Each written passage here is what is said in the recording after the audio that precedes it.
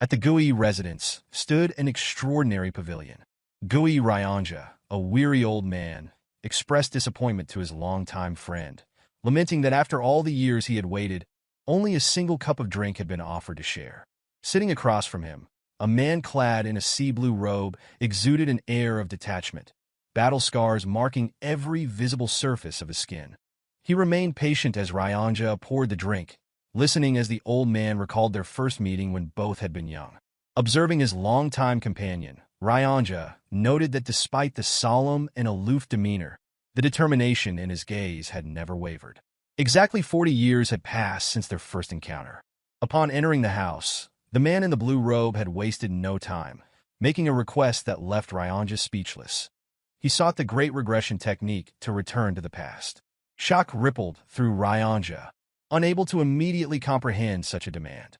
The great regression technique stood as one of the greatest legacies of the Gui family, a technique meticulously researched and passed down for centuries.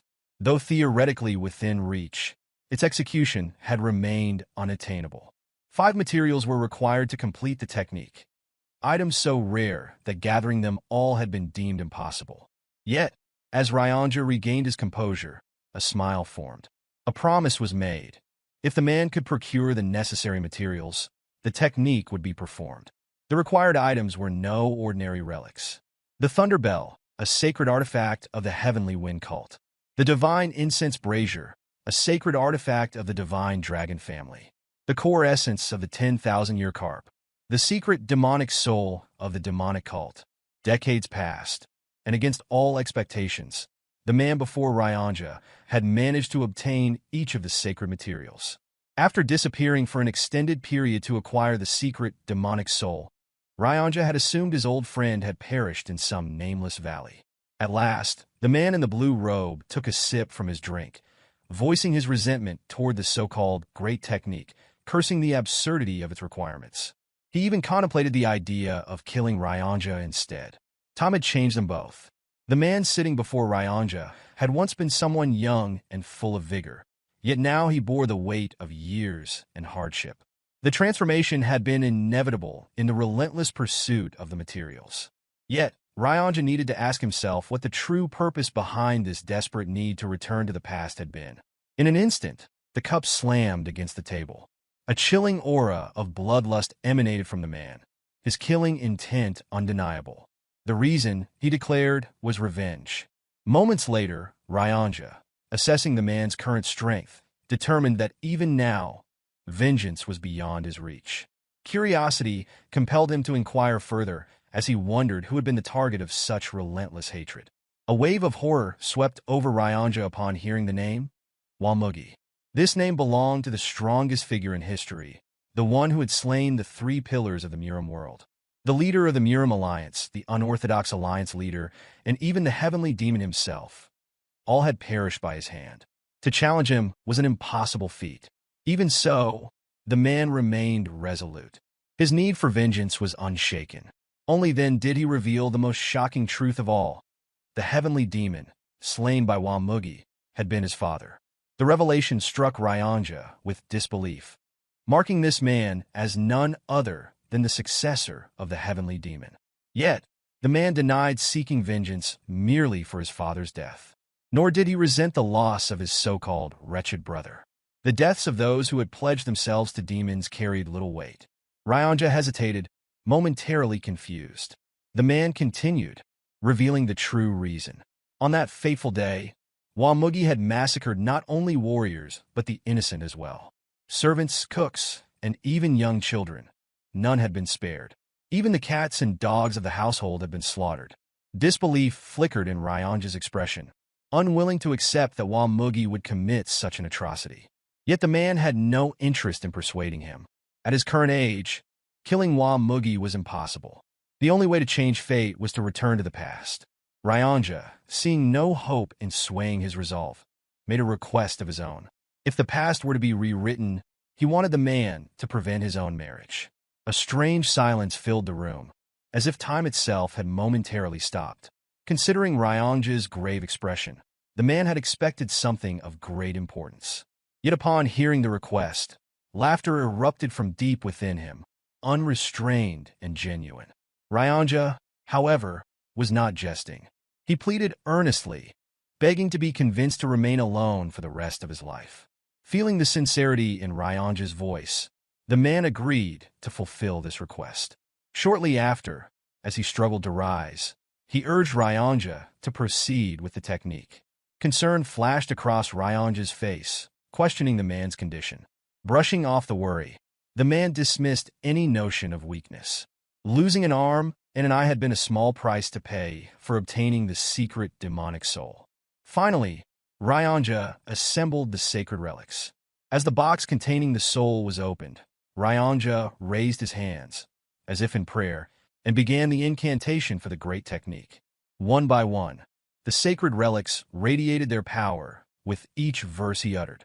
Upon the final word, light burst forth, illuminating the room. The spell was complete. A fraction of a second later, a wormhole tore through space, releasing an overwhelming surge of mana. Ryanja, after dedicating his entire life to this pursuit, stood in disbelief. The culmination of his research had finally manifested before his eyes. Turning excitedly to share this moment with his old friend, his breath hitched.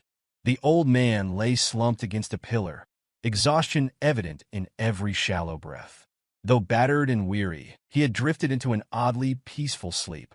Ryanja's gaze shifted toward the portal, the chance to redo everything. Temptation took hold. An apology escaped his lips for what he was about to do. Looking at his sleeping companion, he swore to find him in the past and deliver a warning of the impending disaster. Stepping toward the wormhole, conviction filled his heart. To return to the past had been his lifelong wish, one as great as his family itself. Then his body froze. Realization struck. His acupoint had been sealed. Like a ghost, the old man appeared behind him, demanding to know how Ryanja could even consider such a betrayal. Moving to stand before him, the question was repeated, this time laced with unmistakable fury. With a sharp strike, Ryanja was thrown to the ground. Panic consumed him. He begged for forgiveness, the weight of his momentary lapse pressing upon him. He knew the suffering the old man had endured to gather the materials. He knew that his actions had been a terrible mistake. Tears welled in his eyes as he prayed the old man would show mercy. At last, the old man withdrew his hand, declaring himself a selfish person as well. Caring for no one but himself had been the only way to gather all the required materials. With gritted teeth, he admitted that if Ryanja had been anyone else, death would have been immediate. For the first time in many years, a rare smile crossed the old man's face. He expressed gratitude toward Ryanja for waiting a lifetime. Tears welled in Ryanja's eyes at those words, fully aware that the time for farewell had arrived. Suddenly, the colors of the world around the old man faded, and before long, time itself came to a halt. Scanning his surroundings, confusion overtook him as he attempted to understand what had just occurred. An ancient being materialized from the void, radiating an unfathomable aura. The old man demanded to know the identity of this entity. In response, the being introduced itself as the one who would send him back to the past. It explained that the logic of the heavens was beyond human comprehension. Mere mortals and some materials alone could never make time travel possible. The true catalyst for this technique was not the physical relics, but rather the immense effort it had taken to obtain them. The old man had passed the test. His entire existence had been defined by the singular goal of collecting those items, sacrificing everything to do so. Forgiving Ryanja had been the final challenge. Surprisingly, it had been the most difficult trial of all, yet he had passed it effortlessly. With no hesitation, the old man instructed the being to proceed. In return, the being posed a question, wondering what would be done once back in the past. Without a moment's doubt, the old man answered. The goal was to kill the one who deserved to die and save those who had been unjustly taken. A meaningful life was what he sought, to erase regret. Ever since birth, every action had been dictated by external forces, pushed in different directions, controlled by unseen hands. Life had passed by without true autonomy. As the ancient being listened, an unexpected smile formed upon its face. Curiosity stirred within it, intrigued by the kind of life that awaited him. It looked forward to witnessing his new journey. With those final words, the being vanished into thin air. At that moment, time resumed. Ryanja continued speaking, still lost in his apologies. Repeating his earlier request, he once again implored the old man to stop him from ever getting married. Without acknowledging the plea, the one-handed old man stepped toward the portal, prepared to rewrite his fate. Fading into the light, he left Ryanja behind, who called out in desperation, demanding that the promise be remembered. Moments later, the old man found himself standing before a massive crowd. Cheers erupted around him. His identity in this life was clear. He was known as the second young master of the demonic cult, Geom Mugeuk. Gazing upon the colossal statue representing the cult's symbol, awe swept through him. Wearing a solemn expression, a smile crept onto his lips. The confirmation was clear. This was truly the past. The audience within the arena continued chanting his name. Suddenly, his attention shifted toward the head of the cult. Seated with an air of nonchalance was Kyanma, the heavenly demon, Mugeuk's father. A deep sense of longing surfaced within him. Seeing his father at his peak, alive and well, stirred emotions he had long buried. A smile formed before an unexpected thought took hold. Perhaps it was time to surprise his father. Before he could act, a brown-haired man forcefully smashed his sword against the floor, demanding Mugeuk's attention and insisting that the fight begin. Only then did Mugeuk register his surroundings. The arena was now empty, with only himself and the brown-haired man standing in its center. Recognition dawned. This was the day of the demon skirmish. His father, the heavenly demon, had declared that the position of cult leader would not be limited to his own bloodline. The decision had caused an uproar. Anyone who proved themselves the strongest would be given the chance to claim the title of heavenly demon. To demonstrate the seriousness of his declaration, a tournament had been held among the next generation of the cult's leaders. The victor of the demon skirmish would earn the right to challenge either of the heavenly demon's two sons. Whoever emerged victorious in that fight would be granted a single wish by the heavenly demon himself. One of those challengers now stood before Mugeuk, this brown-haired man who insisted that surrender was the only option. Mugeuk recalled his past with greater clarity now. His opponent had chosen him, believing him to be the weaker target compared to his older brother. But there had been more to it. In his previous life, the brown-haired man had bribed the kitchen staff, slipping energy-dispersing poison into Mugeuk's food. The result had been disastrous. Unable to use his energy, Mugeuk had lost. When he had reported the treachery to his father, no words of consolation had followed. Instead, his father's gaze had held nothing but silent disappointment, blaming him for falling prey to such a petty trick. Desperation had led Mugeuk to reckless actions in the aftermath, pushing himself beyond reason in an attempt to redeem his failure. Mistakes had accumulated. Opportunities had been lost. His defeat on this very day had marked the beginning of his downfall in the Succession War.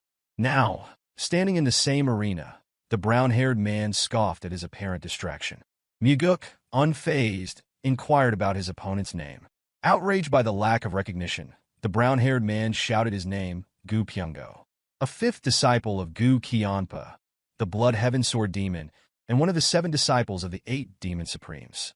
In the past, Mugeuk had not known this. Now he did. Shifting his gaze toward his father, he sensed the unspoken test being placed before him.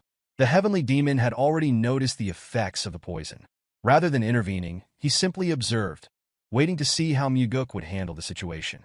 Despite knowing he could end this fight in a single move without using his inner energy, revealing too much now would be unwise.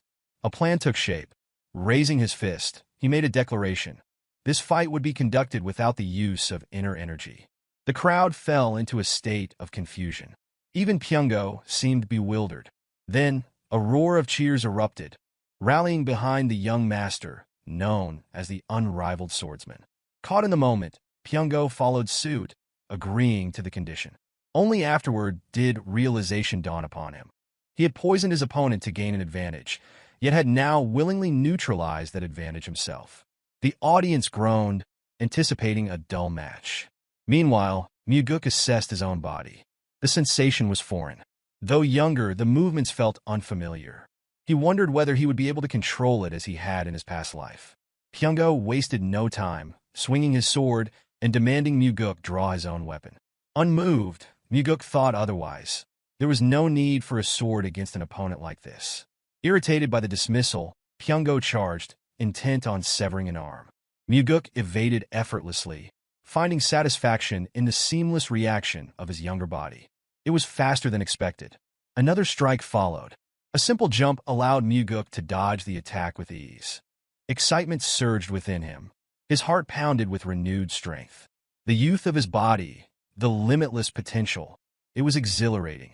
Engrossed in his own thoughts, Pyongo continued his relentless assault, his frustration growing with each passing moment as the young master's smile remained unwavering. This time, rather than evading, Mugeuk advanced toward Pyongo, meeting his charge head-on. Another attempt to strike failed as Mugeuk drove an elbow into his opponent's stomach. Before any reaction could follow, a sharp jab landed, shattering Pyongo's nose. Blow after blow followed in rapid succession, each strike denying any opportunity for retaliation. Not that Pyongo was capable of countering. Blood spewed from his mouth as his mind blanked, unable to fully grasp the situation. Before he could collapse or concede defeat, Mugeuk seized his hand, questioning if it was the same hand used to administer the poison. Without waiting for an answer, he crushed it, eliciting a scream of agony. The gathered audience watched in stunned silence as the young master displayed ruthless precision, utterly unfazed by the prospect of maiming a disciple of the Blood Heaven Sword Demon. In that moment, the determination in Mugeuk's eyes was unmistakable. Having returned to the past, he resolved to live without allowing anyone to dictate his fate. A single raised hand from the heavenly demon commanded immediate silence across the arena. His gaze settled on his son as he instructed him to declare his wish for winning the duel. Traditionally, victors requested artisan weaponry or secret martial arts manuals. Such expectations lingered in the air, yet Mugeuk chose instead to follow his instincts. His request was simple. He wished to accompany his father on a hunt. Manhua, as if ensuring clarity, questioned whether this was truly the desire being put forth. Mugeuk expressed his intent, stating that he had heard tales of his father's fondness for hunting in his youth and wished to learn from him firsthand. Rising from his seat, Manhua agreed, announcing their departure at dawn. Without another word, he turned and walked away, signaling the official conclusion of the demonic skirmish.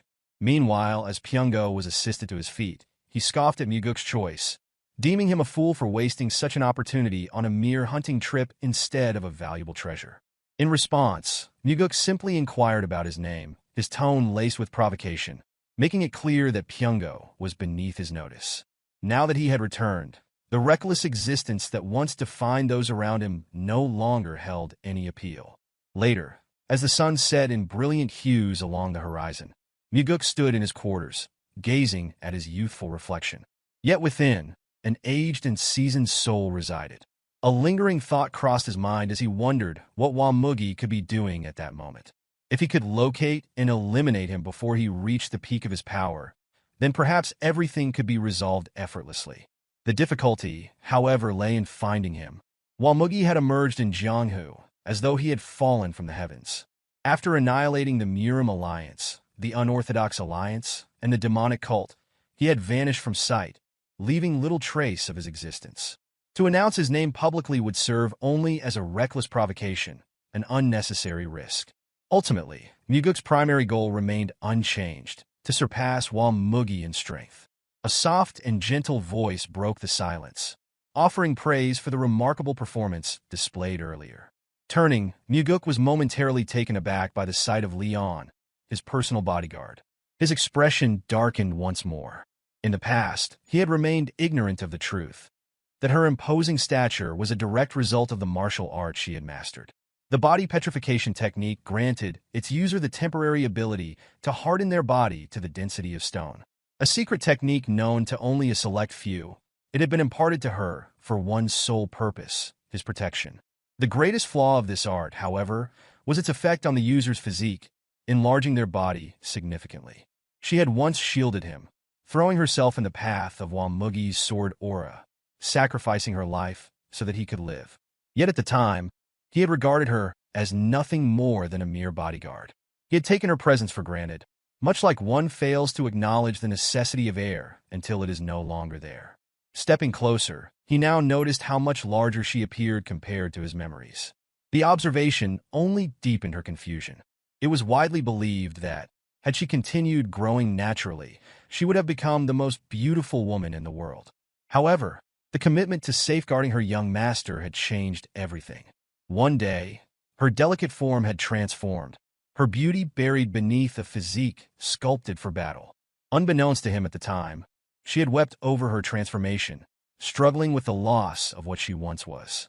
He had never even noticed the swelling in her eyes, the silent proof of her grief. As he walked, his thoughts lingered on her. She, who devoted her existence to protecting him, had clearly sensed the changes within him. When he beckoned her to follow, she hesitated, questioning his intentions. He merely stated that he intended to show her something strange. The destination soon became clear as they arrived at the kitchen, where the cooking staff stood lined up. Without hesitation, Mugeuk posed a simple question, wondering how it had been done. Confusion flickered across the head cook's face, uncertain of the inquiry's meaning. Mugeuk, however, addressed the boy at the back, demanding an explanation for the energy-dissipating poison that had been mixed into his meal. Denial followed, though it quickly crumbled when Mugeuk revealed the boy's secret. A crippling gambling addiction had driven him into insurmountable debt, squandering not only his parents' wealth, but also the borrowed money of his friends. Desperation had led him to commit an unforgivable act. Falling to his knees, he pleaded for mercy. Through the boy's confession, Mugeuk confirmed that Pyongo had personally provided the funds. The moment the truth emerged, Mugeuk ended the boy's life with a single, clean strike, shocking all who witnessed it. Shame accompanied his final moments, as Mugeuk condemned the act of poisoning another's food. The head cook, bowing low, immediately accepted full responsibility. Yet Mugeuk dismissed any need for punishment, reasoning that the crime was not his to bear. In the end, no further lives were taken, and Mugeuk simply placed an order for his dinner: shredded chicken noodles. A seemingly ordinary request, yet one that carried weight, for it had been far longer than it appeared since he last tasted it. Leon found the request odd, recalling that the young master had eaten the dish only a few days prior. Mugeuk, however, merely offered a knowing smile. For him, decades had passed since that last meal. By morning, Chanhua stood prepared for the hunt. A moment of confusion flickered across his face as he noticed the sheer number of items Mugeuk had brought along. A bag overflowing with supplies, his body adorned with layers of equipment, all seemingly unnecessary for a simple one-day hunt. With mild amusement, Chanhua remarked on the excess, yet Mugeuk suggested that an extended trip might prove enjoyable. Commending such ambition, Chanhua accepted the notion, and together they set forth. Deeper into the mountain range, their path wound through the valley, the wilderness stretching endlessly before them. It was then that Chanhua spoke, acknowledging that his son was far more capable than expected. Mugeuk, unsurprised, recognized that his father had already seen through the concealment of his true abilities. The moment for truth approached, and revealing it to his father seemed inevitable.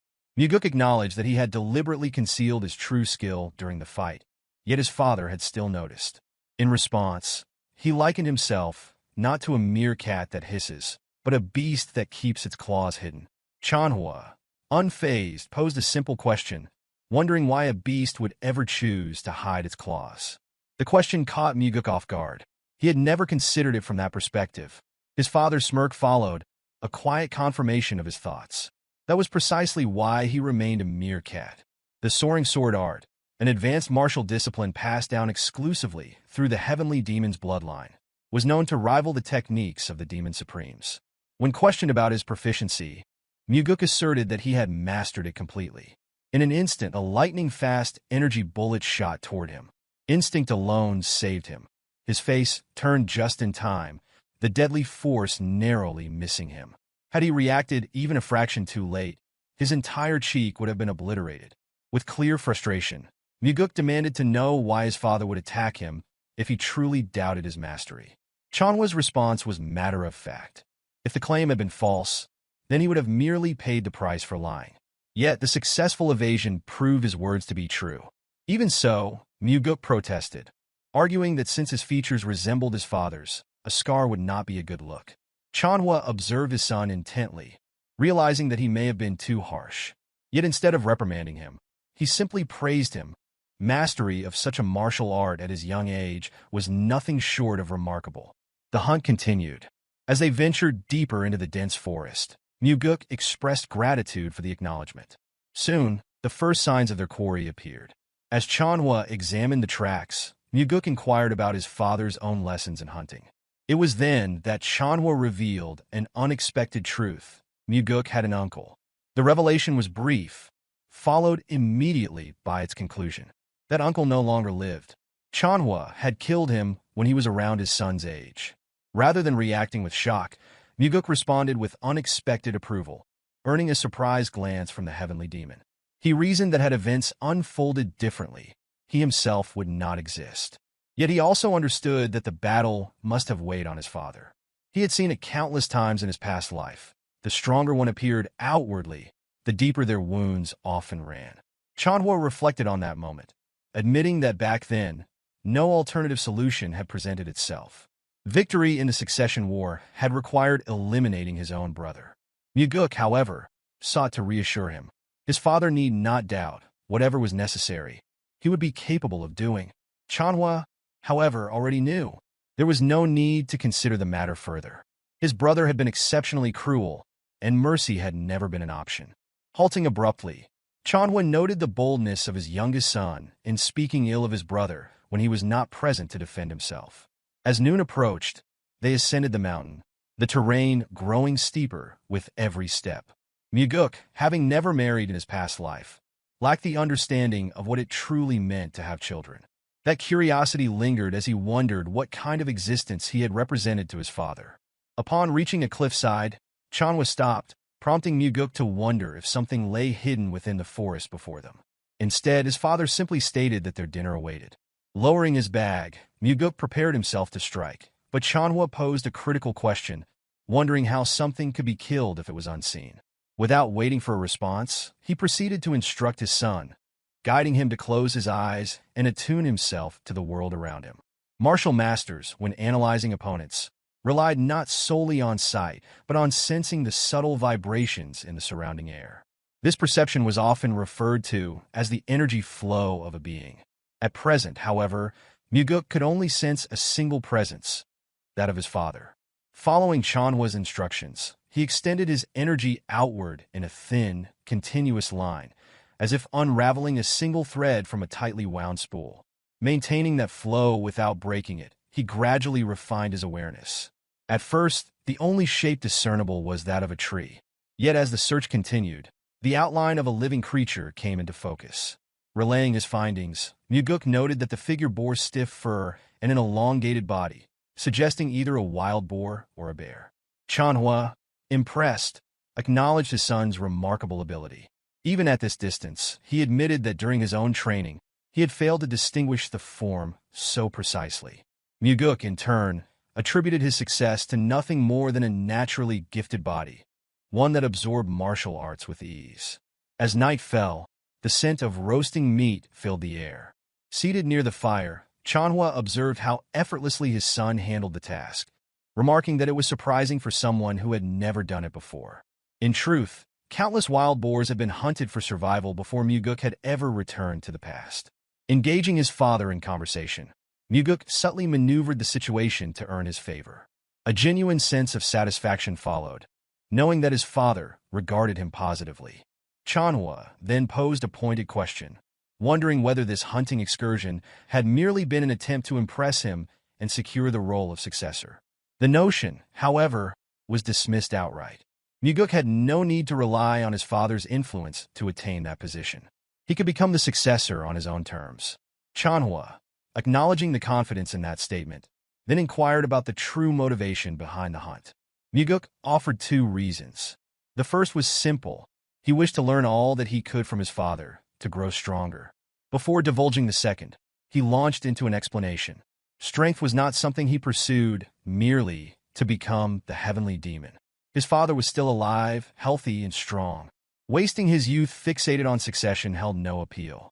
Instead, his true goal lay in mastering the heavenly demon's martial arts.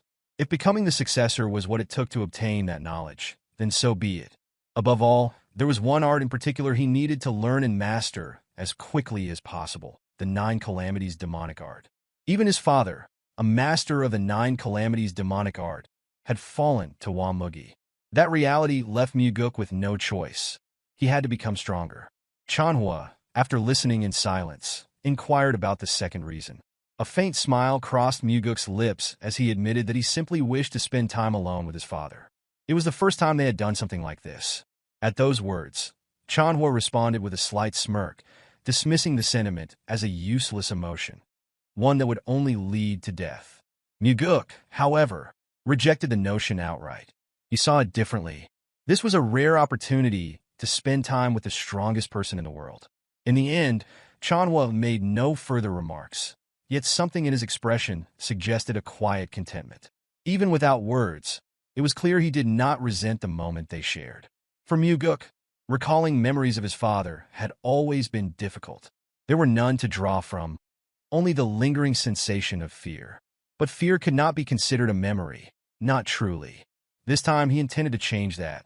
However, this was not for his father's sake. It was entirely for his own. As dawn broke, the time had come to return. Yet before departing, Chanhua stated that since Mugeuk had gone hunting with the heavenly demon, they could not leave without at least slaying a tiger.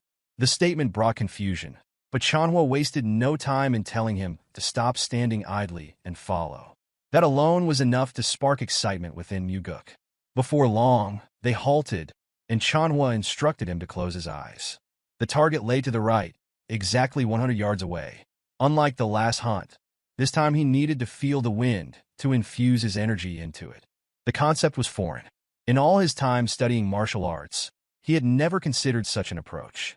No teacher had ever guided him in this, nor had he encountered any martial art that incorporated this method.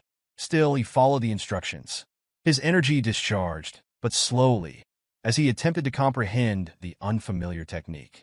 Chanhua cautioned him against excessive caution. Hesitation would yield nothing but a mere trick. If this technique was to be useful in a real battle, then the energy must reach its target with speed and precision. Mugeuk adjusted, refining his control, attempting to merge his energy line with the currents of the wind itself. The moment he grasped the method, his energy surged forward, carried swiftly through the jungle in search of the target. Then, it struck him, an unmistakable presence hidden within the bamboo forest. A tiger. Excitement surfaced as he announced the discovery. Chanhua, observing his son's reaction, simply regarded him with an unreadable expression. Noticing this, Mugeuk asked if something was wrong. In response, his father issued a warning to never become complacent in training.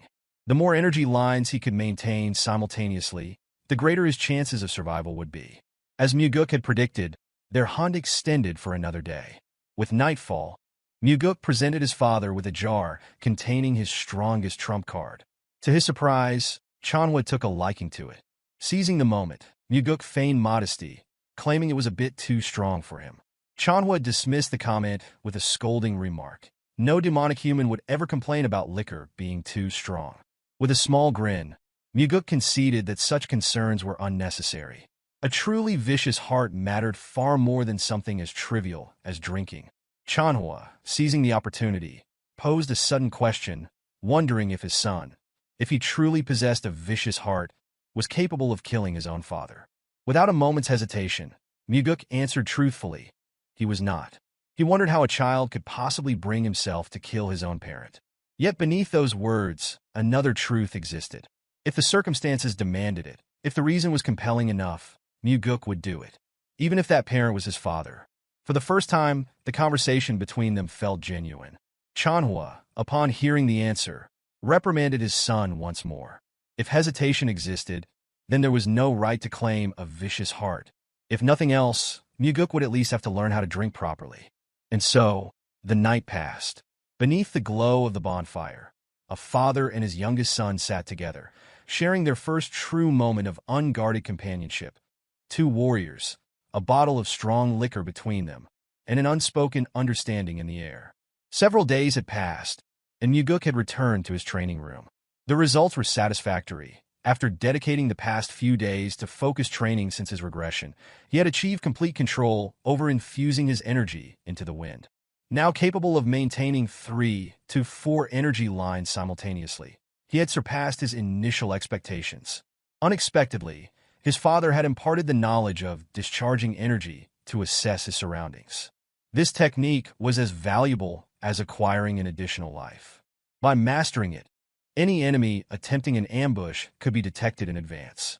If his training continued and he developed the ability to release more than 10 energy lines at once, even the most refined stealth techniques would become ineffective against him. Despite all his father's strength and mastery of the 9 Calamities demonic art, even he had ultimately fallen to Mugeuk. That defeat had not come through direct combat, but through infiltration. The Heavenly Demon Pavilion, one of the most secure locations in existence, had been breached. The pavilion was fortified by 3 layers of barrier formations, 6 separate trap formations, and an elite force of hand-picked warriors. Its defenses were further reinforced by the 8 Supremes, stationed in all 8 directions, each commanding their own powerful subordinates. In the north, the demonic swordsmen of the Northern Heaven Sword family stood under the leadership of the One-Sword Supreme. In the south, the demonic bladesmen of the Southern Heavens Blade followed the Blood Heaven's Sword Demon. In the east, the Iron Fists of the Eastern Fist faction trained under the undefeated Fist Demon. In the west, the demonic sorcerers of the Western Illusion Formation were led by the Soul-Stealing Demon. The northeast housed the Faceless Swordsman, who sought to inherit the title of the evil, Smiling Demon. The southeast belonged to the Drunken Swordsman, perpetually intoxicated under the guidance of the demonic drunkard. In the southwest, the Poison Fangs, alongside the Poison King, dedicated themselves to the study of all manner of toxins. Finally, in the northwest, the Crazy Monks devoted themselves to the demonic Buddha's doctrine, embracing madness as enlightenment. At the time, Mugeuk had assumed that the enemy had forcefully broken in from the outside. Only later did he come to realize that the outer defenses had remained untouched. The breach had occurred from within. A conclusion became undeniable. One among the 8 Demon Supremes had allowed Mugeuk to infiltrate the Heavenly Demon Pavilion, bringing him directly before the Heavenly Demon himself. Perhaps more than one had been involved, for no traitor had ever been discovered. At present, the identities of the betrayers mattered little. For now, all 8 Demon Supremes were regarded as traitors in Mugeuk's eyes. In the past, following his father's death, none of them had sought retribution. Instead, they had chosen to disband the demonic cult entirely. This time, things would be different. This time, Mugeuk would use them all for his own purposes. Stepping outside, a familiar voice interrupted his thoughts. Leon's name was being called, mockingly, with an insult attached. A bald man stood before her, flanked by his henchmen, growing impatient over Mugeuk's absence. Having spent several days within the training room, his continued absence had evidently agitated them. The man, exasperated, ordered Leon to fetch the young master. Before she could respond, Mugeuk emerged, inquiring about the commotion. His gaze landed on Leon, and his displeasure was evident. He chastised her, reminding her once again to focus on her own matters instead of waiting idly for him. The bald man wasted no time, interjecting with a barrage of questions. A disciple of the Blood Heaven's Sword Demon, Yangpo. His arrogance was unmistakable. The only reason he dared to behave this way was simple. Chanhua's decree had changed everything. When the Heavenly Demon had declared that anyone in the cult could become his successor, being the son of the Heavenly Demon had lost its former prestige. Instead, the announcement had ignited the ambitions of many within the cult, spurring them to seek victory over the demon's sons. Yangpa had come with grievances. Pyongo could no longer practice martial arts, and for that, Mugeuk was to blame. His frustration stemmed from Mugeuk's apparent lack of concern for the matter. He demanded an apology, expecting a direct acknowledgement of fault. Mugeuk, however, had no interest in entertaining the conversation. Their relationship was not close enough to warrant such discussions. The true reason behind Yangpo's presence was already known. Following Pyongo's downfall, the Blood Heaven's Sword Demon had yet to select another disciple to be his successor. As a result, his followers had grown desperate, eager to prove their worth. Yangpa sought an official apology, believing that earning such a concession would grant him favor with his master and salvage his reputation. A calm smile surfaced on Mugeuk's face. His next words carried no hostility, only amusement. His master would not necessarily choose him, regardless of his efforts. Yangpa bristled at the remark, his anger barely concealed as he declared that his presence was solely on Pyongo's behalf. That was enough for Mugeuk. His expression sharpened, and a chilling aura settled around him. Enough insolence had already been tolerated. His killing intent surged as he issued a command. Yangpo was to apologize immediately. Confusion flickered across the bald man's face as he wondered for what purpose. Mugeuk's response was simple. He had spoken to his subordinate without permission. Leon's eyes widened at the unexpected gesture. Never before had she been treated in such a way by her young master. Yangpo, however, struggled to comprehend the situation. Leon attempted to de-escalate the confrontation, but it was already too late. Mugeuk had made his decision. Stepping forward, he issued a direct order. Yangpo was to kneel and apologize for speaking rudely to Leon. The demand was met with outright rejection. Pointing toward Leon, Yangpo sneered once more, using the same insult as before. That was the final straw. Mugeuk's fury flared at the audacity. Yangpo, still oblivious to the danger, scoffed at the reaction. He would sooner die than kneel before her. A wicked grin spread across Mugeuk's face. Then so be it. If that was his wish, it would be granted. His sword left its sheath in an instant, the gleam of steel reflecting his unwavering conviction.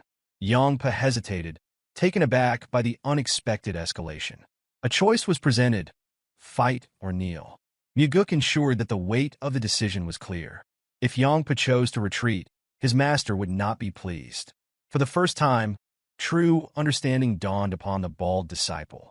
Mugeuk was serious. To him, Leon was not just a subordinate.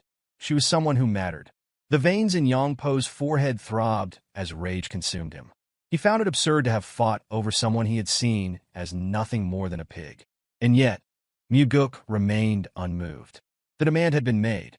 That instant, Yangpo's blade was drawn, the fight inevitable. His henchmen tried in vain to stop him. Leon reached out, hoping to restrain her young master. But the battle had already begun. As Yangpo took his stance, his voice rang with arrogance. Since his opponent was the son of the heavenly demon, he would settle for taking an arm instead of his life. But in Mugeuk's eyes, that choice had never been his to make. Yangpo positioned himself for an immediate attack, his movements sharp and decisive, while Mugeuk observed him with an impassive gaze. Yangpo swiftly swung his sword, aiming to sever the young master's hand, but the strike was effortlessly avoided. Before another move could be made, Mugeuk's blade had already pierced through his opponent's mouth. It was an instant kill, executed without hesitation. The sudden and brutal end left the surrounding henchmen, along with Leon, in shock. Mugeuk regarded the scene with detached finality, stating that the cause of death was the man's own mouth. That same mouth had been used to insult a subordinate and had refused to offer an apology. Withdrawing his sword, he allowed Yangpo's lifeless body to collapse. His eyes remained devoid of emotion, as if he had merely crushed an insect beneath his heel. The two remaining henchmen rushed forward in a panic.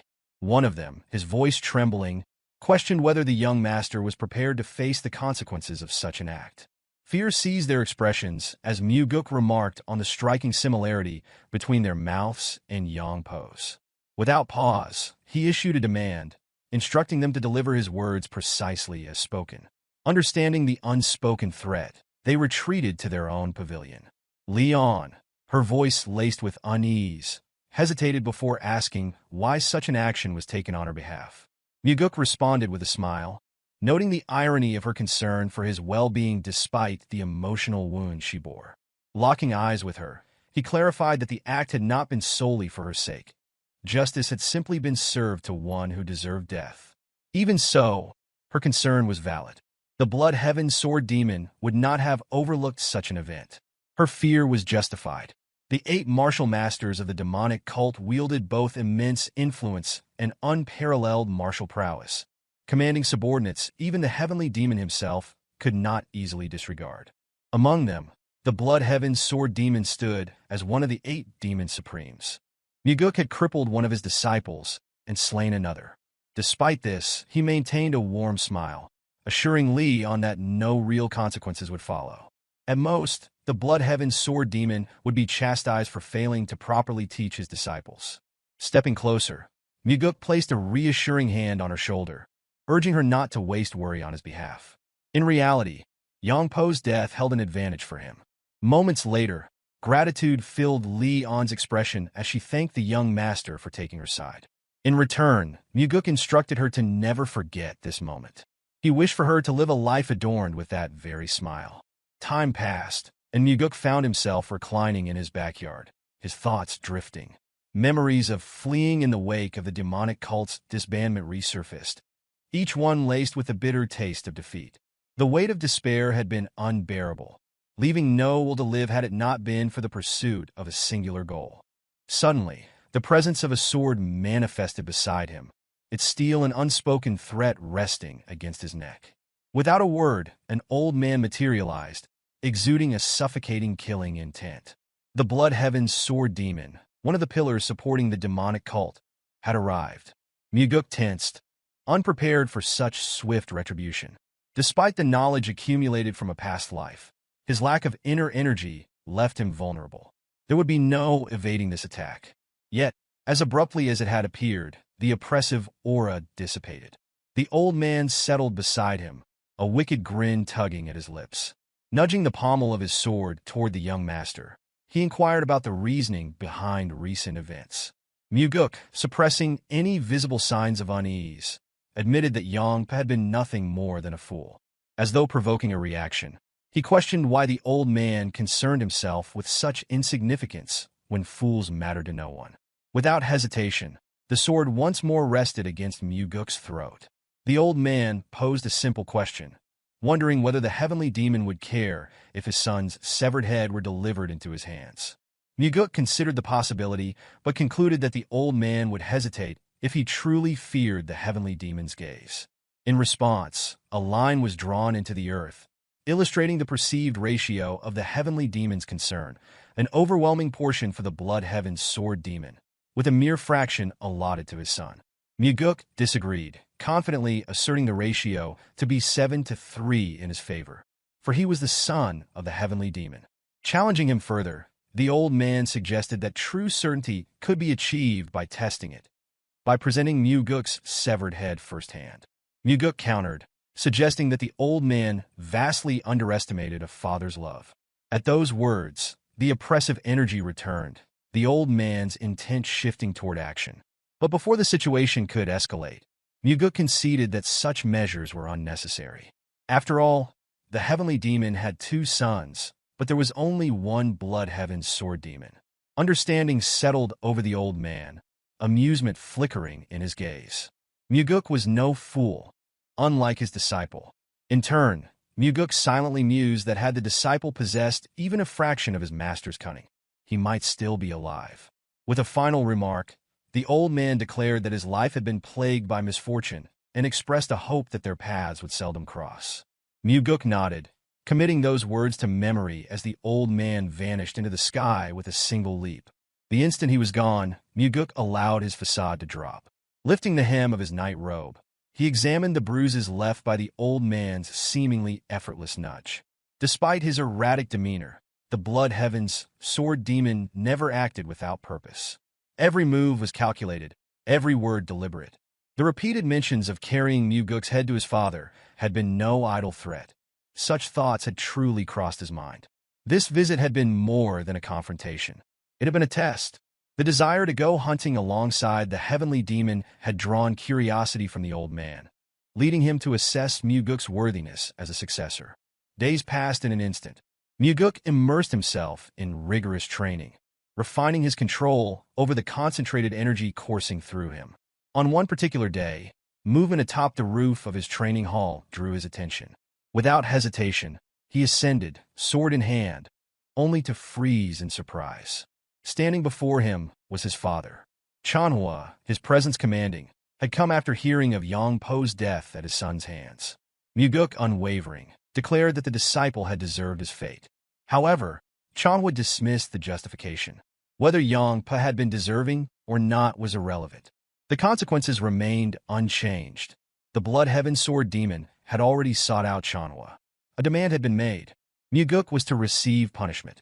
Mugeuk considered the unspoken intentions behind the Blood Heaven's sword demon's actions. Beneath the surface, the old man appeared to be testing the depth of the relationship between father and son. At the same time, he seemed to be probing whether the cult leader regarded Mugeuk as a viable candidate for succession. Despite asserting that there was no justifiable reason for Chanhua to punish his own son, Mugeuk recognized that the decision had already been made. Chanhua, recalling a past conversation, brought up a question his son had once asked regarding whom he trusted most among the demon supremes. That night, while drinking together after a hunt, no answer had been given. Now, at last, Chanhua revealed the truth. He trusted no one, not even the demon supremes. Without hesitation, Chanhua referenced another statement made by his son in the past, one regarding the necessity of hierarchy and discipline within the cult. This time, he demanded genuine insight rather than empty platitudes about eliminating corruption. With unwavering conviction, Mugeuk stated that somewhere along the way, the cult had strayed from the true path of the demon.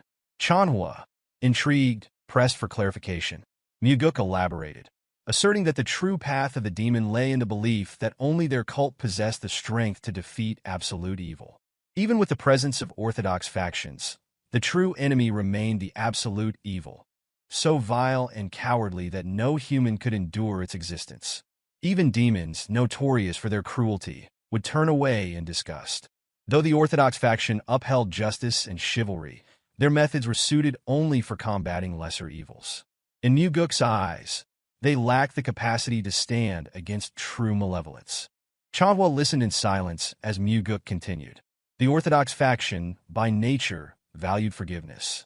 As long as they adhered to such principles, they would never be a match for an enemy that had forsaken all humanity. The demonic cult, however, existed outside such moral constraints. With resolute determination, Mugeuk asserted that only by surpassing even the greatest evils and wickedness could they achieve their purpose. True dominance would be attained only when the evil that even the orthodox faction could not subdue knelt before them. Without this realization, they would not endure. To survive, they must be willing to punish themselves first. Mugeuk understood that his father had never encountered such an ideology before. This was not a lesson learned within the cult, but a realization formed through years of wandering the Central Plains. After a moment of contemplation, Chanhua asked if there was anything else to add. Mugeuk simply stated that what had been said should suffice. At last, Chanhua began to comprehend the reason behind the Blood Heaven's sword demon's demand for punishment. The old man had seen something within Mugeuk and sought to use the heavenly demon to put it to the test. Mugeuk suspected that the cursed elder had identified within him the potential to become a successor. Alternatively, he might have seen in him the potential to bring ruin to the cult. Whichever it was, the Blood Heaven sword demon's perceptiveness was undeniable. In the end, Chanhua gave a simple command. Mugeuk was to follow. Before long, they arrived at the entrance to Minor Heaven Cave. This place was reserved for those with the potential to become the Heavenly Demon, disciples of the Heavenly Demon, or the children of the Heavenly Demon. Entry was easy, but failing to clear its trials meant being trapped within forever. Half of those who shared the Heavenly Demon's blood had perished inside. Even Mugeuk's overly ambitious older brother had never expressed the desire to challenge it. Yet, for anyone aspiring to claim the title of Heavenly Demon, surviving the cave was a necessity. Realization set in, and Mugeuk turned to his father, asking if he was truly expected to enter. Chanhua recalled his own trial, undertaken at a similar age. His escape had taken 2 months, an astonishing feat, considering his reputation as the most talented martial artist among all heavenly demons in history. No one else had completed the trial in such a short time. The average duration was 3 years. Mugeuk was taken aback. If even Chanhua had required 2 months, then the difficulty of the challenge was far greater than anticipated. Yet, there was no room for argument. As punishment, entry was to be immediate without preparation. It was clear. Chanhua had chosen to cast his son into a place of certain peril simply because the Blood Heaven sword demon had demanded it. Studying his father's unreadable expression, Mugeuk wondered whether this decision stemmed from indifference or a desire to see his son grow stronger and return alive. With a smile, he accepted the decree, vowing to emerge even sooner than expected. Chanhua, mirroring the expression, displayed no trace of worry. Instead, there was only anticipation, an eagerness to see his son's attempt. In the end, Mugeuk stepped into the cave, curiosity filling his mind. The thought lingered as he wondered what kind of horrors lay within for so many to have perished there. Reaching the first chamber, his gaze settled on a pedestal bearing instructions for the initial trial. The task was simple in theory. cut down every opponent without the use of sword aura or enhanced sword aura. Failure meant waiting 10 days before another attempt could be made. Jars filled with grain balls had been left within the chamber, ensuring sustenance for those enduring the trial. There was no reason to delay. Without hesitation, Mugeuk stepped into the crimson-red circle. The moment he did, mannequins emerged from a gaping hole in the floor. A single glance was enough to discern the objective. Each opponent bore red markings, the designated points for a successful strike. Without pause, Mugeuk launched into action. His movements were fluid, striking with deadly precision as he transitioned seamlessly from one target to the next. Like an unrelenting tidal wave, he carved through the endless sea of mannequins within the allotted time. Despite his skill, the challenge proved more arduous than expected. As the trial progressed, fatigue weighed upon him, and a handful of targets remained standing. A single failure would mean repeating the trial. Reacting instantly, he surged forward, cutting down another foe. Only 4 remained. Mugeuk surged forward, his blade flashing as he swiftly cut down 3 more targets. Turning back, his gaze locked onto the final opponent, its red-marked neck presenting the designated strike zone. Without hesitation, he planted his foot firmly and launched himself forward. In the last possible moment, his sword met its mark, and the final mannequin collapsed. Regulating his breath, he steadied himself, acknowledging how dangerously close he had come to spending another 10 days trapped in the trial. A single lapse in focus had nearly cost him. Given his current abilities, he knew that passing this test before his regression would have been impossible. With the completion of the first trial, the path to the second was revealed. Moving forward, his eyes fell upon a stone slab filled with inscriptions, messages left behind by previous challengers. Some had recorded the number of attempts required to succeed, while others had boasted of their superiority. Among them were those who had admitted defeat, despairing over their inability to escape once they had entered. Leaning in to examine the markings, a smirk formed as his gaze landed on a familiar inscription. Chanhua had left his own words, a blunt statement ridiculing those who had failed even once. Though his father was not wrong, Mugeuk found it amusing that he had taken the time to berate their ancestors. Continuing through the hall, he entered a new chamber, where an array of weapons lay meticulously arranged. The variety suggested that the upcoming trial required their usage. Approaching the instruction pedestal, he took in the next challenge. The sword mounted on the wall had to be used to split a stone in half within 2 hours. Unlike the first trial, this one permitted the use of both ordinary and enhanced sword aura. Failure to complete the task within the allotted time meant waiting 20 days before another attempt. Stepping onto the red circle, another pedestal emerged, presenting a single, polished stone ball. 2 hours had been given for a task that, at first glance, seemed laughably simple. Cutting a single ball in half with enhanced sword aura should have been effortless. Hundreds could be cut in that time. Yet something about the instructions seemed off. Mugeuk hesitated, pondering the reasoning behind the task. A simple solution often concealed a deeper complexity. Testing his theory, he swung his chosen sword at the ball. The instant his strength connected with the stone, the blade snapped in two. Observing the result, he quickly deduced that an ordinary strike would not suffice. Sword aura was essential. His first instinct was to channel enhanced sword aura, finish the trial swiftly, and move forward. However, a lingering doubt held him back. If the solution had been so straightforward, he wondered why this trial had been designed at all. Seeking further insight, he examined the inscriptions left by those who had faced this challenge before. One record claimed the task had been completed in a single attempt using enhanced sword aura.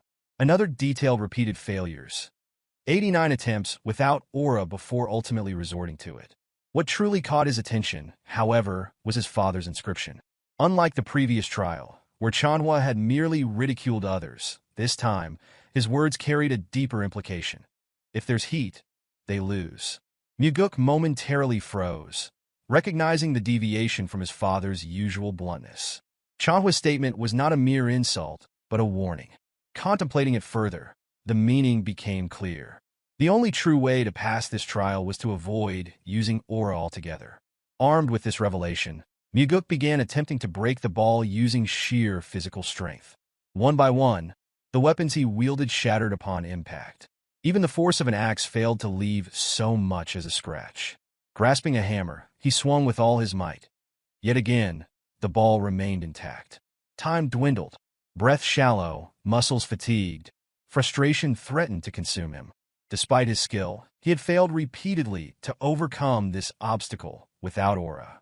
Then, with a deep inhale, he forced himself to regain composure. Manhwa had succeeded in splitting this stone without aura. That fact alone was undeniable. A sudden thought crossed his mind. Focusing his inner energy, he directed it in a fine line toward the ball. As the energy spread, something unexpected occurred. A faint, nearly imperceptible line appeared along the ball's surface, a perfect circle invisible to the naked eye. A realization struck. This was no illusion.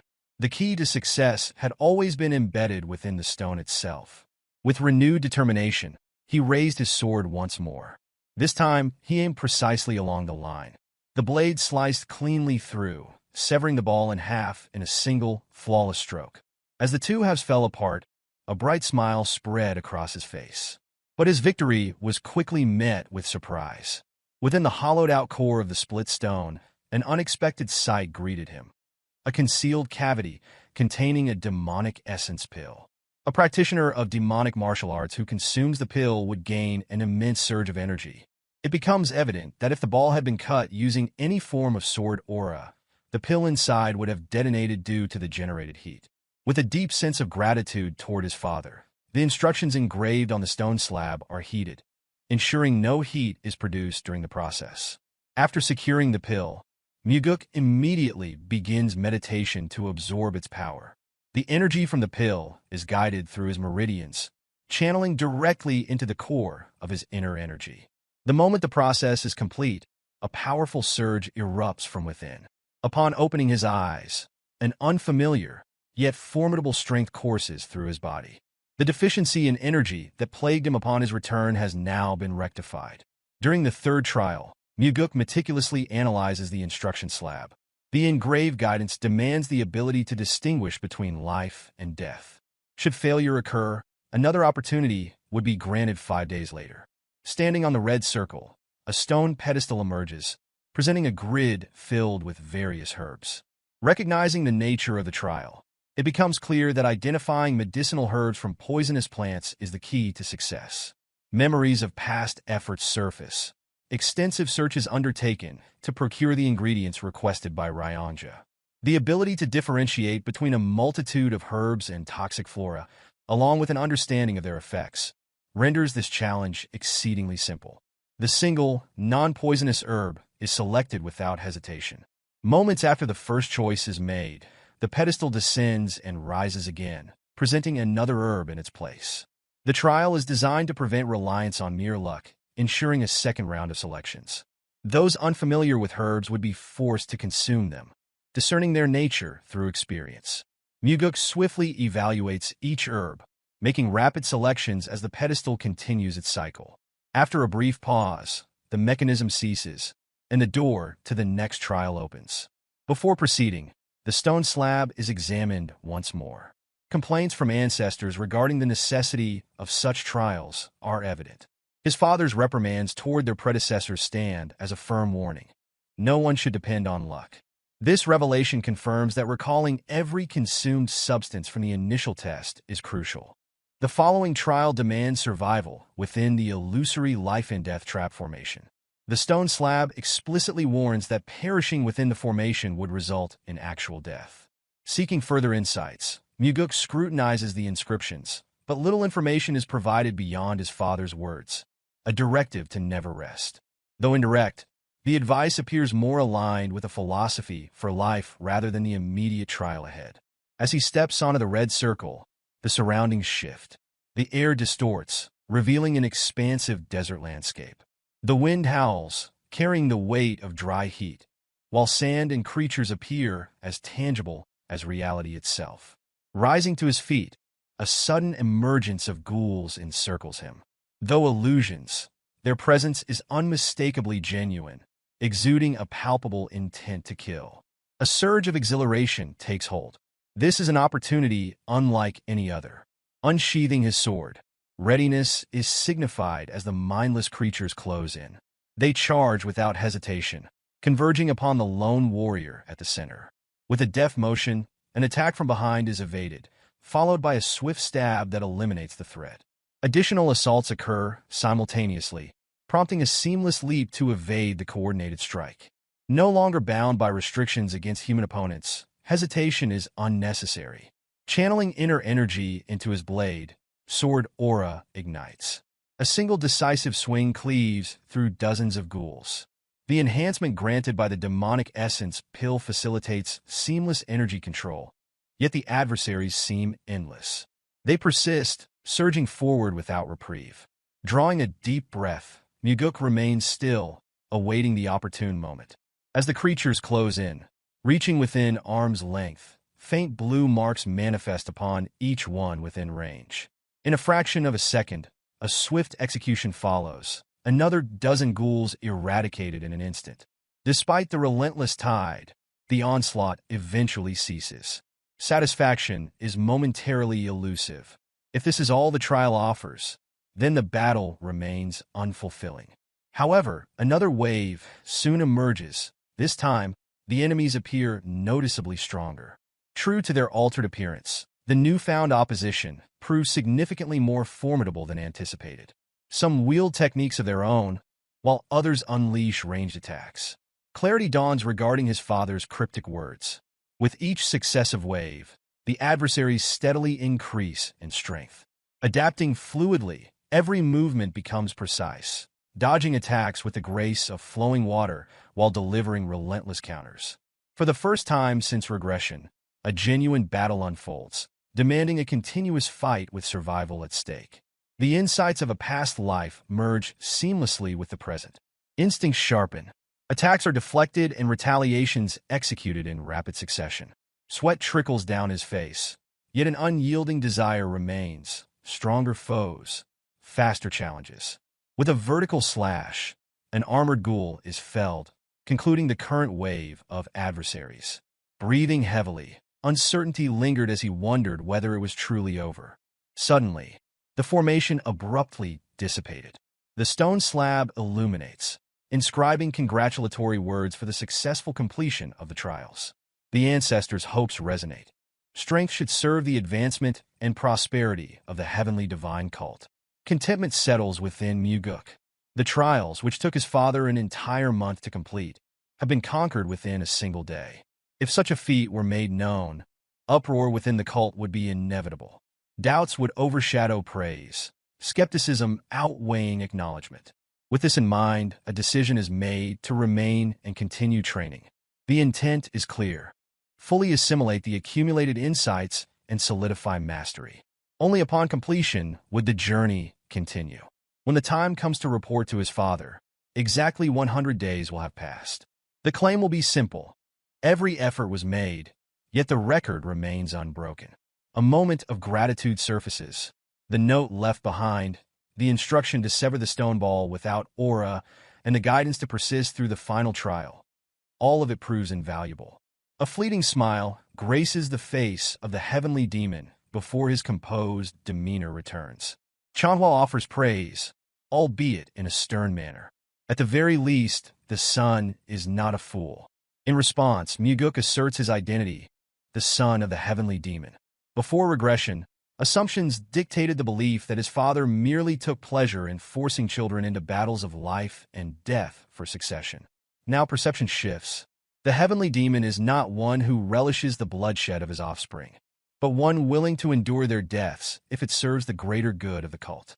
Shortly after, the second-in-command of the cult, the individual whom the heavenly demon trusts the most, the chief advisor, Sima Myung, arrives to acknowledge the young master's remarkable feat of completing the Minor Heaven Caves trial in only 100 days.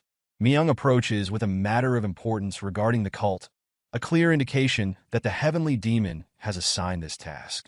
The matter at hand concerns an anonymous letter received, detailing ongoing corruption within the demonic army, one of the cult's formidable combat divisions.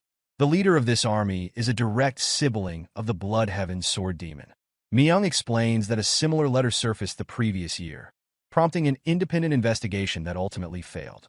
To address the issue more effectively, Myung proposes that Mugeuk take on the role of Special Investigation Officer and personally oversee the matter. Understanding the gravity of the situation, Mugeuk acknowledges the peril involved. Any individual found complicit in corruption faces immediate execution, and those engaged in such deceit will go to great lengths to conceal their crimes. Even as the son of the heavenly demon, there would be no leniency. Seeking clarity, Mugeuk questions whether Myung truly intends to assign him a mission that carries such a high risk of death. Myung does not refute the notion, reinforcing the suspicion that this is yet another trial orchestrated by his father. The silence is soon broken as Chanhua speaks, referencing his son's conviction regarding the principles of the demonic cult. Mugeuk requests that this discussion take place only once he officially becomes part of the demonic cult, but Chanhua's response is a direct inquiry, whether fear dictates this reluctance. With the challenge framed in such a manner, refusal is not an option. A playful, almost childish smile forms as the mission is accepted, full understanding of his father's intentions settling in. Though the true extent of Chanhua's plans remains uncertain, Mugeuk resolves to approach this task with unwavering resolve, ensuring a performance worthy of his father's expectations. Believing this may be his last opportunity, a request is made to share a drink with his father before departure. Without a word, Chanhua turns away, dismissing the request entirely. A quiet frown forms on Mugeuk's face, recognizing the act for what it is. Though the heavenly demon presents an unyielding exterior, his care for his children remains evident beneath the surface. Immediately following, a meeting is arranged with the special investigation officer assigned to the case, Co. Daryong from the Nirvana Pavilion. Annoyance flickers across Mugeuk's expression upon seeing the investigator, frustration evident as the request had been for the most beautiful woman from the Nirvana Pavilion. Daryong, unbothered, speculates that in the eyes of his superiors, he must indeed be the most beautiful. Setting the matter aside, Mugeuk orders the investigation to commence without further delay. Daryong hesitates, questioning whether departure is truly immediate. Providing essential background information, he details the demonic army commander, Gu Gianyang, who has served in his role for 8 years. The demonic army, known for undertaking perilous missions, has earned its status as an elite force, demonstrating both skill and efficiency. Mugeuk shifts the discussion to the corruption allegations, noting the investigators' apparent lack of enthusiasm. Daryong, appearing resigned, suggests that exposing corruption within the demonic army would change little in the grand scheme. The implication is clear. Without reform among the cult's leadership, systemic corruption will persist. Probing further, Mugeuk questions whether hesitation stems from fear, given that the previous special investigation officer perished while conducting the same inquiry. Daryong dismisses the concern, revealing that the fallen officer had been his direct superior and mentor. Before long, arrival at the demonic dragon court is met with immediate resistance. 2 imposing guards stationed at the entrance exude hostility, refusing passage without authorization from higher authorities, an expected display of hazing. Without hesitation, Daryong produces the official order document, demanding compliance. Yet, defiance persists, the guards mocking the fearless yet diminutive investigator before them. One even suggests that beyond the title of special investigator, Daryong holds no real power. Interrupting the exchange, Mugeuk calmly questions whether the guards recognize his identity. Even with full awareness of his status, they persist in obstructing the investigation, compounding their insubordination with blatant disrespect. Without warning, Mugeuk delivers swift, calculated kicks, striking his targets with precise force. Writhing in pain, the guards are rendered incapable of further interference. Turning to Daryong, Mugeuk reprimands him for standing idle, instructing him to proceed. Inside, a greater obstacle presents itself. Not mere guards, but an entire squadron intent on obstructing progress. Raising his voice, Daryong brandishes the official document, accusing those present of actively impeding an investigation sanctioned by the cult's leadership. From the rear of the formation, an accusation is hurled, alleging that the investigators seek only to cause disruption. In response, Daryong demands the identity of the speaker. The figure identifies himself as Go Dang, First Corps Captain of the demonic army. A reputation for ruthless acts precedes him, making him notorious even among his peers. Undeterred, Daryong asserts authority, warning that interference will result in formal charges for disrupting an investigation conducted by the Nirvana Pavilion. Wearing a smug expression, Go Dang scoffs, dismissing the threat entirely. Stepping forward, Mugeuk addresses the brute, remarking that their meeting is long overdue. Closing the distance, a handshake is extended, an act that swiftly transitions into a crushing grip. A sharp, involuntary wince betrays Go Dang's pain. Mugeuk calmly reiterates the urgent need to meet the demonic army commander, issuing a subtle yet undeniable warning through sound transmission. Further resistance will cost Go Dang his hand. A tense silence lingers between them. For a moment, defiance flickers in Go Dang's gaze, his voice low with threat. Yet, Mugeuk stands unmoved, unfazed by the implied danger. Realizing the futility of resistance, Go Dang relents, albeit with lingering humiliation. Daryong, curious about their interaction, inquires whether Mugeuk is personally acquainted with the first corps captain. The response is brief. This encounter is their first. The concession had not been made out of respect, but rather out of necessity. The silent threat of losing a hand had been enough to enforce compliance. With no further obstructions, the path leads to the 7th floor, where the demonic army commander's office awaits. Yet one final act of defiance remains. Elite guards posted at the entrance, prepared to block entry. Exasperated by the endless resistance, Mugeuk steps forward, issuing a final warning. Holding the document aloft, he reminds them that obstructing an officer is one matter, but standing in the way of the cult leader's authority is another entirely. The document represents the will of the heavenly demon himself. Any further defiance would be direct defiance of the cult's leader. At last, the voice of the commander echoes from within, granting permission for entry. Seated leisurely, the demonic army commander, Geom, extends a welcome to the 2 special investigation officers. Mugeuk regards him with indifferent eyes while Geom offers an apology for his subordinate's rude behavior, attributing it to ignorance. Despite appearing ordinary and composed, Geom exudes an immeasurable strength, one that Mugeuk can clearly perceive. This overwhelming energy causes Daryong to tremble, struggling to maintain composure. Observing their confrontational stance, Mugeuk remarks on their apparent eagerness to provoke conflict, suggesting that they must have an excess of free time. Rather than engaging in such disputes, he advises them to occupy themselves with reading instead. Geom, unfazed by the remark, casually references an old saying, stating that ignorance often breeds courage. In response, Mugeuk counters with a modern perspective, asserting that in this era, true courage stems from knowledge. Those who possess it not only develop superior strategies, but also gain clarity on what must be done. Geom remains composed despite the provocation, instead remarking that perhaps age has caused him to fall behind. His curiosity leads him to question how Mugeuk became involved in the investigation. Without much concern, Mugeuk responds, suggesting that it may be a form of punishment from his father, a consequence of a minor misstep during a previous hunt. A knowing smile spreads across Geom's face, as if finally piecing together the situation.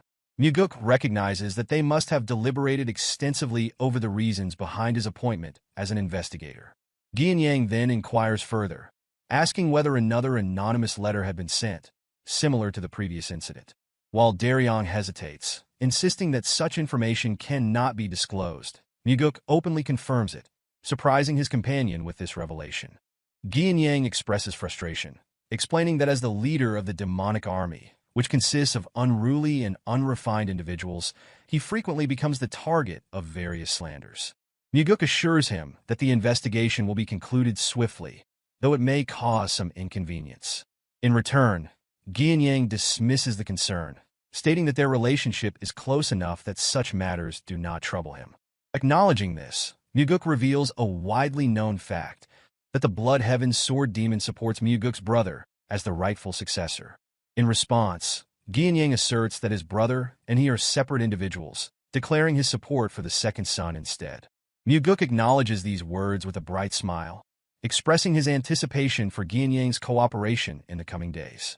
As the conversation concludes and Mugeuk prepares to depart, Geom reminds him to be cautious. Mugeuk, without hesitation, asks if this warning pertains to the previous incident in which the former investigator met a grim fate. A vicious smile forms on Geom's face as he suggests that the cult leader would not have sent his son merely to perish. Mugeuk offers his gratitude for the concern before departing with Daryong. Turning away from the commander, a quiet smile forms on Mugeuk's lips as realization dawns. His father's true intention in sending him here was to ensure that either he or Ginyang would not leave this place alive. Elsewhere, Myung contemplates the situation, questioning why Chanhua would send his son into such a grave matter. In Myung's view, this is a burden that should fall upon his own shoulders. However, shock overtakes him when Chanhua reveals the reasoning. His son believes that the demonic path has been lost. For this reason, Chanhua reasons, if his son dares to speak so boldly, he must now prove his words through action. The following morning, a rotting crow carcass emits a foul stench throughout the hall, unsettling members of the army. Many immediately assume that the investigator is responsible for the disturbance. With a single glance, Mugeuk identifies the individual who had initially barred their entry, now the loudest in protest. Moments later, a massive figure emerges from the side of the hall, demanding to know the cause of the commotion. The booming voice belongs to Jang Ho, the Third Corps commander of the demonic army. Recognizing him instantly, Daryong recalls his reputation, an individual known not only for his overwhelming martial prowess, but also for his notoriously volatile temper. A faint smile appears on Mugeuk's face as he inquires whether the commander has any grievances. Jang Ho, seething with rage, accuses the investigators of being responsible for the carcass and demands an explanation. In response, Mugeuk discloses that someone within the demonic army had placed it in his bed, leading him to assume it was a cultural practice. Jang Ho suggests a more direct approach, stating that the culprit should simply be punished instead. Mugeuk, however, turns his attention toward the towering commander before him, deciding that the investigation should begin with him. This declaration immediately puts Jang Ho on edge. Without hesitation, Mugeuk demands access to all records related to Jang Ho, including financial transactions and movement logs. In defiance, Jang Ho argues that neither as a special investigation officer nor as the son of the heavenly cult does Mugeuk hold such authority. Unbothered by the protest, Mugeuk calmly asserts otherwise. Enraged, Jang Ho slams his foot against the ground, causing the floor to fracture. Undeterred, Mugeuk explains that such displays of anger are meaningless, cautioning the commander that obstructing an official investigation could be considered treason. Members of the Third Army rush to restrain their commander as Mugeuk repeats his demand to begin the investigation with him. Sometime later, Jang Ho composes himself and sits within the designated office for interrogation. Mugeuk's first words cut straight to the point, questioning how long Jang Ho intends to test him. Though the commander still attempts to feign ignorance, Mugeuk has already discerned the truth. Jang Ho was the one who sent the anonymous letter. Daryong remains perplexed by how Mugeuk arrived at this conclusion. In the end, Jang Ho concedes, admitting to his actions while demanding to know how Mugeuk uncovered the truth. Mugeuk explains that Jang Ho's involvement in the carcass incident was unnecessary, leading to suspicion that he sought to divert attention from himself. Additionally, the members of the Third Corps had reacted with conspicuous restraint when Mugeuk displayed the crow, neither laughing nor expressing outrage. This, combined with the fact that Jang Ho's subordinates exhibited genuine concern for their commander, suggested that someone with such strict discipline would struggle to tolerate corruption within his ranks. However, this was not the sole reason behind Mugeuk's conclusion. When Daryong relayed information through sound transmission, Mugeuk recalled a significant event from his past life, an incident in which the strongest commander within the demonic army met his demise. It was likely that Jang Ho had been killed after sending the anonymous letter in an effort to resolve the internal issues plaguing the army. Jang Ho admits that the letter was a desperate attempt, left vague due to his belief that no action would be taken. Never had he anticipated that the second young master himself would arrive to investigate. Mugeuk presses him further, asking what his thoughts are now that the investigation is underway. Jang Ho, resigned, can only apologize, certain that the situation is beyond saving. Amused, Mugeuk laughs, pondering whether the current generation has adopted a trend of such pessimism. Daryong, however, reminds him that among them, Mugeuk is actually the youngest. Setting amusement aside, Mugeuk finally demands to know the full truth of what transpired in this place. Jang Ho discloses that the demonic army commander has been exploiting the demonic army for personal gain. Rather than serving its intended purpose, he has been accepting payments for assassination requests and coercing subordinates into carrying out the killings. Initially, Mugeuk had assumed Ginyang was merely accepting bribes from a martial arts faction, but the reality far exceeded his expectations. Contemplating the structure of the demonic army, he deduces that the First Corps is likely responsible for carrying out these assassinations. His reasoning stems from their reaction during the investigation. Just as the Third Corps displayed noticeable restraint, the First Corps had been the first to obstruct the inquiry. They had also reacted with the most hostility upon seeing the crow's carcass. Jango then reveals a crucial piece of information. The martial artist believed to have committed suicide after killing the previous investigator had been a close friend. That individual had also been the first to send an anonymous letter exposing the corruption. When pressed further, Jango explains that both of them had joined the cult at the same time, forming a bond akin to family. His voice heavy with conviction, Jango asserts that the demonic army commander must have issued the order for his friend's death, with Go Dang, the First Corps commander, personally carrying out the execution. If this claim holds true, then the case extends beyond simple misconduct. It is a vast corruption scandal implicating the demonic army commander and the entire First Corps. Mugeuk remains certain that both his father and Sima Myung have already grasped the enormity of the situation. His father, it seems, is testing him, gauging whether he can resolve this crisis, even when pitted against the formidable demonic army commander. Turning to Jango, Mugeuk acknowledges the depth of his loyalty, stating that he had chosen his friend well. Without hesitation, he expresses gratitude for the Third Army commander's courage. Overcome with emotion, Jango sheds tears upon hearing those words.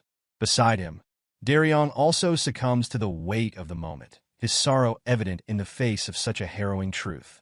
As this day unfolds, a glimmer of hope begins to stir within Mugeuk. Perhaps the lost demonic path is not as irredeemable as it once seemed. The heavenly demon-divine cult that he envisions is one where individuals like Jango hold significant roles, ensuring that integrity and loyalty prevail. Unlike in his previous life, Jango will not meet his end this time. The purpose of Mugeuk's regression is clear: to prevent the deaths of those who should not perish. Sometime later, the two special investigators walked through the courtyard of the demonic dragon court. As they moved, Daryong remarked on the contrast between the rumors he had heard about Mugeuk and the reality before him. He hesitantly admitted that certain rumors suggested Mugeuk was unfit to become the heavenly demon. Mugeuk responded with a calm smile, regarding such rumors as a form of compliment. To him, being deemed suitable for that role was not necessarily praise, as the cult, in its current state, was not governed by terror. He further noted that change was overdue.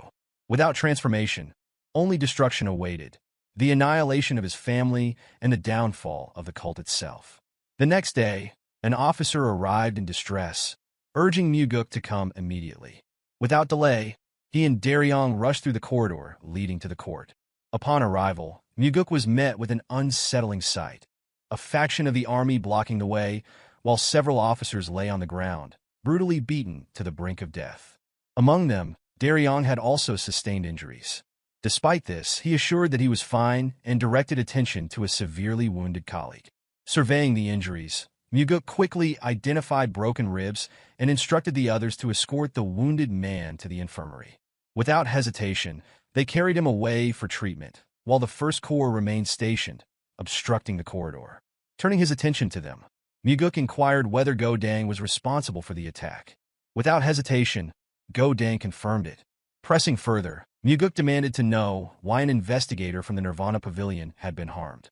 The commander nonchalantly explained that the investigator had brushed against his shoulder in passing and failed to offer an apology, so he had simply taught him a lesson. Mugeuk, however, was certain that Go Dang had been the one to initiate the collision and would not have let the matter go, regardless of any apology. In response, Go Dang merely laughed, confirming the accuracy of this assumption. Locking eyes with him, Mugeuk stated that he was nothing more than a poison to the cult. Without hesitation, he laid out the list of crimes committed, revealing that Go Dang had killed other cult members in the same manner before. 2 years prior, he had also slain 3 individuals after an altercation at a bar.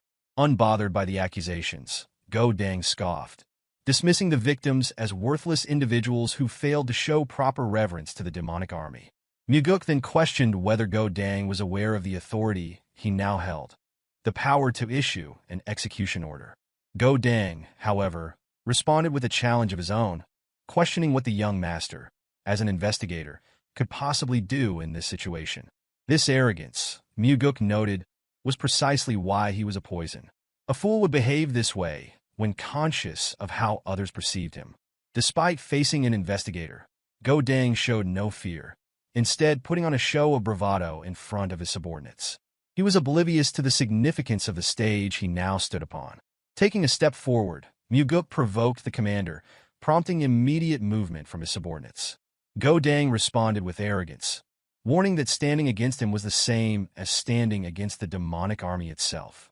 Without hesitation, Mugeuk retorted, remarking that at the very least, he did not cower behind his subordinates. Feigning injury, Go Dang shifted the blame onto a supposed coward. In response, Mugeuk merely requested that he not use his right hand. The shamelessness of the commander knew no bounds, as he taunted Mugeuk, questioning whether he intended to report to the cult leader after being injured. With unwavering certainty, Mugeuk assured him that even if he perished here, no responsibility would be placed upon Go Dang. Daryong, watching from the sidelines, could only wonder at his intentions, while a vicious grin spread across Go Dang's face. Without warning, Go Dang unsheathed his sword, ready to engage in battle. Meanwhile, Daryong transmitted a warning through sound transmission, explaining that Go Dang was ambidextrous and could wield a sword with equal proficiency in both hands. This, he suspected, was the source of the commander's confidence. Mugeuk, however, remained composed. Holding his sword in his left hand, he placed his right hand behind his back, unfazed by the rising tension. The battle commenced as Go Dang swung his blade downward in a powerful strike. With effortless grace, Mugeuk sidestepped the attack. The force of the strike shattered the ground, narrowly grazing Daryong in the process. Despite repeated attempts, Go Dang failed to land a single blow. Mugeuk, evading each attack with minimal effort, showed no sign of strain. Then, in one fluid motion, he spun his sword, slashing upward in a precise strike. The next instant, Go Dang's hand was severed. A scream of agony escaped the commander's lips before Mugeuk silenced him, breaking his nose with the hilt of his sword. Enraged, the subordinates of the First Corps reacted immediately, unsheathing their weapons and preparing to strike. Daryong, filled with concern, braced for the impending assault as they moved to protect their commander. Yet, before any of them could act, Mugeuk had already cut down several, slitting their throats in an instant. The remaining members hesitated, halting in their tracks. Mugeuk then declared that those who had just fallen had committed treason. Meanwhile, Go Dang, now reduced to a pitiful state, crawled along the ground, pleading for his life. Ignoring his desperation, Mugeuk inquired whether Go Dang even remembered the families of the men he had slain in the bar fight.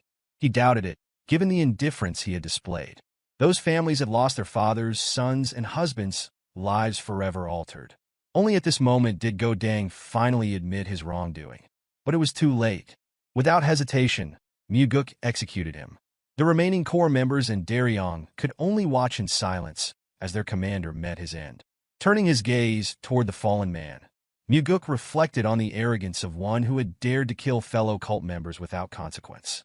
Not long after, Mugeuk found himself seated with the demonic army commander, Geom, in the midst of music and dance. As expected, the commander wasted no time shifting the blame on Go Dang, portraying him as a criminal despite having once served under him.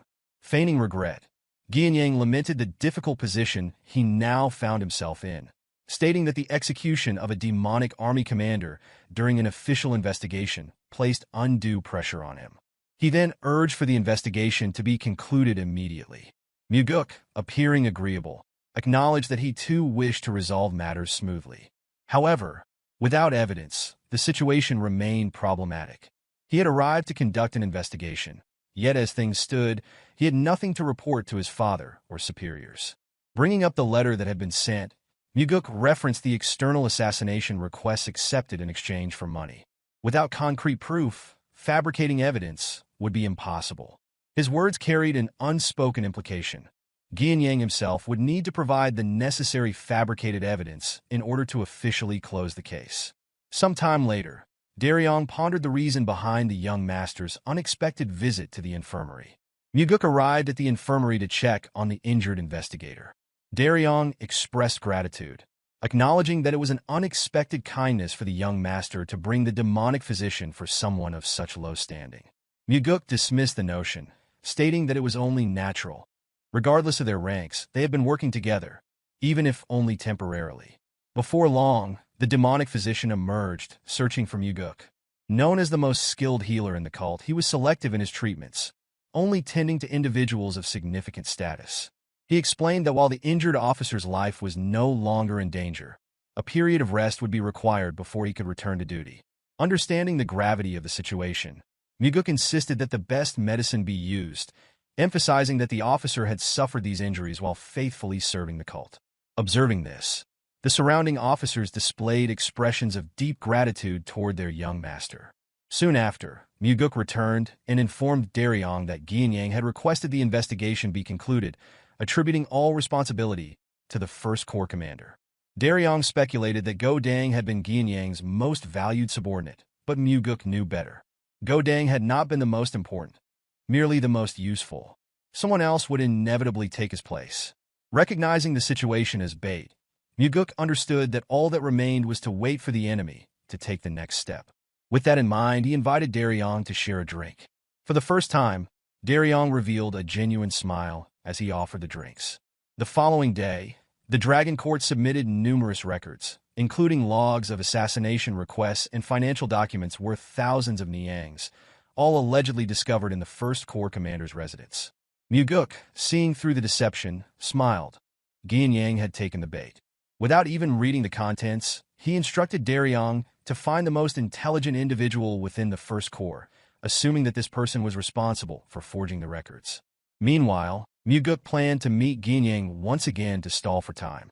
Shortly after, Mugeuk presented the evidence allegedly found in Go Dang's residence. Geom appeared pleased and, now that the matter seemed resolved, proposed another round of drinks at their previous gathering place. However, Mugeuk pointed out an issue.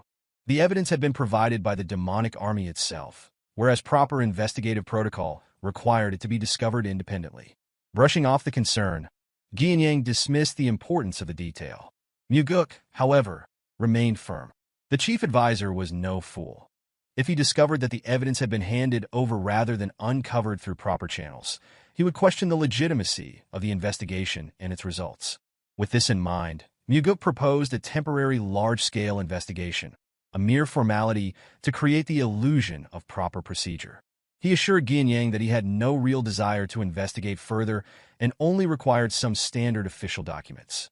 Eventually, Geom agreed, promising to instruct his subordinates to cooperate. What Mugeuk truly sought was not classified information, but the earliest documents used to hire the demonic army, as well as wills left behind by those sent on high-risk missions. By analyzing the handwriting, he could identify who had forged the records in the request logs. Before long, Mugeuk confronted Jango, the individual he suspected of fabricating the assassination request logs.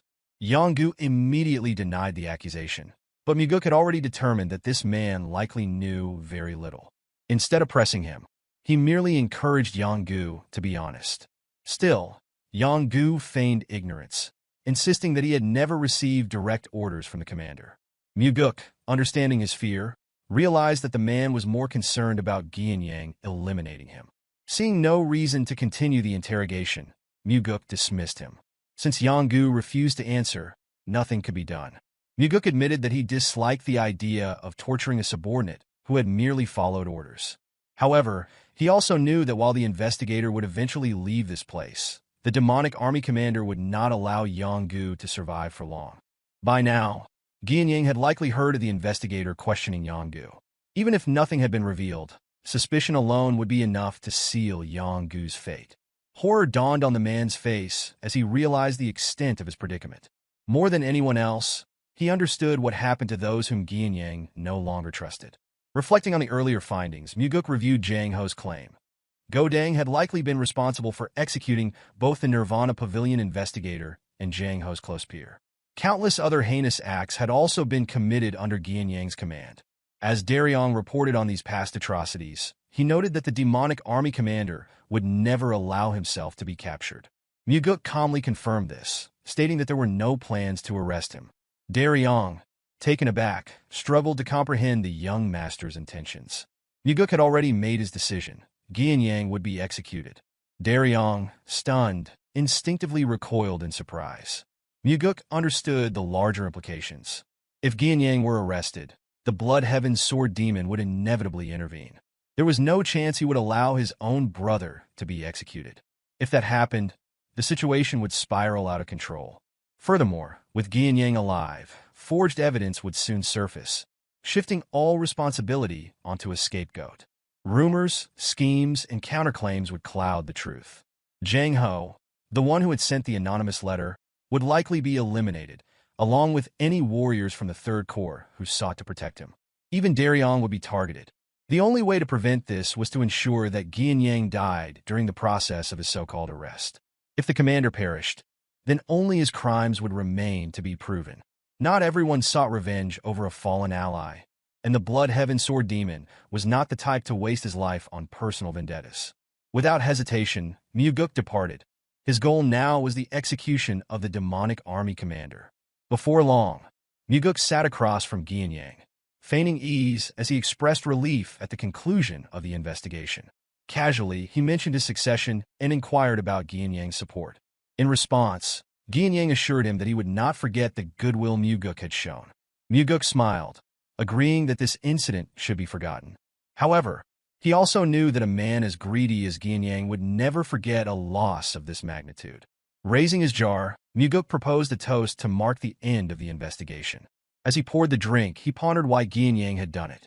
Given his vast wealth, he should have had enough resources to live comfortably for the rest of his life. He wondered, then, why he had gone to such extremes, even manipulating the demonic army for profit. Dismissing the accusation, Gianyang deflected, suggesting that such questions be directed at the First Corps commander instead. Mugeuk responded with a taunting remark, questioning how a mere puppet could possibly understand anything. His provocation continued, suggesting that within the pitch darkness inside Gianyang, there was nothing but insatiable greed, a hunger that would never cease. The tension escalated as Gianyang, unable to contain his rage, crushed the glass in his hand. His voice carried both frustration and disbelief as he accused Mugeuk of losing his mind, claiming he was consumed by bloodlust. Mugeuk, unfazed, calmly raised his own glass. Without warning, Gianyang unleashed a surge of inner energy, shattering the table as he roared in frustration, declaring that he had heard enough of Mugeuk's nonsense. Yet his display of fury was met with nothing more than indifference, as Mugeuk continued sipping his drink, unmoved by the outburst. Before Gianyang could even react, a sword had already pierced through his chest. Mugeuk, executing the fifth technique of the soaring sword art, Heavenly Strike, delivered a fatal blow while finishing his drink.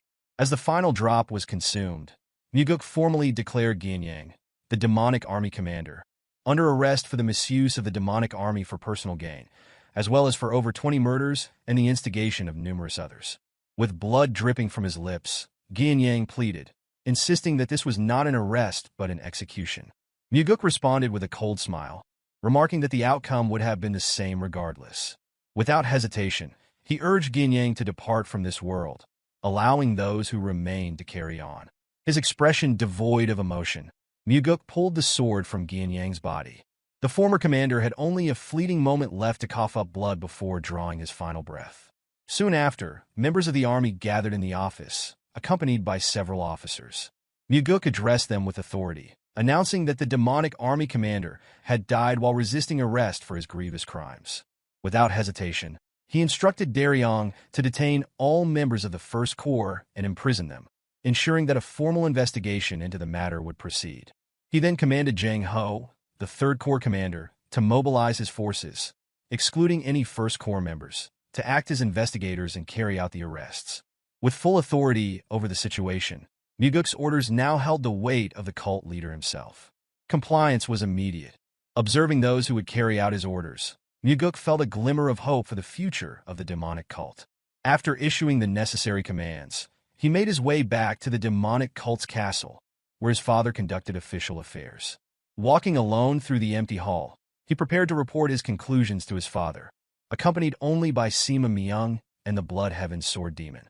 Meeting the gaze of the brother of the man he had just executed, Mugeuk's conviction in the truth remained steadfast. With formal decorum, he bowed before his father and then greeted the Blood Heaven Sword Demon, expressing pleasure in seeing him again. The elder warrior, unceremoniously referred to as a cursed old man, wasted no time in addressing the heavenly demon, demanding an explanation from the second young master regarding the incident. Mugeuk responded curtly, stating that everything was detailed in the report and advising him to simply read it. However, the Blood Heaven Sword Demon insisted on hearing the explanation firsthand. The silence of both the cult leader and Sima Myung signified their approval of this demand. Mugeuk complied, summarizing the investigation's findings. Yang had committed heinous crimes, and during his arrest, he had attempted to retaliate. With a measured tone, Mugeuk offered an apology. Surprisingly, the Blood Heaven's Sword Demon responded with acceptance. If his brother had committed crimes, then punishment was inevitable. However, he admitted there was something he could not comprehend. While he acknowledged his brother's weaknesses, he did not believe Yang was foolish enough to attack while his crimes had been exposed. Mugeuk understood the underlying implication. Had Yang been captured alive, he would have sought aid from his brother. Most likely, Yang had realized his execution was inevitable and sought to eliminate the threat before it was too late. Ultimately, Mugeuk feigned ignorance regarding Yang's motives, suggesting only that he had perhaps been unable to accept the reality of being captured by someone so much younger than himself. The Blood Heaven's Sword Demon, having seen his brother's corpse before arriving, noted that the fatal wound had been inflicted with a single strike to the chest. The fact that Mugeuk had killed him so swiftly demonstrated exceptional martial prowess. To this, Mugeuk attributed his success to his father's teachings, stating that Yang's agitation had prevented him from using his full strength. Accepting this explanation, the Blood Heaven's Sword Demon expressed gratitude for the truth. In return, Mugeuk lowered his gaze and offered condolences for the loss. Despite the situation, Mugeuk was somewhat surprised by the elder's composure. He had expected the Blood Heaven's Sword Demon's anger to reach its peak. Shifting his attention back to the heavenly demon, Kionpa signaled the completion of his business. Chanhua, the cult leader, instructed him to make arrangements for the funeral and take time to rest. The Blood Heaven's Sword Demon bowed in gratitude. Observing this, Mugeuk speculated that the elder warrior wished to question the cult leader's handling of the situation, wondering if such an extreme resolution had truly been necessary. Once the three of them were left alone, Sima Myung praised Mugeuk, acknowledging the thoroughness of the evidence gathered and noting how the incident had been resolved without further complications. He then inquired whether Mugeuk had sustained any injuries. Mugeuk reassured him that he was unharmed, expressing gratitude for the chief advisor's concern. At that moment, another individual entered, carrying a box. Sima Myung presented it as a reward from the cult leader for Mugeuk's efforts. Recognizing the item immediately, the second young master's expression shifted. This was no ordinary sword. Sima Myung revealed its name, the Black Demonic Sword, one of the cult's treasured blades alongside the White Demonic Sword. Mugeuk, however, requested the White Demonic Sword instead, stating that it suited his aloof nature better. Chanhua firmly denied the request, asserting that the Black Demonic Sword was what best suited him. Unsheathing the blade, Mugeuk remarked that his father understood far too little about him. To his surprise, the sword exuded a chilling energy, even before any internal energy had been infused into it. Sima Myung, equally astonished, observed as the cult leader looked on with satisfaction, seemingly pleased to witness the second young master's genuine reaction. Despite his admiration for the weapon, Mugeuk voiced that the reward felt excessive. However, Sima Myung countered, explaining that the matter concerning the demonic army commander had been one of the cult's most dire problems. He added that the cult leader himself should weigh in on the matter. Chanhua remarked that Mugeuk was fortunate to have survived while navigating such perilous circumstances. Yet, Mugeuk knew better. His father had sent him there not out of mere formality, but out of confidence. Chanhua had known that Mugeuk had mastered the soaring sword art. He had also been aware that Mugeuk had consumed the demonic essence pill, ensuring that he would not fall so easily. However, he likely had not anticipated Yang's death. Still, Mugeuk understood the deeper reason behind his father's decision to bestow this exceptional sword upon him. Chanhua addressed the Blood Heaven's Sword Demon with a firm statement, acknowledging the contributions he had made to the cult, but making it clear that he would not tolerate any attempt to tarnish his son's reputation over this incident. In response, Mugeuk expressed gratitude to his father for bestowing the sword upon him and for the meaning behind it. This unexpected reaction caused Chanhua a moment of surprise. With the matter settled, the cult leader granted his son permission to leave. As Mugeuk stepped out of the pavilion, he was immediately greeted by the Blood Heaven's sword demon, who requested that he take a short break before departing. Mugeuk, aware of the elder's persistent nature, understood that he would not have simply left without another discussion. As the young master approached, the old man's gaze shifted toward the sword, immediately recognizing its significance. Mugeuk casually remarked on the summer's unusual heat before taking a seat beside him. Without warning, the Blood Heaven's sword demon erupted in rage, his voice booming as he hurled curses at Mugeuk. His accusations were seething. He demanded to know how Mugeuk had dared to ambush and kill his brother. His fury escalated as he declared his intent to tear Mugeuk limb from limb and offer his remains at his brother's grave. Even the mere release of his inner aura carried enough force to wither the surrounding flowers, his energy surging without restraint.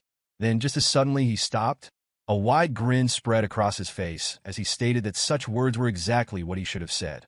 Matching the intensity of the moment, Mugeuk immediately retaliated, shouting back with equal vigor. He ridiculed the elder's immaturity despite his age and challenged his audacity, questioning how he had dared to disrupt the order within the cult for his own selfish desires. Without hesitation, he issued a warning, declaring that if the Blood Heaven's sword demon dared to act in retribution for his corrupt brother, then Mugeuk would personally dismember his body and grind him into dust. The moment his words ended, a smile swiftly returned to Mugeuk's face as he concluded that this was how he would respond. The Blood Heaven's sword demon, taken aback, silently observed the young man. He had not anticipated the sheer depth of inner energy radiating from Mugeuk. A moment later, laughter erupted from him, echoing through half of the inner courtyard. Once his laughter subsided, he expressed hope that the young master would go easy on an old man like himself. Mugeuk, maintaining his composure, reassured him that efforts had been made to conclude matters as amicably as possible. However, Geom had crossed far beyond any reasonable boundary, to the point where it could be argued that, for him, such a boundary had never even existed. Turning the conversation, Mugeuk voiced a realization. This elder had always been aware of the corruption within the demonic army. If that was the case, he wondered why he had chosen to ignore it. With solemn honesty, the Blood Heaven's sword demon revealed the truth. His brother had never listened to him. Furthermore, he himself was not entirely free of blame in this matter. Now, upon hearing of his brother's death, an unexpected emotion surfaced: relief. A thought settled in his mind. Geom would no longer stand in his way. Mugeuk, listening intently, found himself astonished by such an open admission. The honesty in the elder's words was unexpected. A quiet moment passed before Mugeuk spoke again, acknowledging that he understood the feeling. If he were to hear of his own brother's death, he, too, would feel relieved. After all, it would mean he would no longer have to bear the burden of killing his own brother with his own hands. Gu Qianpa, known as the Blood Heaven's sword demon, sought to discern the true nature of the second young master. On the other hand, Mugeuk pondered what the old warrior perceived when looking at him. In the end, Qianpa did nothing more than remark that the year would be particularly hot before departing, the heavy broadsword resting on his small, aging shoulders. As he walked away, he solemnly noted that, fortunately, he was not weak against heat.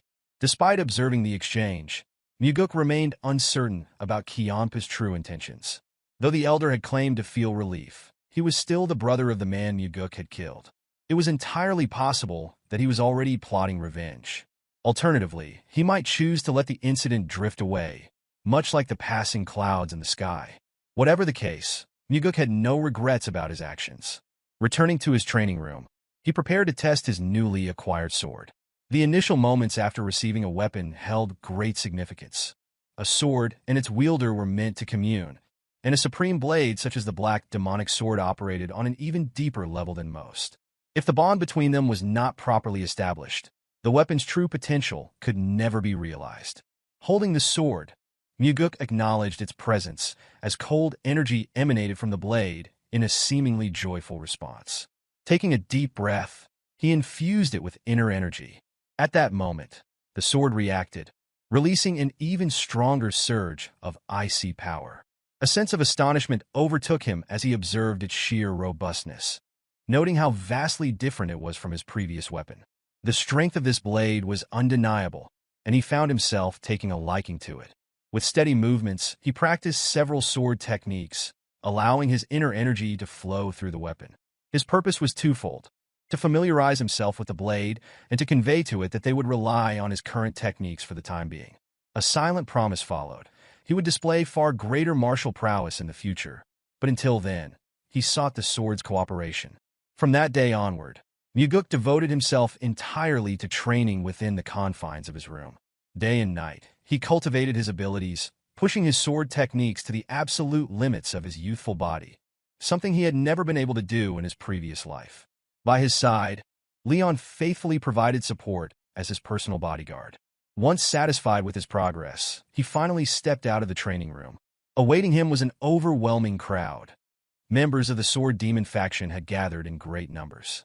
Whether they had come of their own volition or had been sent by the Blood Heaven's Sword Demon remained unclear. However, one thing was certain: hostility radiated from them. They refrained from drawing their swords, but instead unleashed waves of demonic energy in his direction, expending their power without hesitation. If Mugeuk miscalculated, the sheer force could cause internal injuries.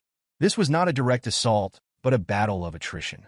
Their aim was intimidation, to turn him into a coward who would not dare step outside.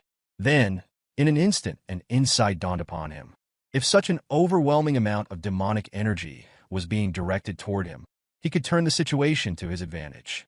Recalling the meridian strengthening technique, a secret method designed to fortify the meridians by allowing multiple martial artists to discharge energy at a single target, he realized the greater the number of opponents, the more effective the technique would be. As the surrounding warriors began to reach their limits, Mugeuk seized the opportunity. While others faltered, he pressed forward, absorbing their energy to temper his meridians. Step by step, the concentrated energy grew more intense, but this was exactly what he had intended. The meridian strengthening technique, having already surpassed the second stage, now progressed into the third. Advancing further, Mugeuk continued his steady march, reaching the fourth stage in a remarkably short time. Finally, as the technique neared its ultimate level, the fifth stage, the incoming waves of demonic energy ceased abruptly. Opening his eyes, Mugeuk met the stunned gazes of those before him. Disbelief spread across their faces. Despite their numbers, they had failed to overwhelm him. A particular brood among them, once defiant, now trembled under Mugeuk's gaze.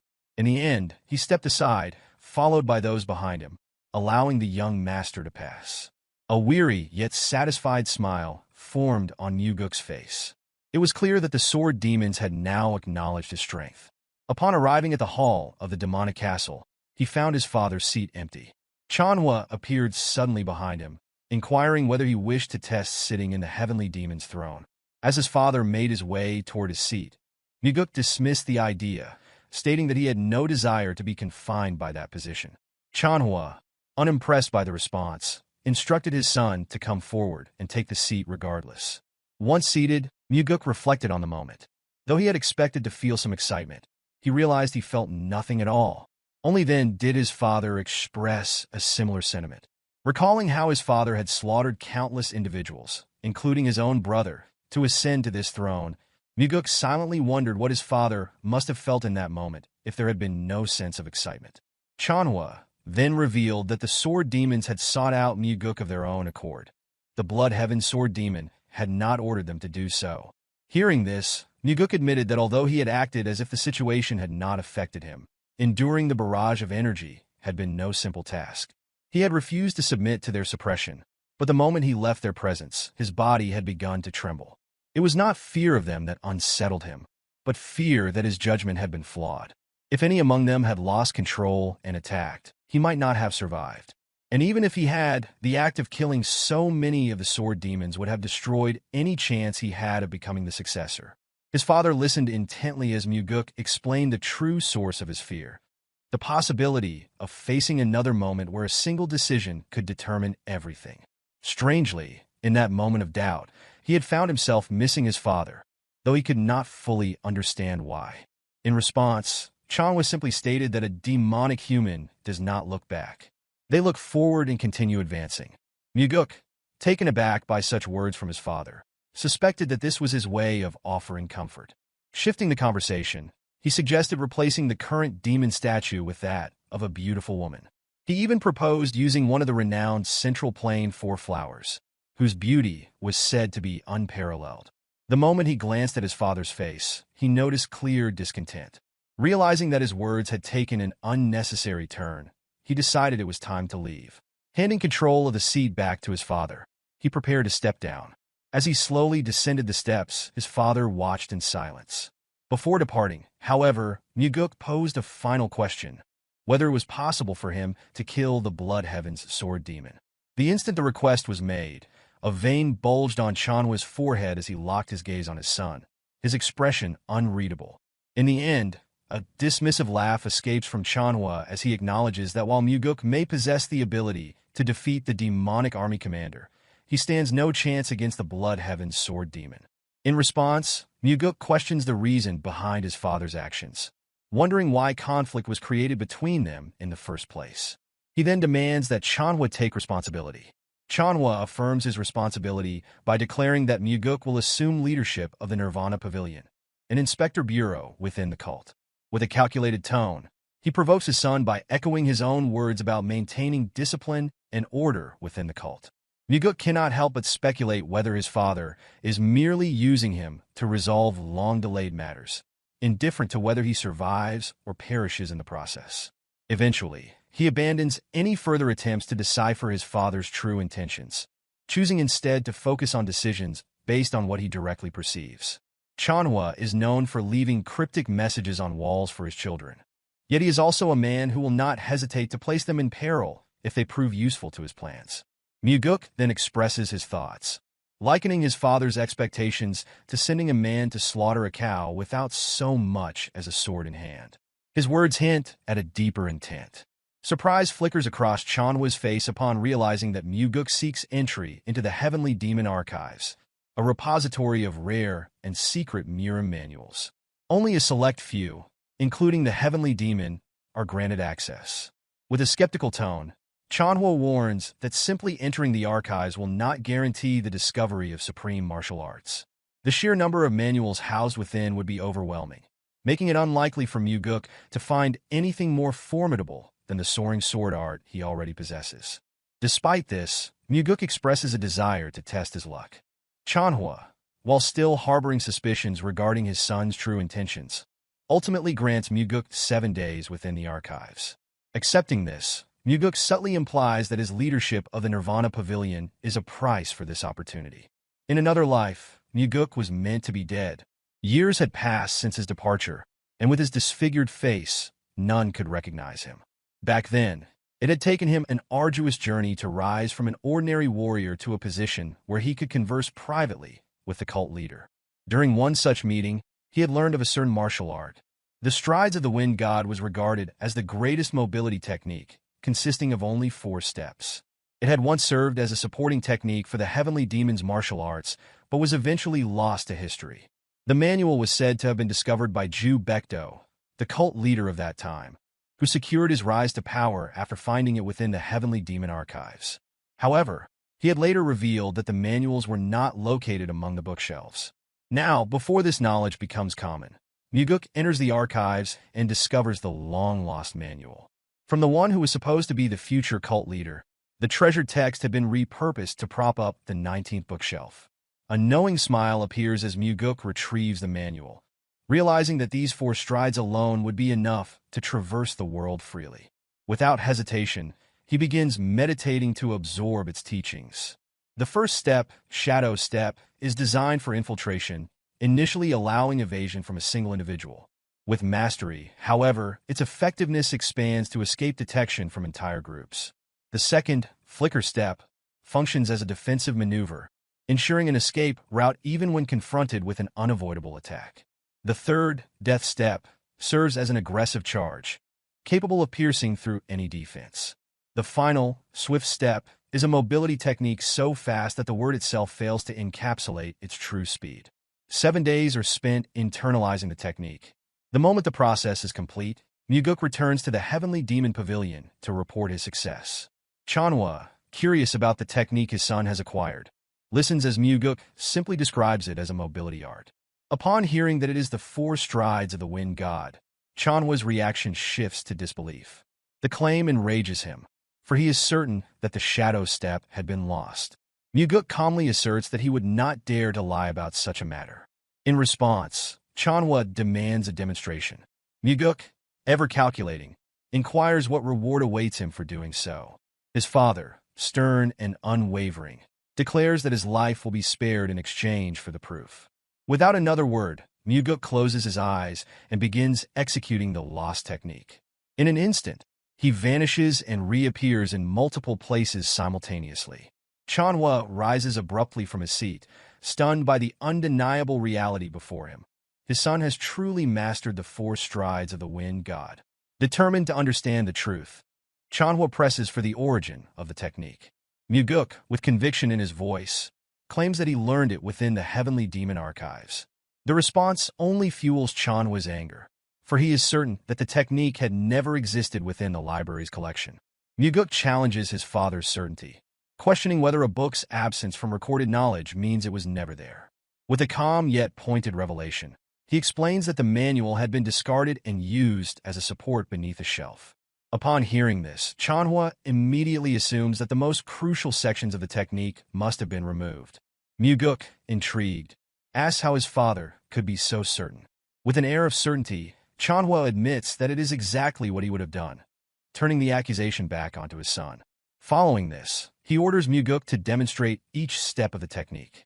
However, Mugeuk's true ambition does not lie in defeating his father or usurping the title of Heavenly Demon. His goal is to eliminate Mugeuk, ensuring the survival of both his father and the cult. More than that, he envisions his father traveling the world, enjoying life before stepping down from his position. As a result, there is no hesitation in passing the 4 strides of the wind god to Chanhwa. Before doing so, however, Mugeuk playfully refuses, boldly stating that nothing in this world is given freely. Amused yet mildly exasperated, Chanhwa reminds his son that he once taught him a technique at the hunting grounds without demanding anything in return. In a cheeky rebuttal, Mugeuk claims that the lesson had merely been the price of the liquor consumed on that day. Chanhwa, struggling to contain his frustration, observes his son with an exasperated expression. Mugeuk then confidently declares that he had held back until reaching this level. Recognizing this, Chanhwa finally asks if there is something his son desires. Without hesitation, Mugeuk addresses his father, expressing his desire to learn the Heavenly Demon defense art. This technique, known for its ability to fortify the body, remains an exclusive martial art reserved solely for the Heavenly Demon. If he were to master it, it would be tantamount to gaining an extra life. Chanhwa swiftly dismisses the request, stating that the Heavenly Demon defense art can only be inherited by the Heavenly Demon or the chosen successor. In response, Mugeuk suggests an alternative. He asks for the technique to be taught in secret. He explains that since the art's effects remain invisible to the outside world, its clandestine transmission would go unnoticed. Before any further discussion, Mugeuk requests permission to leave. However, before he can exit, Chanhwa unexpectedly agrees, but with one condition. His son must first teach him the 4 strides of the wind god. Mugeuk is momentarily taken aback by his father's willingness to impart the Heavenly Demon defense art in secrecy. Accepting the terms, he begins to recite the technique manual. As Mugeuk speaks, Chanhwa closes his eyes, his body emanating a powerful energy as he absorbs the teachings relayed through his son's voice. Once the recitation concludes, Mugeuk offers to repeat the manual. But before he can do so, Chanhwa immediately executes the technique. The steps mirror what Mugeuk had demonstrated earlier, yet there is a distinct difference. Chanhwa interprets the technique in his own way. Observing this, Mugeuk is left astounded by his father's ability to instantly grasp and refine the martial art. Once the demonstration ends, Chanhwa acknowledges the formidable nature of the technique. In this altered future, a pressing question arose as he wondered whether Mugeuk would still stand a chance against a father who now possessed the 4 strides of the wind god. Now it is Chanhwa's turn to fulfill his promise. He warns his son that the Heavenly Demon defense art will be explained only once and orders him to commit it to memory. By the time the lesson concludes, Mugeuk departs with a fresh bruise on his forehead. Upon his return, Leon immediately reacts with indignation, demanding to know which audacious fool dared to lay a hand on her young master. She vows to seek retribution. However, the moment Mugeuk reveals that Chanhua was responsible, Leon falls into stunned silence. This reaction stems from the fact that Mugeuk has successfully learned the Heavenly Demon Defense art. Rather than expressing frustration over the injury, he smugly remarks that they now share a secret. More than acquiring the martial art itself, this shared understanding brings him greater satisfaction. The comet pushes Chanhua beyond his limits, and for the first time in a long while, he flicks his son on the forehead, sending him off with a stern warning. Chanhua reminds Mugeuk not to become overly brazen. As Mugeuk departs, he notices that Leon lingers. Confused, he questions why she has yet to follow. Blushing, Leon hesitates before conceding that her role is to protect, not to attack. A rare, pleasant smile crosses Mugeuk's face. Such words would have never left her lips in the past. Without missing a beat, he addresses her again, making a solemn promise. Though unable to act immediately, he vows to find a way to counteract the side effects of her petrification technique. He urges her to wait a little longer. Furthermore, he reveals a conversation with the cult leader, in which he expressed a vision for change. The cult, he declared, must evolve into a place where warriors no longer need to sacrifice their bodies to protect others. It should become a sanctuary where individuals like Leon are not forced into actions they do not wish to take. Leon stands speechless, captivated by the weight of his words. As the moment lingers, Mugeuk shifts his demeanor to a formal stance and commands her to listen carefully. She instinctively places her hands together in a bow, awaiting his next statement. With unwavering authority, he announces that, from this moment forward, she is relieved of her duties as his guard warrior. The abrupt declaration leaves Leon momentarily stunned. However, before any assumptions can settle, Mugeuk continues. She has been chosen to serve as the captain of the Phantom Shadow Corps. Confusion flashes across her face, as such a group does not exist. Mugeuk affirms this fact, but clarifies his intention to establish the unit. This elite force will report directly to him, and he seeks her commitment to lead it. Meeting her gaze, he waits for her response, ensuring she fully grasps the sincerity of his offer. After a moment of contemplation, Leon accepts the role with firm conviction. Days later, Mugeuk departs from the cult, making his way to a city he remembers from his past life. Though he had informed Leon of his intent to form his own faction, the reality of such an endeavor is anything but simple. Running an organization requires significant capital, and he plans to acquire it by exploiting an event that once occurred before his regression. A man named Yang Dang announces himself as the appointed leader of an upcoming mission.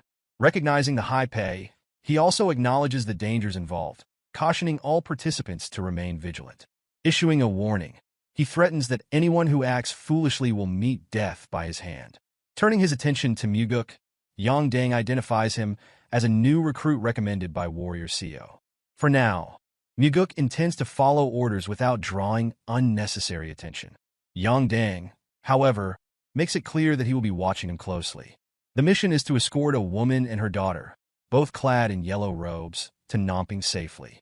As they prepare for departure, Mugeuk waves at the child, recalling their tragic fate in his past life. This time, he resolves to intervene. Before long, the group sets out, forming a protective formation around the carriage carrying the two passengers. As night approaches, they make camp for the evening. Yang Dang distributes portions of dried beef to the mercenaries, emphasizing the uncertainty of when they will next have a proper meal. Urging them to eat their fill, he unknowingly initiates a deadly trap. As the fire crackles and weary warriors consume their rations, dissatisfaction murmurs through the group. Mugeuk, seated leisurely atop a boulder, refrains from partaking in the meal. Moments later, chaos erupts. Members of the party begin coughing up blood. Confusion flickers through Mugeuk's mind. Poison has taken hold of the others, yet his own body remains unaffected. The realization dawns as Yang Dang steps forward, perfectly unscathed. His expression betrays no remorse, revealing his role in the treachery. Mugeuk's suspicions are confirmed. The leader himself poisoned the food. Disgusted, he wonders what kind of wretched man would betray his own comrades for mere profit. The answer is as pathetic as expected. Yang Dang seeks only wealth and indulgence. As Yang Dang draw his sword, Mugeuk taunts the traitor, remarking that death by his own poison would have been a fitting punishment. Unfazed, Yang Dang sneers, urging Mugeuk to focus on his own survival. Before retribution can be exacted, another party arrives. A single glance is enough for Mugeuk to discern their strength. Rather than act hastily, he allows events to unfold. The true orchestrator of the ambush steps forward, directing his wrath toward the carriage. With a menacing shout, he orders the occupants to emerge, threatening to set the carriage ablaze if they refuse. The woman and her daughter step out, fear evident in their eyes. Frustration laces the ringleader's voice. He had been reprimanded for failing to locate them sooner. As the tension in the air thickens, Mugeuk remains still, carefully observing the unfolding scene. The woman recognizes the ringleader as Warrior Quan. Tears well up in her eyes as she pleads with him to spare her child. Quan acknowledges her request, agreeing to it only in consideration of their past association. However, his demeanor quickly shifts, his voice rising in fury as he demands that she kneel and beg for mercy. His anger stems from her perceived audacity in acting as though she holds authority over him. As her child clings tightly to her, she continues her desperate plea, offering Quan 10 times the amount he was originally promised. He dismisses her offer with little interest, coldly informing her that her father has already been captured. Unexpectedly, Mugeuk raises a hand in a warm wave toward the woman and her daughter. The sudden gesture catches the surrounding lowlifes off guard, prompting murmurs of confusion about the identity of the young man. Without hesitation, Mugeuk steps forward, positioning himself between the woman and her aggressors. With a calm demeanor, he states that he is merely someone who has been paid to ensure the safe passage of the two travelers. When questioned, Yang Dang can only respond with reluctant acknowledgement, admitting that Mugeuk is simply a vagrant he has yet to deal with. Seizing the moment, Yang Dang immediately moves to attack. Unfazed, Mugeuk responds with provocation, labeling them nothing more than common street thugs. He further remarks that once he is finished dealing with the situation, Yang Dang himself will likely be next to die. Enraged, Quan's face flushes red as he vehemently denies betraying his master. Meanwhile, Mugeuk maintains a composed tone, his speech deliberately polite out of consideration for the presence of the child. Irritated beyond restraint, Quan issues a command to his men. He orders them to kill the young man on the spot. Mugeuk remains undeterred, pointing directly at Yang Dang and reiterating that his death will come next.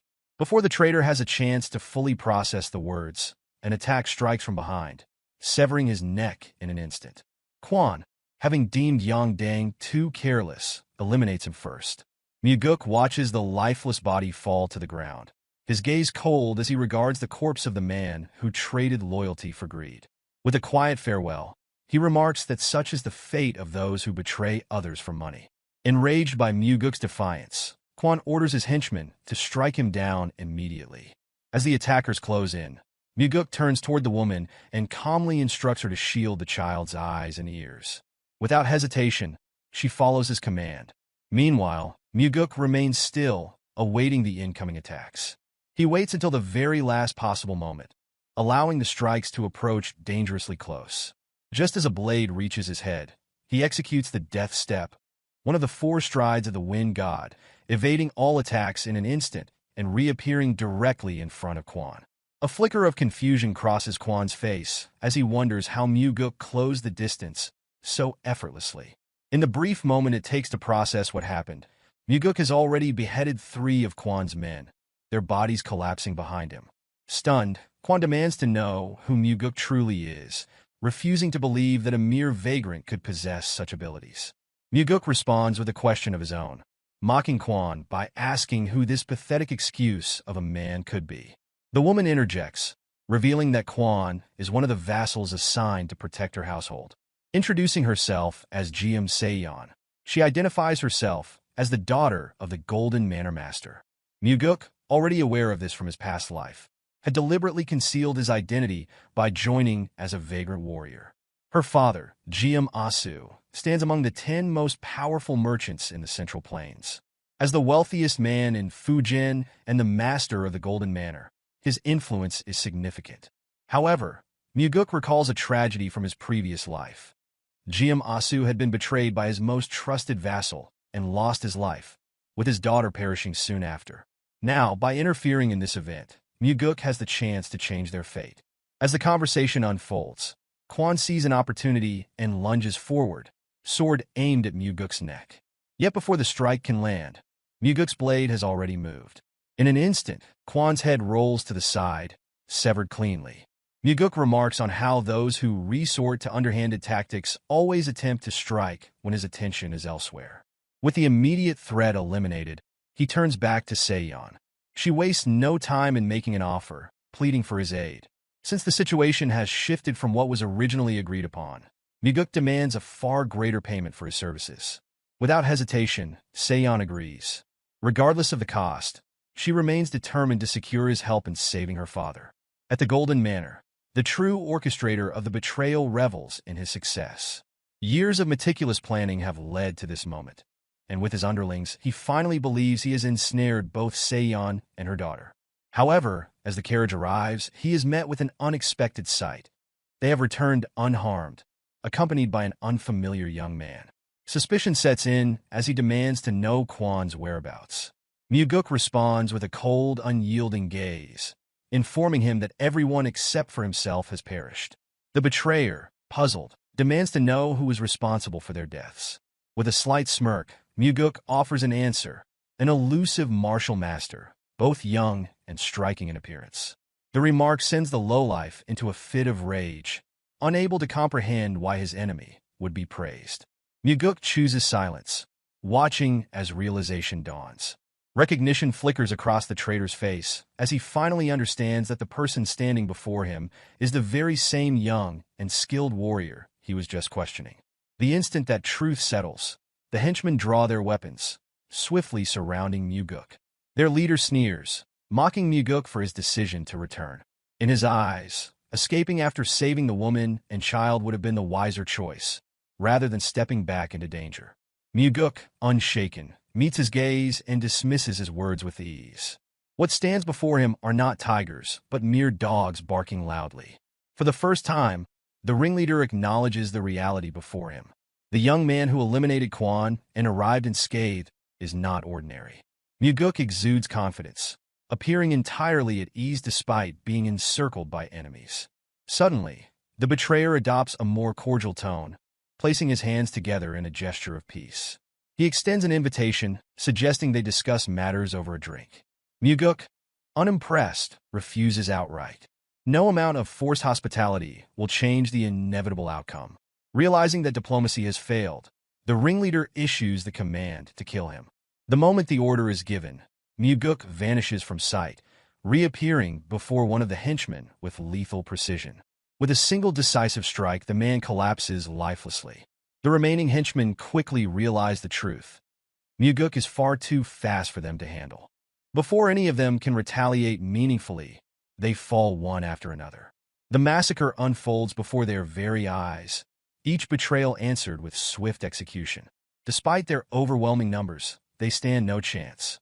Their bodies drop like flies, paying the price for their treachery.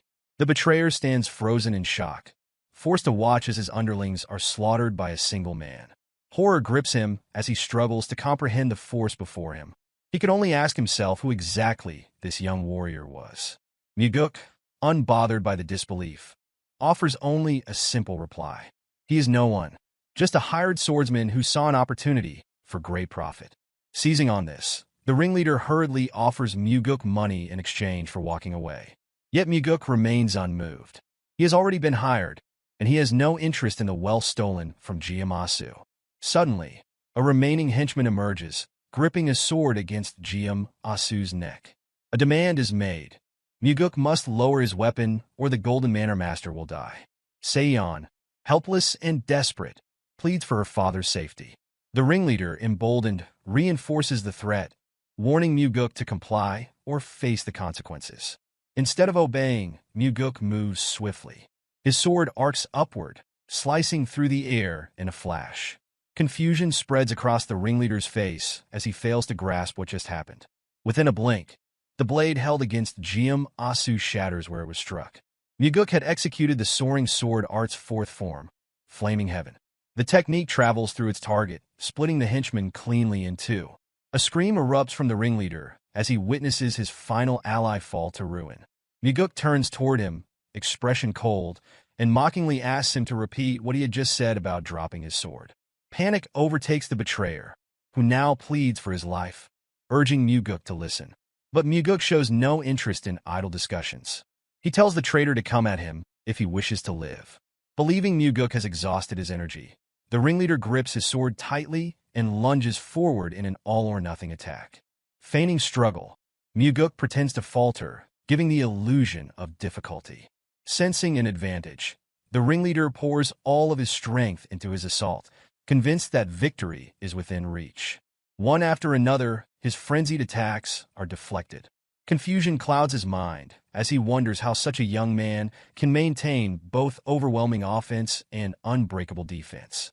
In his desperation, he convinces himself that one final push will turn the battle in his favor. But in that moment, he realizes the truth. Mugeuk's sword is already buried deep within his chest. Disappointment laces Mugeuk's voice as he condemns the ringleader's wasted potential. Had he spent his life honing his skills rather than indulging in greed, he might have been worthy of his title.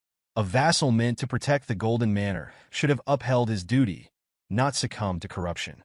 With everything settled, Geom steps forward, expressing deep gratitude. He promises never to forget what has been done for him and his family. Mugeuk, however, dismisses it lightly. He claims to be nothing more than a wandering vagrant passing through. Yet, for those who witnessed his skill, it is clear that no mere vagrant could possess such ability. The name he refuses to reveal remains shrouded in mystery. Seong steps in, reminding her father of the promise made to reward Mugeuk financially for his help. Geom responds with a nod of approval, praising his daughter for making a promise they are more than capable of keeping. Turning to Mugeuk, he assures him that if money is what he seeks, he has certainly come to the right place. In truth, this was precisely why Mugeuk went to such lengths to disguise himself as a vagrant and offer his assistance. To fulfill the agreement, Geom leads him to the manor's warehouse, expressing his wish to give everything in gratitude. However, realistically, that would be an impossible feat. In response, Mugeuk remains respectful, stating that he would not demand such excess. The old man then makes a proposition. Mugeuk may enter the warehouse and take as much as he can carry as payment. However, there are conditions. He must not use any carts or seek help from others. Only his own strength and inner energy may be used. Before proceeding, Mugeuk asks if the old man is truly certain, warning that he is capable of carrying an immense amount. Geom stands firm in his decision, reaffirming that he and his family owe their lives to Mugeuk. Acknowledging this kindness, Mugeuk bows respectfully before stepping into the warehouse. Meanwhile, Seong turns to her father with concern, questioning whether he has considered just how much a skilled martial artist like Mugeuk might be able to take. Geom, however, remains unconcerned. To him, nothing within the warehouse holds more value than the safety of his daughter and granddaughter. Both father and daughter share an unspoken understanding. Mugeuk is no ordinary warrior. Seong, in particular, has observed his hidden strength, sensing the power that lies beneath his unassuming exterior. The old man, having encountered countless individuals in his lifetime, finds himself unable to describe Mugeuk in mere words. Never before has he met someone so young, yet exuding such confidence and an unmistakable presence. As a merchant, he understands that wealth can always be regained, but a connection with someone like Mugeuk is an opportunity that may never come again. Thus, he remains at peace with whatever Mugeuk decides to take. The greater the amount, the deeper the bond they will form. Once the transaction is complete, Mugeuk returns to the Heavenly Demon Pavilion, selling the gold and treasure he obtained from the Golden Manor across various locations. He ensures that no single shop is burdened with too much wealth at once. By the time he is finished, a literal mountain of riches has been exchanged, earning him a staggering sum of 38 million niang. This fortune will serve as the foundation for the elite squad he plans to establish under his direct command. Upon his return, he finds Chanhua seated as usual. As always, his father receives frequent reports from Sima Myung, making critical decisions that determine who will live and who will die. Observing this, Mugeuk cannot help but wonder if this is truly the life his father desires. As he approaches to deliver his report, a thought crosses his mind. Perhaps, like himself and Leon, his father also harbors the desire to step away from the role of heavenly demon and venture beyond the cult's confines. Standing before his father, Mugeuk explains that he ventured outside to earn money, reasoning that he cannot continue to rely on his father's wealth and will require substantial funding for the future. This piques Chanhwa's curiosity, prompting him to inquire about how his son intends to use it. The response leaves Chanhwa momentarily stunned. Mugeuk wishes to form his own private faction. Just as the Demon Supremes each command their own subordinates, he asserts that he will need his own force to contend with them. Chanhwa, however, rejects the idea outright. If Mugeuk establishes his own squad, his brother will demand the same, leading to division within both the family and the cult. Anticipating this resistance, Mugeuk presents a bamboo slip, offering it to his father. Upon inspecting its contents, Chanhwa immediately questions the meaning of the sum written inside. Shock overtakes him when Mugeuk calmly explains that the money is an allowance from son to father. Chanhwa dismisses the notion, insisting that his wealth is already beyond measure. However, Mugeuk is well aware that while his father is the wealthiest individual in the world, the vast fortune he commands belongs to the cult. What he has just given is his personal token of gratitude, an offering to thank his father for bringing him into the world and raising him. He simply wishes to do this once and requests permission to leave, encouraging his father to rest well. Chanhwa remains silent, pride evident in his expression. Yet, due to his position as heavenly demon, he cannot openly acknowledge the sentiment. Beyond that, the money he has just received is his alone, separate from the cult's resources. With this gift, Mugeuk hopes that his father will be able to enjoy life as he desires. Not as the leader of the cult, but as a man free to make his own choices. The next day, preparations begin for Mugeuk's official induction as the master of the Nirvana Pavilion. Leon stands beside him as final arrangements are made. Once all is set, Daryong arrives to inform them that everything is ready. The announcement surprises Mugeuk, as he had not expected Daryong to personally report on the matter. Despite the unexpected nature of the appointment, Daryong expresses full confidence that his new master will serve the cult well. Under the bright morning sky, the members of the pavilion gather in neat formation. The next chapter of Mugeuk's life begins with capable allies at his side. Stepping outside, he is met with enthusiastic greetings from the pavilion members. The warm reception catches him off guard. He had not expected such a friendly atmosphere. Suspicious, he suspects that Daryong may have threatened them with pay cuts if they failed to show enthusiasm. However, Daryong denies this, explaining that the pavilion's members hold genuine respect for their new leader. Their admiration stems from the events surrounding the demonic army commander's investigation. Previously, Go Dang, the first corps commander, had killed the investigator assigned to the case. Yet when Mugeuk conducted his own inquiry, only one investigator was injured. In that moment, Mugeuk personally ensured the man received medical attention from the demonic physician. Beyond that, he had personally avenged them by crushing Go Dang's skull. With the gathered members awaiting his address, Daryong prompts him to speak. Mugeuk steps forward and begins. He admits that even he does not know whether their lives will improve or worsen under his leadership. However, there is one certainty. Under his command, their hearts will race faster than ever before. The ceremony concludes with resounding cheers from the pavilion members, a clear signal of the unity and direction they will move toward. Once fully immersed in his duties, Mugeuk quickly discovers troubling information.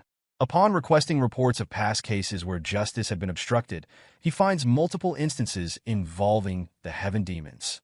Daryong shares in his frustration, but acknowledges that the timing of this discovery is particularly unfortunate. It coincides with the involvement of a subordinate of the Blood Heaven Sword Demon. Leon, sensing the gravity of the situation, advises caution, urging her young master to restrain himself.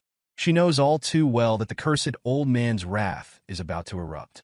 Mugeuk, however, merely hands her the report and instructs her to read it. The injustice detailed within the pages is too egregious to be ignored. As her eyes scan the document, her expression shifts. Any hesitation vanishes. Rather than advising restraint, she now insists that something must be done. At the entertainment pavilion, a middle-aged man sat alone, drinking in silence. The barkeeper, observing his pitiful state, urged him to stop, concerned by how helpless he appeared. However, the man, drowning in despair, continued, unable to suppress his misery. He muttered bitterly about the scum from the heaven demons, the ones who had left his child in a coma for 10 days, yet were acquitted as innocent. The barkeeper, attempting to console him, reminded him that the Nirvana Pavilion was investigating the case. But the man had already lost faith, revealing that the investigator concluded his child had merely been sparring with a friend and was injured in the process. Seething with anger, he cursed the father of the child who led the attack.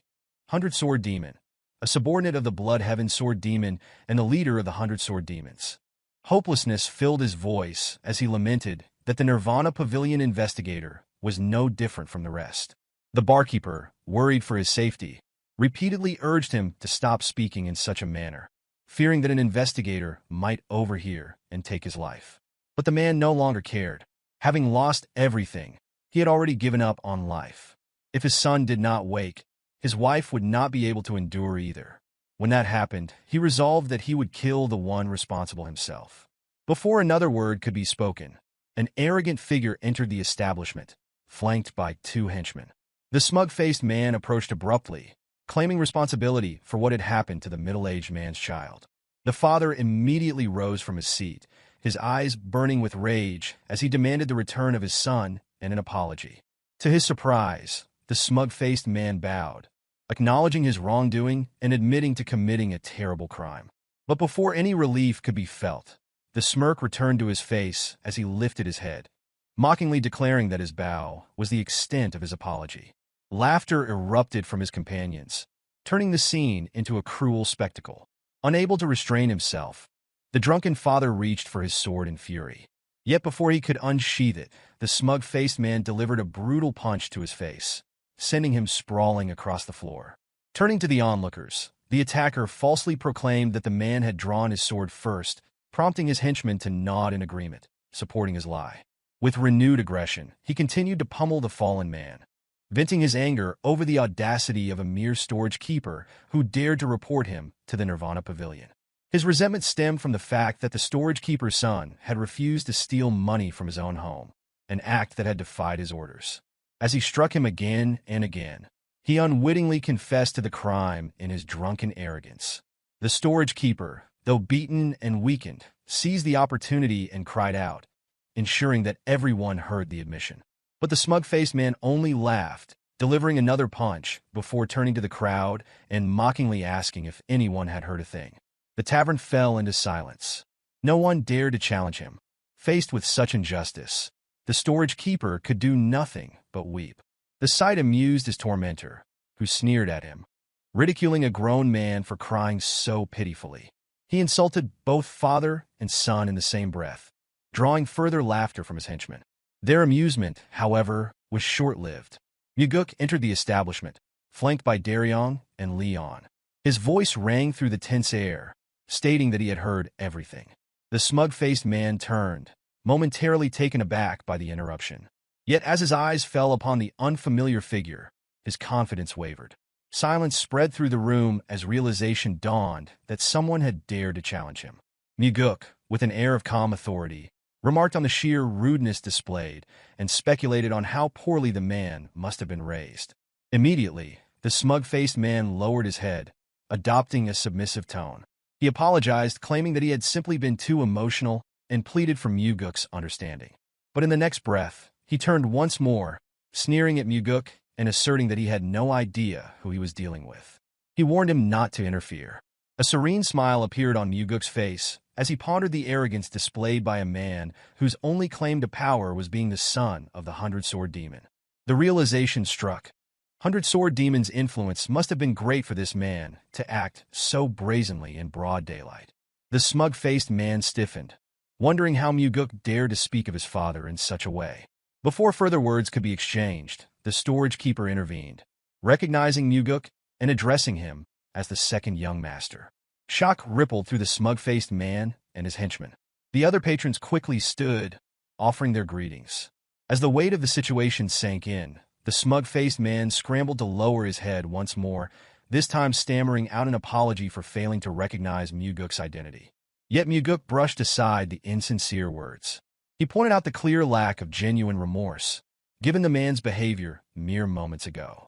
Aware of how cunning the smug-faced man was, Mugeuk recognized the act. This was someone who had mastered the art of knowing exactly when to bow. When the man attempted to excuse himself and leave, Mugeuk stopped him. His presence in the tavern was no coincidence. He had come specifically to confront the smug-faced man and investigate the string of assaults he had committed. The accused, grasping at straws, insisted that the Nirvana Pavilion had already cleared him of all wrongdoing. Unfazed, Mugeuk declared that the case would be reinvestigated. The repeated extortion of money constituted habitual robbery. The coercion of minors into theft was instigation. The severe beating of his so-called friend amounted to attempted murder. On top of that, there was the assault against the father. With these crimes laid bare, Mugeuk passed judgment, 20 years of imprisonment. Desperate to defend himself, the smug-faced man argued that it had merely been a sparring match.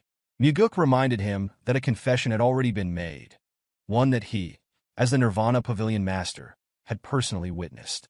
Outraged, the condemned man refused to accept the sentence, declaring that his father would never stand by and allow this to happen. Mugeuk reassured him that he need not worry about his father's interference. The 100-sword demon would soon be too occupied to come to his aid. The smug-faced man froze as Mugeuk continued. His father, too, would be arrested for conspiring with a Nirvana Pavilion investigator. Panic set in, turning into fury. The prisoner spat out threats, vowing that once his father was freed, he would take revenge. Mugeuk, having heard enough, silenced him with a swift and effortless jab. Without hesitation, he adjusted the sentence, 30 years of imprisonment, citing the act of threatening the Nirvana Pavilion master as further grounds for punishment. Defiance crumbled into pitiful sobs. The once arrogant man now begged for mercy, gasping for breath as he pleaded for forgiveness. Mugeuk, however, had no patience for more talk of his father's influence. He demanded a single reason why mercy should be granted. He wondered whether this man had ever spared another, whether he had ever shown kindness, or whether he had ever done anything good, even if only once. Even with the chance to fabricate an answer, the smug-faced man found himself unable to respond. His life had been void of any such actions. Desperate, he swore that he had changed, vowing to live righteously from that moment forward. Mugeuk, unamused, delivered a firm slap across his face. With a satisfying finality, the smug-faced man lay unconscious, felled by a single decisive strike. Mugeuk, standing over him, remarked that he should remember to live with kindness once his sentence was served. Turning his attention to the henchmen, Mugeuk addressed them with a stark warning. If they wished to avoid becoming scapegoats, they would do well to reveal everything. The weight of the threat hung in the air, leaving them with little choice but to comply. Without further delay, Mugeuk instructed Daryong to escort them to the Nirvana Pavilion. For the first time in far too long, justice had been served, not for the powerful, but for the common people of the cult who had long suffered under oppression. With the matter settled, Mugeuk turned to the gathered crowd and urged them to report any future injustices. As long as he remained the Nirvana Pavilion master, he assured them that no amount of external influence would be allowed to interfere with the pavilion's decisions. Furthermore, he added a final warning. If anyone attempted to invoke their father's name to intimidate others as the smug-faced man had, then he would not hesitate to call upon his own father in response. The tension that had gripped the room dissipated in an instant. A wave of relief swept over the onlookers as murmurs of approval turned into open expressions of gratitude. The sight of their young master standing firmly on the side of fairness was met with heartfelt joy.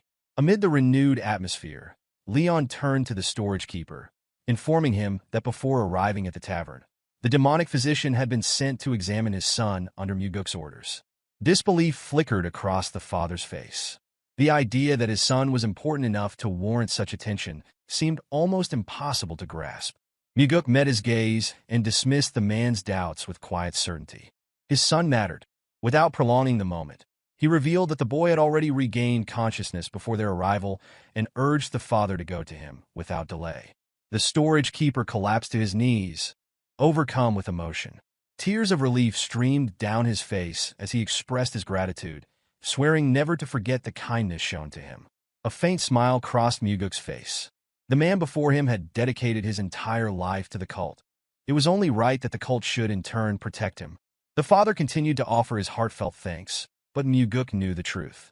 It was not the storage keeper who owed a debt of gratitude. It was he who was thankful for the unwavering devotion of men like this, who had long given everything to the cult, asking for nothing in return. Mugeuk had anticipated that his actions would provoke backlash. However, he had not expected the opposition to emerge from within the Nirvana Pavilion itself. Approximately 30 investigators gathered in protest against Yang Ho's arrest. Leading them was Gok Myung, the most senior special investigator. With measured words, he expressed that he should have sought out Mugeuk in his office, but given the number of people involved, they had chosen to assemble in front of the pavilion instead. When questioned about their intent, Gok Myung explained that they had come to discuss Mugeuk's decision to reopen an investigation that had already been ruled upon. The primary concern among the investigators was that such an action would undermine both their authority and morale. Turning his gaze to those standing behind Gok Myung, Mugeuk asked whether they all shared the same belief. In unison, they responded with a resounding affirmation. Standing firm, Mugeuk declared that his perspective differed entirely. In his view, it was not the reinvestigation that would weaken the Nirvana Pavilion's authority, but rather the original mishandling of the Yang Ho case itself. His words, sharp and deliberate, caused Gok Myung to pause, uncertain of the full meaning behind them. Without hesitation, Mugeuk elaborated. Yang Ho had publicly confessed to his crimes before his arrest. Gok Myung acknowledged that he was already aware of this fact. Mugeuk, unimpressed, questioned why they were gathered there at all. Gok Myung clarified that their concern was not about Yang Ho's guilt, but rather the implications of reopening a closed case. Mugeuk quickly understood. This was a matter of principle. With unwavering conviction, he reminded them that an innocent child had been beaten to the brink of death, and a confession had already been secured from the perpetrator. Such a case demanded reinvestigation. Sighing, Gok Myung admitted that there was little that could be done. He considered himself old-fashioned, valuing the importance of adhering to principles within an organization. Mugeuk silently observed the man, questioning whether he was merely stubborn or actively attempting to pressure him. Without further delay, he instructed all those in favor of reinvestigating the case to step to one side of the court.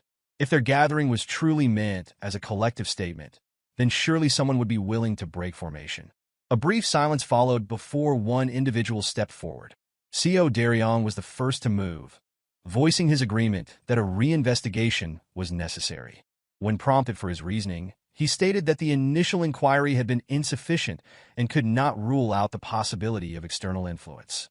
Mugeuk agreed with his assessment and turned his attention to the rest of the investigators, asking for their thoughts.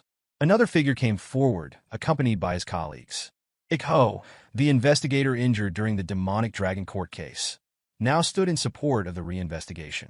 Before making his stance known, he took a moment to express gratitude to his young leader for ensuring that medical aid was sent to him.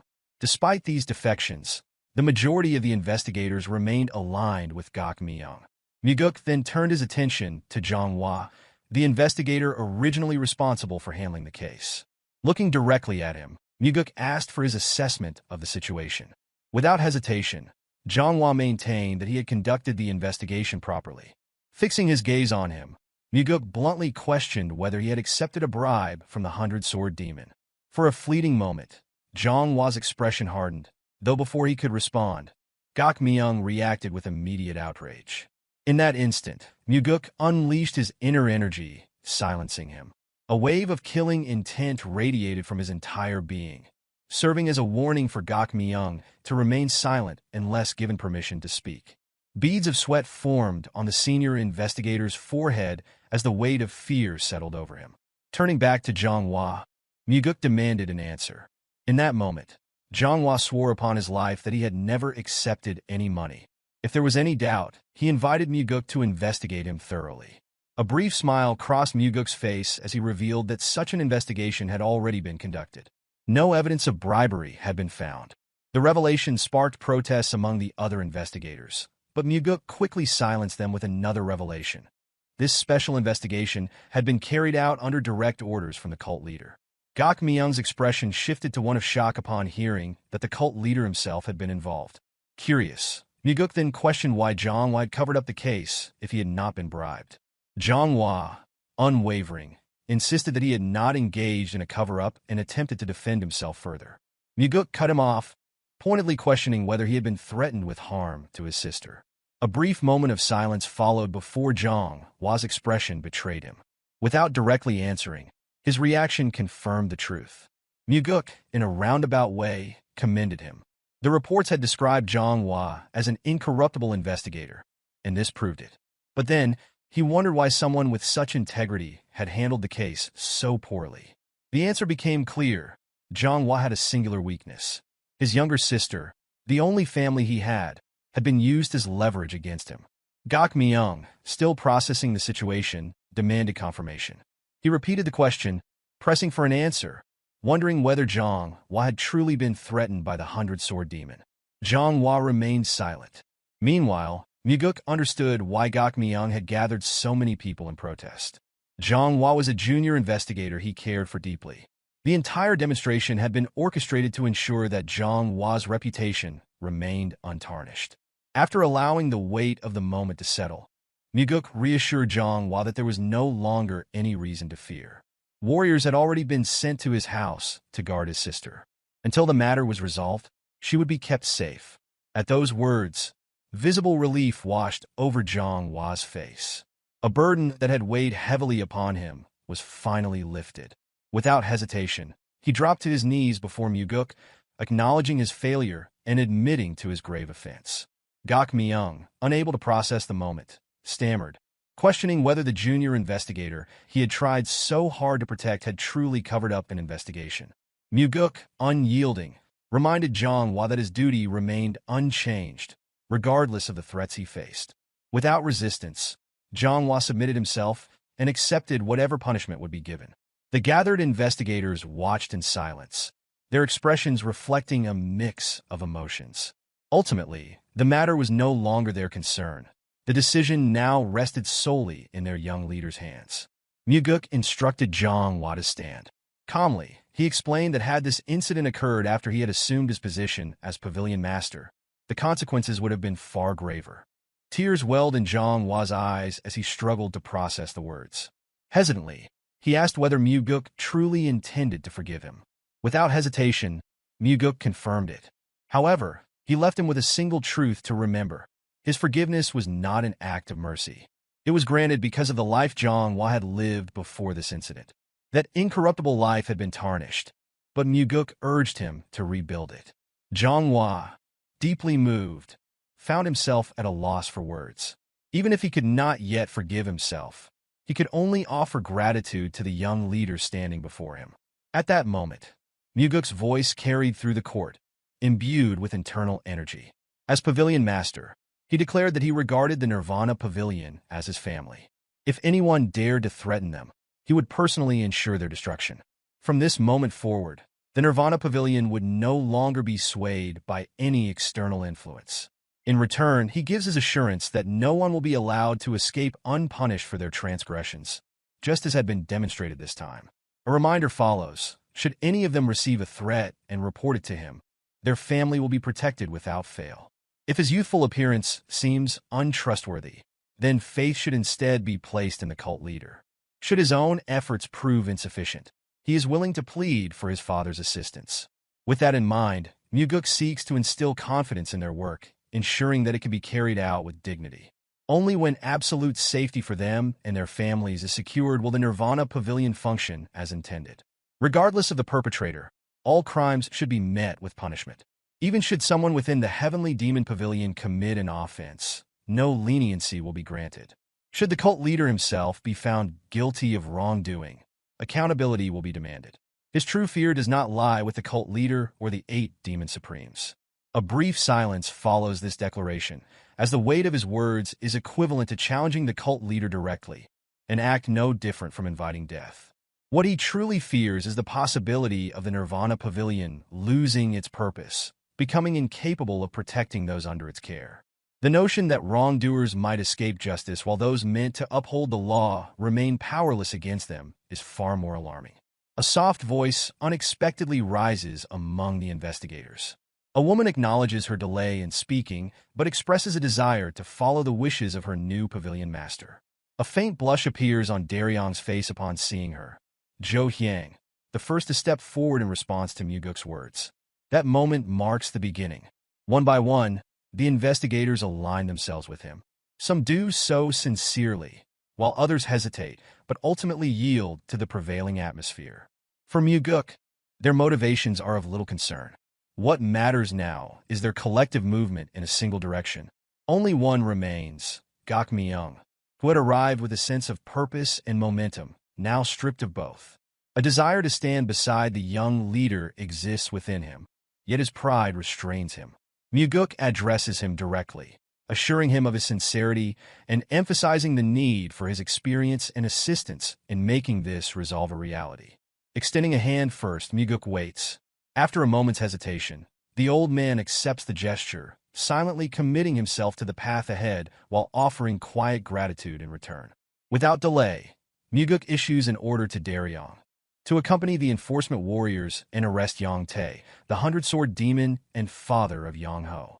A warning follows from Gakmyeong. Compliance will not come easily.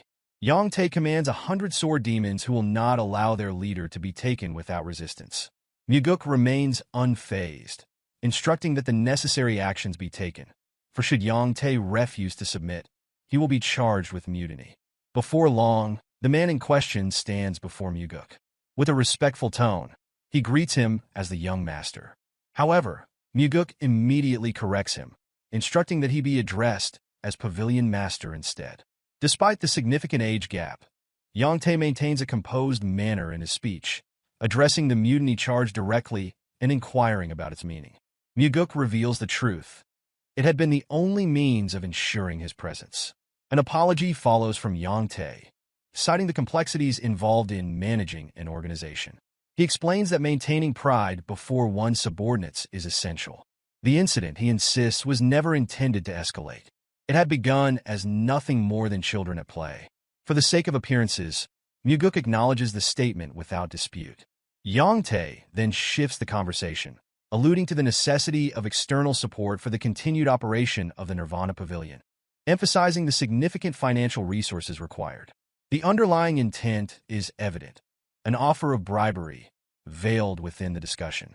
A reminder is given. Those in power have already placed their support behind the first young master. Before further persuasion can be attempted, Mugeuk interrupts, offering what appears to be an expression of gratitude. Yang Tae interprets this as acceptance, assuming a favorable outcome. He eagerly pledges allegiance and even promises a grand meal in celebration. Rising to leave, he is abruptly stopped, startled by the suddenness of the action. The expectation of escaping unscathed vanishes in an instant. Mugeuk clarifies his statement. When he had spoken of accepting assistance, he had meant after Yang Tae's release from prison. A request follows for the matter to be treated as a joke. With unwavering conviction, Mugeuk denies any jest. The crime at hand concerns a direct threat against the family of a Nirvana Pavilion investigator. A denial follows from Yang Tae, an insistence that no such threat had been made. However, Mugeuk dismisses the denial entirely, emphasizing the testimony already received from the investigator. The laws of the cult dictate that the word of a Nirvana Pavilion warrior carries greater weight than that of others, a provision designed to protect the authority of the investigators. It is suggested that Yang Tae's ignorance of this clause is unsurprising, as its very necessity arises from individuals like him. Many others before him had believed they could escape accountability with mere words. A plea bargain is offered, 10 years in exchange for a confession. A refusal will result in a 20-year sentence. No further negotiations will be entertained. The response was disbelief as he wondered whether the pavilion master had lost his mind. Mugeuk, unbothered, expresses a willingness to be seen as mad if that is what it takes. Dealing with men like Yang Tae requires such an approach, for rational discourse holds no value to those who believe absolute power determines all outcomes. A question followed as he wondered why such a stance had been taken. Mugeuk provides his answer.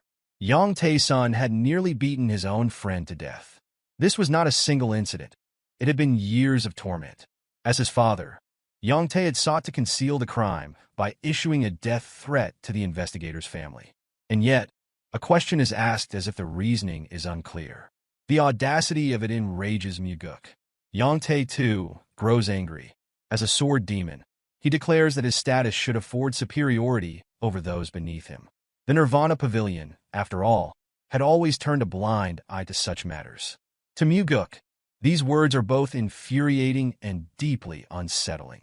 With him in command, such practices will cease. A warning follows from Yang Te. Interference will not go unnoticed. The Demon Supreme himself will not stand idly by. Mugeuk, unfazed, reminds him that even in the past, nothing had been done when his own brother had been cut down. There is no reason to expect action on his behalf now. Fury overtakes Yang Te, a fist slamming against the table. A provocation follows from Mugeuk, questioning whether another threat will be made against his family. But there is awareness of exactly who his father is. A final ultimatum is given. Confession must come within minutes.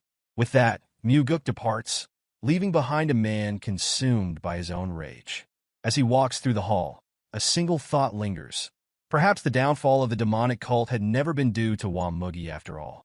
A mere 100-sword demon had already dared to threaten a Nirvana Pavilion investigator. The order within the cult had deteriorated to the point where such a figure would even think to threaten the second young master, who was also the pavilion master. Upon returning to his residence, Mugeuk found the Blood Heaven's sword demon, Guqianpa, already waiting in the yard. His sword was embedded in the ground, supporting his weight as he leaned against it, a bottle of liquor in hand. A greeting followed, accompanied by a question, whether he should now address this young master as the Nirvana Pavilion. Mugeuk approached as the cursed old man offered a drink. Seated now, Mugeuk was reminded of the frequent warnings that nothing good would come from their repeated meetings. Yet, as he pointed out, it was this very old man who kept seeking him out. A thought crossed Qiampa's mind. Recently, there had been a moment when something new was felt toward Mugeuk. When the wish was made to the cult leader after victory in the fight, there had been an unspoken acknowledgement. Yes, that was it. If one possessed true intelligence, such a wish would be the only logical choice. Mugeuk agreed with the assessment, for what had been gained then was of immeasurable importance. However, Qiampa believed that moment had marked the beginning of something else, the moment when Mugeuk had begun making his blade cry. A correction followed. The blade was not crying, it was lamenting. Poison had been used by one disciple against him in combat, while another had arrived only to shame a subordinate. A brother had manipulated the demonic army for personal gain. A subordinate had threatened to kill an investigator's family. Of course, the blade would lament, for those surrounding it failed to meet its expectations. Qiampa silently acknowledged the skill behind such words, though he found them incorrect. When prompted to explain, he dismissed the notion that those around Qiampa failed to meet his standards. Instead, he insisted that they were precisely the kind of people he deserved because that was the extent of his worth. A difficult man, Mugeuk thought. Prideful individuals seeking fame were usually easier to break. Without delay, Qiampa made his demand. The immediate release of the imprisoned 100-sword demon, Yang Te. Morale among his people had plummeted to its lowest point. Mugeuk stood firm. Release would only come if the investigation proved innocence. In response, a surge of demonic energy filled the space. The sheer intensity of it allowed Mugeuk to understand why his father had once said that handling the Blood Heaven sword demon was still beyond his capabilities. Qiampa's martial prowess existed on an entirely different level. As the energy continued to radiate, words followed, an offer of advice. Mugeuk, undeterred, interrupted. If a favor was being requested, it should be done plainly. A request should not be made while simultaneously offering unsolicited counsel. The oppressive aura vanished in an instant. A rare admission followed. Mugeuk was right. Few had ever spoken so directly to him. A warning was given in return. Stagnant water was bound to rot. No one remained stagnant by choice. Yet, over time, as familiarity settled in, the chance to escape was lost. This was an opportunity to release that stagnant water. Yang Te was not someone worthy of the cursed old man's protection. A drink was poured, and an agreement was reached. The route would be cleansed. A wise decision, Mugeuk noted. However, surprise struck as Qiampa took the matter further. Mugeuk was to become his water. The condition was simple. Drink, and in doing so, accept the role of the next heavenly demon, with Qiampa as his backer. It was unexpected. Everyone knew where the Blood Heaven's sword demon's allegiance lay. Yet now the decision had shifted. A question formed as he wondered why the first young master was being abandoned now. A simple response: Mugeuk's madness had been unknown before. A realization settled. This old man was untrustworthy, willing to cast aside anyone for his own ambitions. Mugeuk acknowledged a truth: the brother had been killed. To Kianpa, bonds ended the moment one stepped beyond a parent's embrace. No suffering would be endured for the sake of lost kin. With the Blood Heaven Sword Demon support came an entire army. Yet the timing remained suspicious as he wondered why this moment had been chosen. The answer lay in what had been witnessed. A relentless force that bulldozed through everything, fearless and unyielding. Had he been younger, Mugeuk might have been taken in by the flattery, blindly trusting the old man's words. But experience had already taught the dangers of such tricks. The offer was nothing more than a carefully disguised ploy. The glass was set down. Gratitude was expressed for the high regard, but duty called.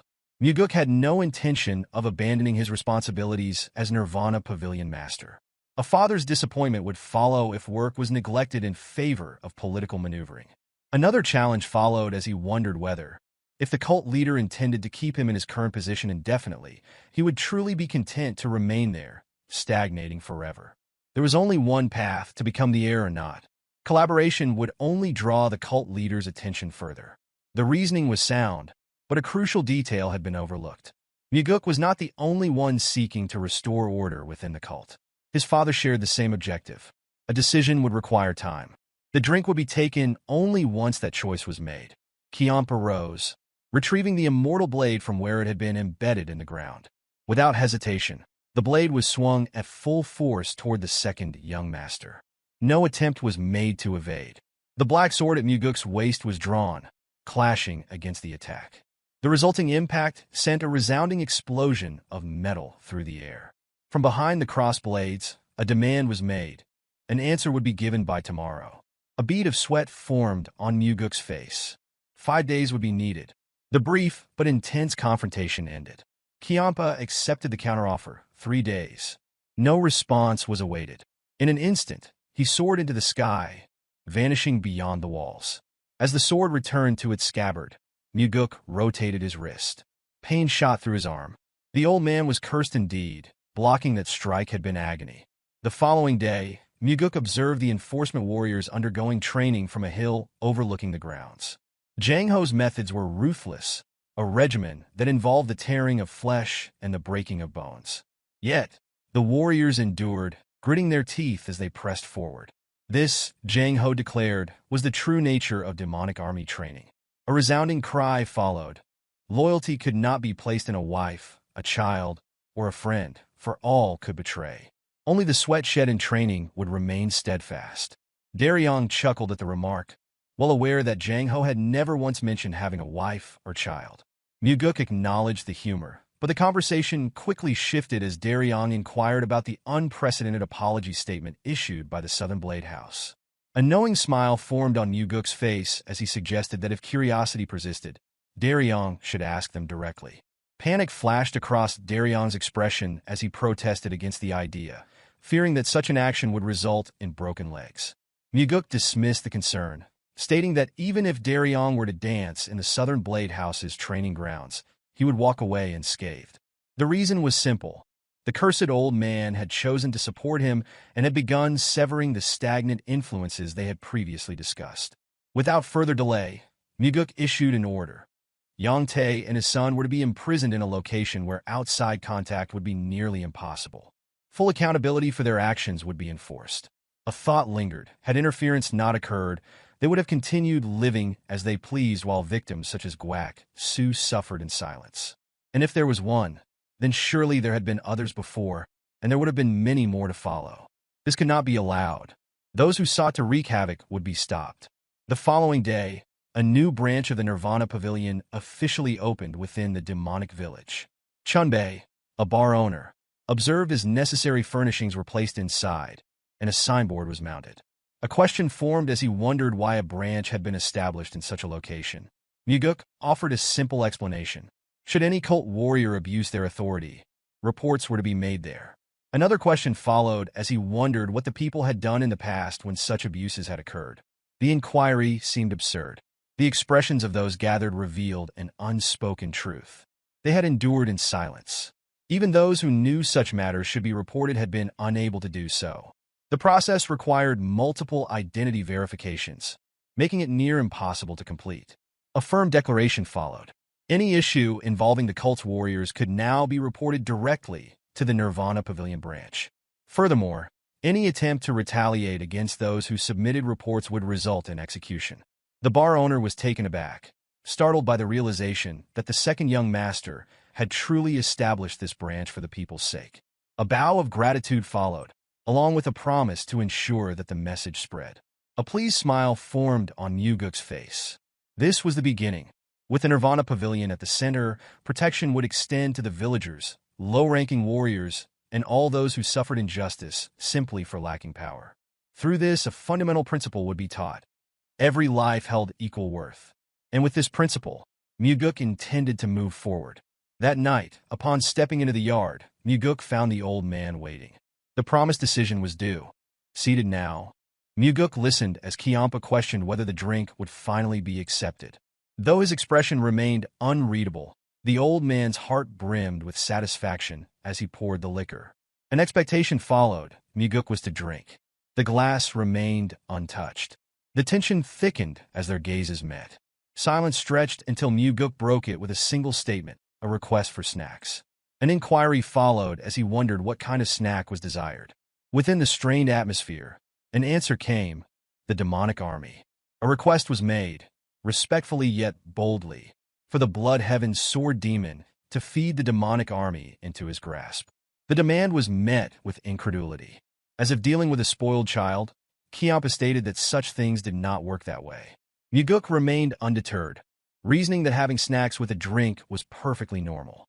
A sigh of exasperation followed, a finger pressed against a throbbing temple. 3 days had been spent awaiting this decision. Frustration reached its peak, and finally, anger erupted. The audacity of the request was declared absurd. The annihilation blade was torn from the ground, a proclamation made, to simply sever Mugeuk's head and present it to the heavenly demon pavilion instead. In a fit of rage, the blade swung, sending a sharp arc of energy hurtling forward. There was no true intent to kill, but the attack was fueled by impulse and irritation. With a swift reaction, Mugeuk raised his sword in defense. The clash of metal sent a resounding shockwave through the air. Observing the reaction, Kiampa noted the skillful use of inner energy. Considerable demonic energy had been imbued into the strike, yet Mugeuk had blocked it with apparent ease. Without hesitation, the blood heaven sword demon struck again, this time faster and with greater force. A realization emerged. It would not be so simple to take this young master's head. A second collision followed as Mugeuk met the vertical strike of the annihilation blade with his pitch-black sword. The impact sent another deafening explosion through the air. A masterful sword technique had been executed in defense against a powerful assault. The impact sent a shockwave rippling through the air, obliterating the surroundings. The blood heaven sword demon, appearing exhilarated, pressed forward, his excitement growing at the prospect of ending Mugeuk's life. As their blades clashed, an overwhelming surge of energy erupted, flinging Mugeuk backward while the old swordsman stood his ground. Recovering quickly, Mugeuk steadied himself, but the blood heaven sword demon had already taken notice. His opponent's sword was shaking. A smirk formed on the old man's face as he acknowledged the thrill of the battle. His energy flared as he assumed another stance, preparing for the next strike. Frustration flickered in Mugeuk's eyes. Clenching his teeth, he considered using the 4 strides of the wind god technique against his formidable opponent. Curiosity gnawed at him as he wondered whether Kiampa had the ability to counter the death step. However, the technique remained beyond his full mastery. The realization settled in. Engaging in such a high-risk confrontation without sufficient inner energy would be reckless. With a defiant shout, he demanded that Kiampa hand over control of the demonic army. The blood heaven sword demon, unfazed, inquired about Mugeuk's choice for demonic commander. There was no expectation that Mugeuk would assume the role himself, given his position as the Nirvana Pavilion master. In response, Mugeuk declared his choice. Jango, the 3rd Corps captain. A pointed reminder followed. The blood heaven sword demon cautioned him. emphasizing that Jang Ho belonged to his faction, and warned of the dangers of overstepping. Mugeuk, unfazed, countered with a sharp remark. It was not greed, but an intentional pursuit of chaos that drove his actions. He reminded the old man that their collaboration had been his suggestion in the first place. A path walked only by madmen could never be ordinary. For a brief moment, there was visible shock on the old swordsman's face. Being called a lunatic struck a chord. Mugeuk, unwavering, pressed further, questioning whether it had been madness to seek an alliance in the first place. The words seemed to resonate in a way Mugeuk did not fully understand. In a past life, Kiampa's ambitions had never been realized. He had died before unveiling his true goal to the world. Strangely, among the 8 demon supremes, he was the first to perish. How such a ruthless and calculating individual had met an early demise remained an enigma. The blood heaven sword demon's gaze darkened. Fury smoldered beneath the surface as he accused Mugeuk of letting greed ruin their negotiation. Frustration boiled over. His foot came down, shattering a cup in a sharp display of anger. Without another word, he leapt from Mugeuk's residence. Watching him disappear into the night, Mugeuk's lips curled into a knowing smile. Rejecting the proposal was never an option. Kiampa understood better than anyone that there were still 7 other demon supremes Mugeuk could turn to. 2 days passed. Jang Ho stood before Mugeuk, a look of confusion on his face. His voice carried uncertainty as he questioned the situation. The Blood Heaven Sword Demon had recommended him for the position of demonic army commander, and Jang Ho wanted to know if Mugeuk was behind it. The confirmation came swiftly. Mugeuk's judgment had been correct. Jang Ho was perceptive enough to recognize the maneuver. Without hesitation, Mugeuk admitted to orchestrating the decision. Gratitude flickered across Jang Ho's face, but hesitation followed. He did not believe himself worthy of the role. Mugeuk dismissed the humility, insisting that Jang Ho simply lead the demonic army as he had led the Third Corps. If he succeeded, he would go down in history as the greatest demonic commander to ever live. The weight of those words left Jang Ho momentarily speechless. A hint of doubt crept into his voice as he questioned whether Mugeuk was overestimating him. Mugeuk acknowledged the possibility, reminding him that other candidates remained under consideration. Nothing had been finalized and the situation could still change. Jang Ho accepted this explanation, though he remained unsettled. However, despite what was said, Mugeuk had already set his plans in motion. He intended to ensure Jang Ho became the next demonic army commander. The scene shifted. Shock flickered across Mugeuk's face as he stood before his father. The heavenly demon's appearance was unusual. His long hair fell loosely, and his robe was adorned with floral patterns. It was an unfamiliar sight, one that left Mugeuk uncertain of how to react. After a moment, he inquired whether this was a new garment. The response was unexpected. The heavenly demon explained that it was merely his sleepwear. For a brief moment, Mugeuk was at a loss for words. His father, unfazed, asked why he had come at such a late hour. Surprise flickered in Mugeuk's expression as he corrected him. The time was still early evening. A smirk threatened to break through as he pointed out that his father's early bedtime was supposed to be a closely guarded secret. Mugeuk stated that if the Murim Alliance discovered the exact time the heavenly demon went to sleep, they could use it as a vulnerability against him. Despite this, the cult leader remained focused, urging his son to explain the purpose of his visit. Without hesitation, Mugeuk revealed his intentions. He planned to use the Blood Heaven Sword Demon as one of his swords. The heavenly demon regarded him with scrutiny, reminding him that not long ago, he had declared his desire to kill Kiampa. In response, Mugeuk admitted that eliminating the old man would be a waste. It was evident that his father had already deduced his involvement with Kiampa, likely realizing it when the Blood Heaven Sword Demon recommended Jang Ho. A knowing look crossed the heavenly demon's face as he warned Mugeuk that Kiampa was not someone who could be easily tamed. Making him into a weapon would be far from simple. Mugeuk, unfazed, clarified that taming was never his goal. Instead, he intended to use Kiampa until he was completely broken. The old man had not yet proven valuable enough to be considered a permanent part of his collection. With a calm yet pointed inquiry, the heavenly demon asked what Mugeuk would do if the sword he wielded turned against him. A smirk formed on Mugeuk's lips as he welcomed the possibility. There was a fundamental difference between them, he explained. If Kiampa were to break, nothing would come of it. He was already old. However, for Mugeuk, every slash he delivered only made him stronger. The heavenly demon dismissed such words as meaningless and pressed for the real reason behind this conversation. Mugeuk replied that, as someone receiving a salary from his father, it was only natural to report his actions. The cult leader, unimpressed, saw through the deception immediately. With a sharp gaze, he asked whether Mugeuk had truly come to request his approval for the Blood Heaven Sword Demon's recommendation. Surprisingly, Mugeuk insisted that he did not want the request to be accepted. No matter what happened, he urged his father to reject it. This response caught the heavenly demon off guard. There was a pause before he sought confirmation, wondering if Mugeuk had truly wanted the recommendation to be denied. Without hesitation, Mugeuk explained his reasoning. This was an opportunity to put the Blood Heaven Sword Demon in his place. The old man had acted too arrogantly, and others might even come to believe he was superior to the cult leader himself. Allowing this misconception to spread was unacceptable. The heavenly demon regarded his son with curiosity, attempting to discern what kind of game he was playing. Rejecting Kiampa's request meant losing a valuable chance to secure the demonic army. It seemed unthinkable that Mugeuk would pass on such an advantage merely to prove a point. Certain that his son was withholding the truth, he demanded to know his real intentions. Mugeuk, unsurprised by his father's perceptiveness, responded with an amused expression. There was, in fact, something to be gained from the Blood Heaven Sword Demon, and for that to happen, the old man had to face a setback. The heavenly demon then posed a direct question, questioning whether this goal had truly been more important than acquiring the demonic army. Mugeuk, still smiling, confirmed that it was. He had no doubts that he would obtain the demonic army regardless. Everything he desired would eventually fall into his hands.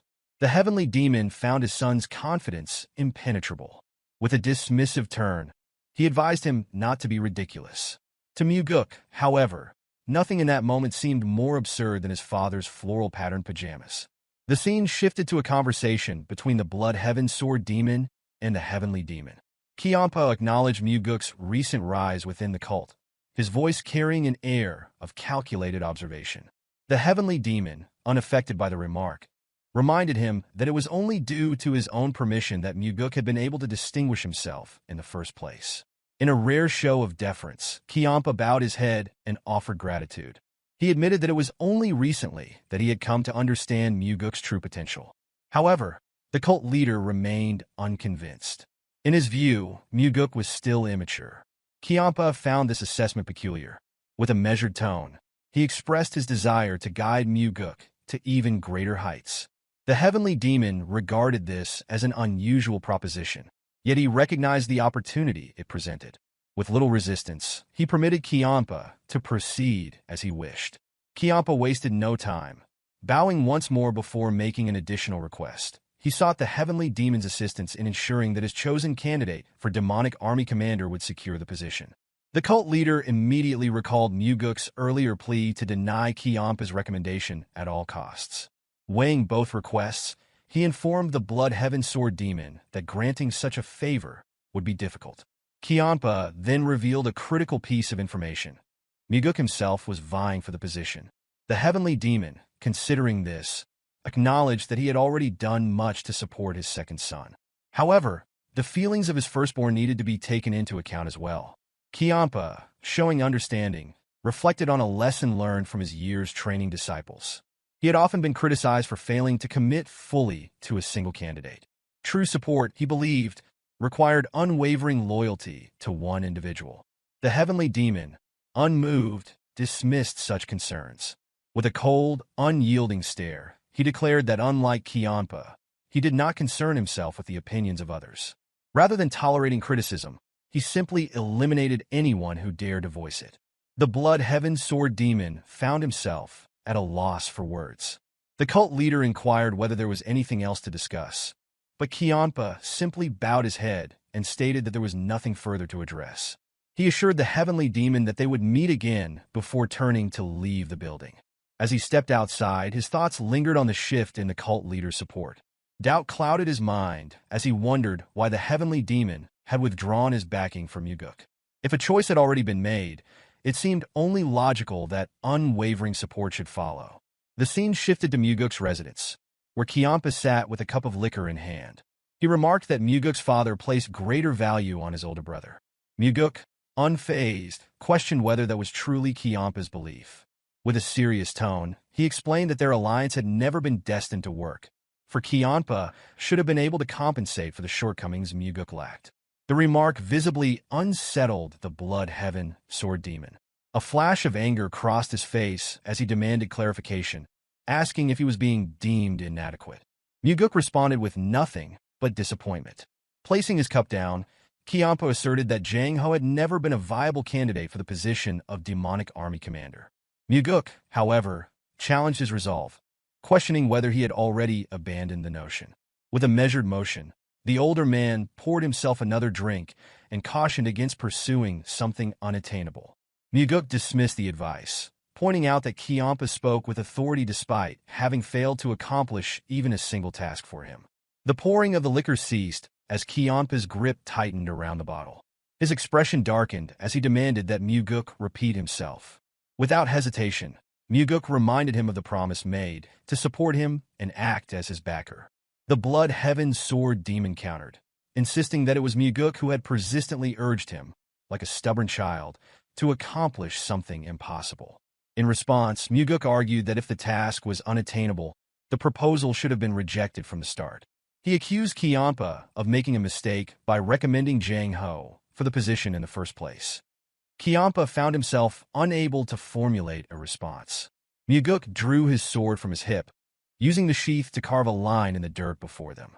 He reminded the older man of a similar line drawn in the past, a representation of the heavenly demon's regard for them. At that time, a mere fraction of the line had belonged to Mugeuk, while the majority had been reserved for another. Now, however, a second line was etched into the earth, this time with Kiampa on the smaller side. A quiet understanding passed between them as the blood heaven sword demon found himself unable to refute the implied message. Mugeuk's lips curled into a knowing smile. He recognized the silence for what it was: acknowledgement. If their roles had been reversed, he claimed, Jango would have secured the position no matter what. Kiampa's response was swift and unwavering. He challenged Mugeuk to prove it. The unexpected provocation left Mugeuk momentarily stunned. With a serious expression, Kiampa reminded him that he had mocked his supposed incompetence, implying that the task should be effortless for someone like Mugeuk. Curiosity flickered in Mugeuk's eyes as he questioned what would happen if his father granted the request. Unshaken, Kiampa encouraged him to attempt it, assuring him that the endeavor would inevitably fail. The blood heaven sword demon's certainty stemmed from his own rejection, and he believed Mugeuk's fate would be no different. Sensing an opportunity, Mugeuk proposed a wager. Amusement danced in Kiampa's gaze as he accepted, laying out the terms. Should Mugeuk fail, he would align himself fully with Kiampa's side and cease all talk of wanting more from him. Mugeuk, however, was not finished. He pressed further, demanding to know what Kiampa would offer if the bet was won. The older man's eyes narrowed as he issued a simple promise. He would comply with whatever was asked of him. Seizing the opportunity, Mugeuk revealed his demand: an elixir more powerful than the demonic essence pill. The request visibly unsettled Kiampa, who immediately questioned whether Mugeuk understood the rarity of such an item. With unwavering confidence, Mugeuk assured him that he was well aware. He reminded Kiampa that their fortunes were tied together, for as Mugeuk grew stronger, so too would his supporter. The weight of Mugeuk's argument settled over Kiampa. He knew the younger man was correct. The request was not without reason. Mugeuk had surmised that Kiampa possessed the elusive heavenly divine pill, an elixir surpassing the power of the demonic essence pill. With that knowledge, Mugeuk saw little value in an alliance if neither the commander's position nor the elixir could be secured. Left with no alternative, Kiampa conceded. He agreed to the terms, promising to hand over the elixir should Mugeuk succeed in securing Jango's promotion. With the agreement sealed, Mugeuk raised his sword, demanding a final vow. Kiampa responded by striking his massive weapon against Mugeuk's own, solidifying the promise in a show of unwavering commitment. Without another word, he turned and leaped from Mugeuk's residence, leaving the wager hanging between them. Mugeuk understood that consuming the heavenly divine pill in addition to the demonic essence pill would ensure that energy would never be a limiting factor in any confrontation with the Demon Supremes. Fortunately, a perfect strategy had already formed in his mind. In the following scene, Mugeuk sought an audience with the chief advisor, Myung. Without hesitation, he inquired about the probability of Jango securing the position of demonic army commander. He insisted that the advisor be completely honest. Myung, after a brief moment of contemplation, stated that the chances were below 10%. Finding this response peculiar, Mugeuk reminded him that the Blood Heaven Sword Demon had personally recommended Jango. However, Myung revealed that the cult leader had rejected the recommendation outright. He further explained that the Heavenly Demon was not the kind of ruler who would reverse a decision unless provided with a compelling reason. Mugeuk acknowledged this, demonstrating his understanding of his father's unwavering nature. He then pondered another question, considering what would happen if a second Demon Supreme had recommended Jango. Myung found the remark unusual, repeating it back to Mugeuk with a faint smile. A particular Demon Supreme came to Mugeuk's mind, a woman clad in blue robes. The scene transitioned to Myung seated at his desk, reviewing several documents. He recalled Mugeuk's words regarding the influence of two Demon Supremes endorsing the same candidate. Contemplating this, he admitted that such an occurrence was unprecedented. However, if it were to happen, it would provide the cult leader with the justification needed to reconsider his stance. With evident curiosity, Myung asked whether this was a realistic possibility. In response, Mugeuk merely smiled and assured him that he intended to give it a try. He remarked that, at times, it was easier to fight two tigers than one. A lingering sense of unease settled over Myung, who silently hoped that the second tiger in question was not the Sword Supreme. The scene shifted once again, this time introducing a martial artist from the Northern Heaven Sword clan. The man, Bae Jongtak, stood before Mugeuk clad in blue garments. His face betrayed his distress. He had been accused of rape. Desperate to clear his name, he insisted that the servant was attempting to frame him. He pleaded for the opportunity to confront his accuser. Mugeuk, calm and composed, asked the man to explain why he believed the servant would fabricate such a claim. Jongtak speculated that someone might have coerced the girl into making the accusation, or that he had unknowingly offended her in some way. He maintained his innocence, swearing that he had never forced himself on her. Observing him intently, Mugeuk agreed to allow him to face the girl. Calling out to Daryong, who stood outside the door, Mugeuk signaled for him to bring the girl in. The moment she entered, Jongtak sprang to his feet, immediately demanding to know why she was lying. Mugeuk, his voice steady, ordered him to remain silent. If he shouted again, the girl would be dismissed without a word. Instantly, Jongtak clamped his mouth shut. Turning to the servant, Mugeuk asked if Jongtak had indeed violated her. With a slight nod, she confirmed the accusation. The accused, his voice rising in desperation, called her a liar and insisted that her trembling was due to fear of exposure. However, Mugeuk countered that she was simply afraid. Jongtak, disbelief evident in his expression, questioned whether Mugeuk truly believed the girl's words. Without another word, Mugeuk gestured to Daryong, who immediately understood the command. Moments later, two additional young women were ushered into the room. Upon seeing them, a wave of sheer terror washed over Jongtak's face. Mugeuk calmly reminded him that these women had once served under him. With a trembling voice, Jongtak acknowledged them, noting how much they had grown. However, the fiery glares they directed at him left no room for doubt. Dropping all pretenses, Mugeuk declared that there was no point in feigning ignorance any longer. The two women had already testified against him. They had suffered the same abuse, endured the same threats, and had been discarded in the same cruel manner. Jongtak had treated his servants as disposable, exploiting them for years before replacing them with younger victims. Realization dawned upon the accused. His crimes had been laid bare. In a final attempt to save himself, he muttered that he had merely made a mistake after drinking too much. He begged Mugeuk for mercy, claiming that no one had ever been imprisoned for touching their own servants. Mugeuk acknowledged that this was indeed the case. Thorough research had confirmed as much. Jongtak, sensing an opportunity, swore never to repeat his actions. If necessary, he would even put it in writing. However, Mugeuk reassured him that there was no need for concern. He would not be sent to prison. Jongtak's face lit up with gratitude. Smiling, he promised to repay the favor. Yet before another word could escape his lips, Mugeuk's sword flashed through the air, severing his head in a single, merciless stroke. Coldly, Mugeuk informed the lifeless corpse that he was going somewhere else instead. The room fell in a stunned silence. No one had anticipated such an abrupt and decisive action. Turning to the girls, Mugeuk met their uncertain gazes. With quiet resolve, he assured them that the one who had tormented them was dead. Their families would no longer be in danger. They were free to live without fear. He acknowledged that the pain of their experiences would likely linger for the rest of their lives. However, if those memories could not be erased, then they should at least remember what had happened on this day. He hoped that witnessing Jongtak's downfall would provide them with some measure of solace. Mugeuk instructed the girls to remember the final expression on the bastard's face. Unfortunately, this was all he could do for them. His words left them momentarily stunned before the eldest among them stepped forward, expressing her gratitude for the justice he had granted them. The moment she spoke, emotions overwhelmed her, and she, along with the others, broke down in tears. Their sorrow and relief intermingled, creating a bittersweet moment.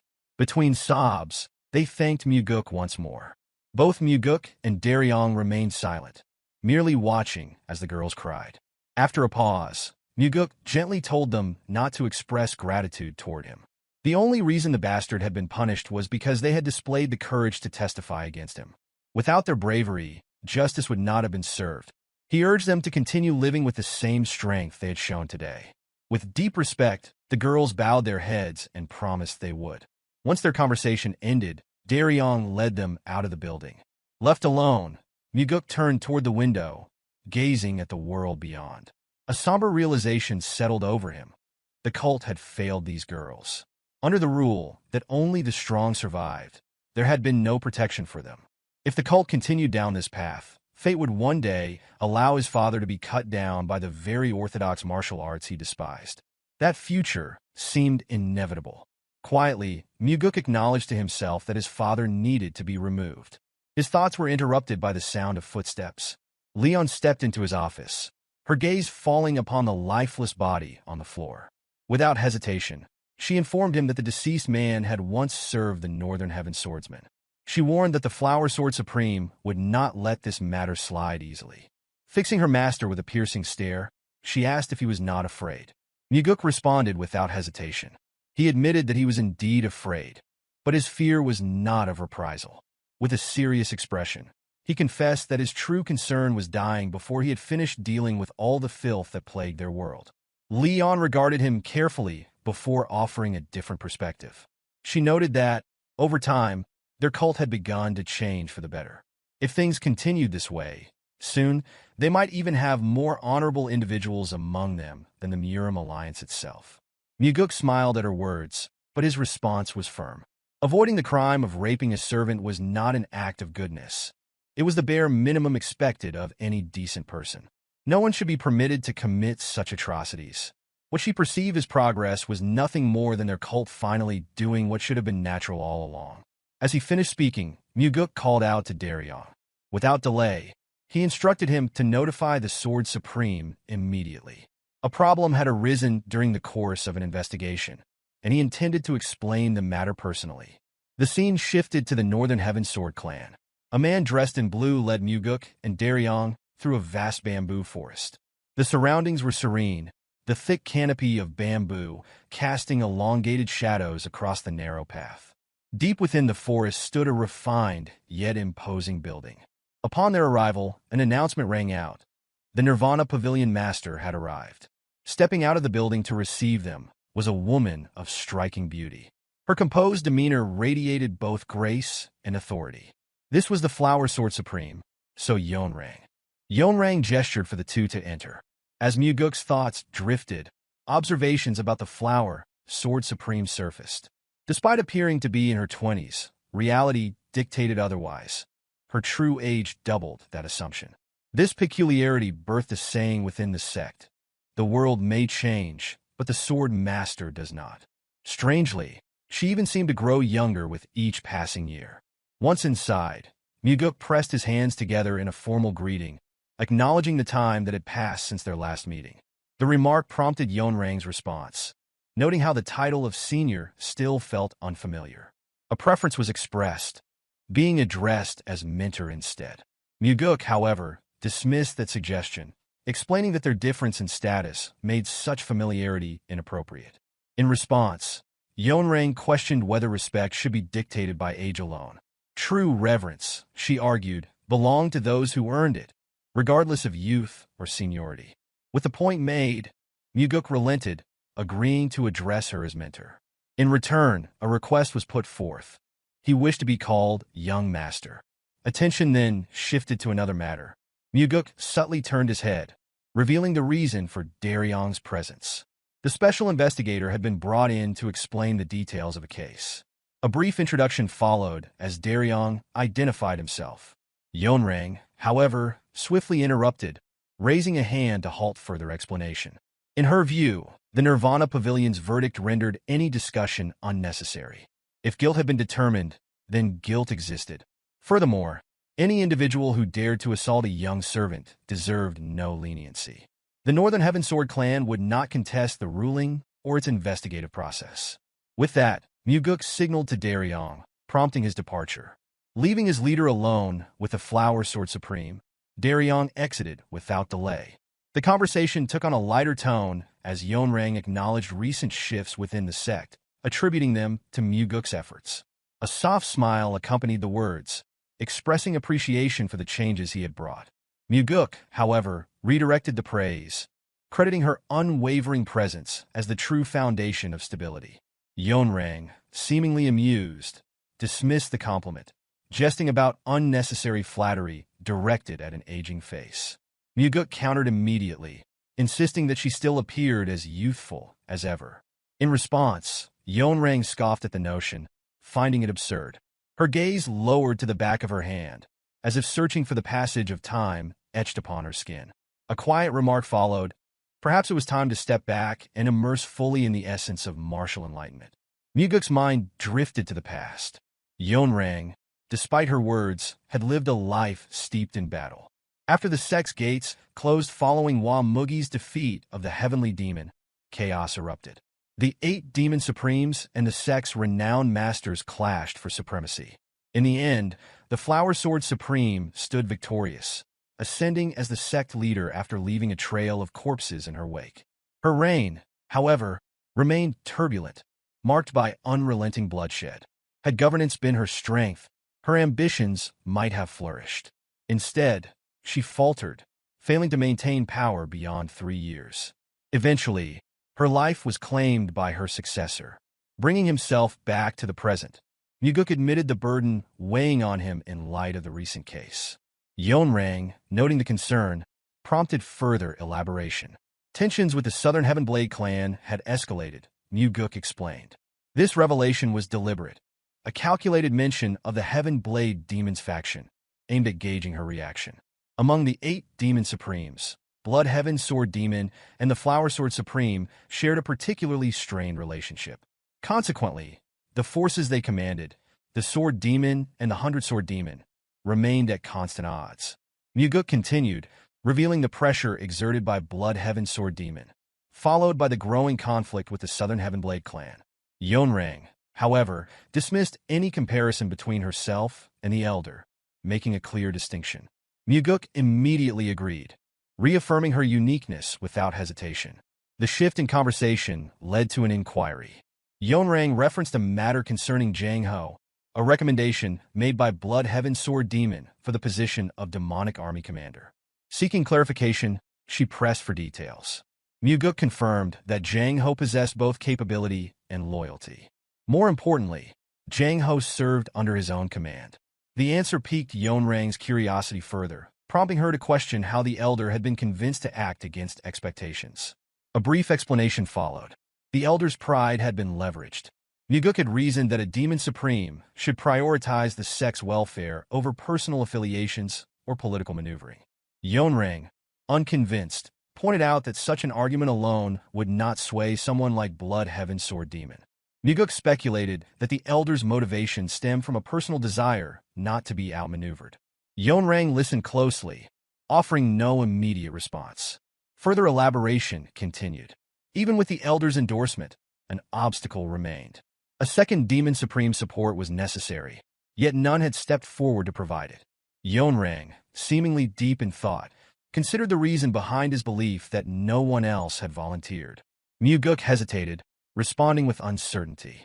Yeonrang clarified her meaning. Uncertainty remained over whether he genuinely believed that the Blood Heaven Sword Demon was the only supreme who cared for the sect.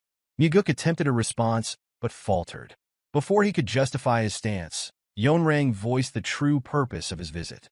By challenging her pride, it became evident that his intent had likely been to secure her recommendation alongside that of the Blood Heaven Sword Demon.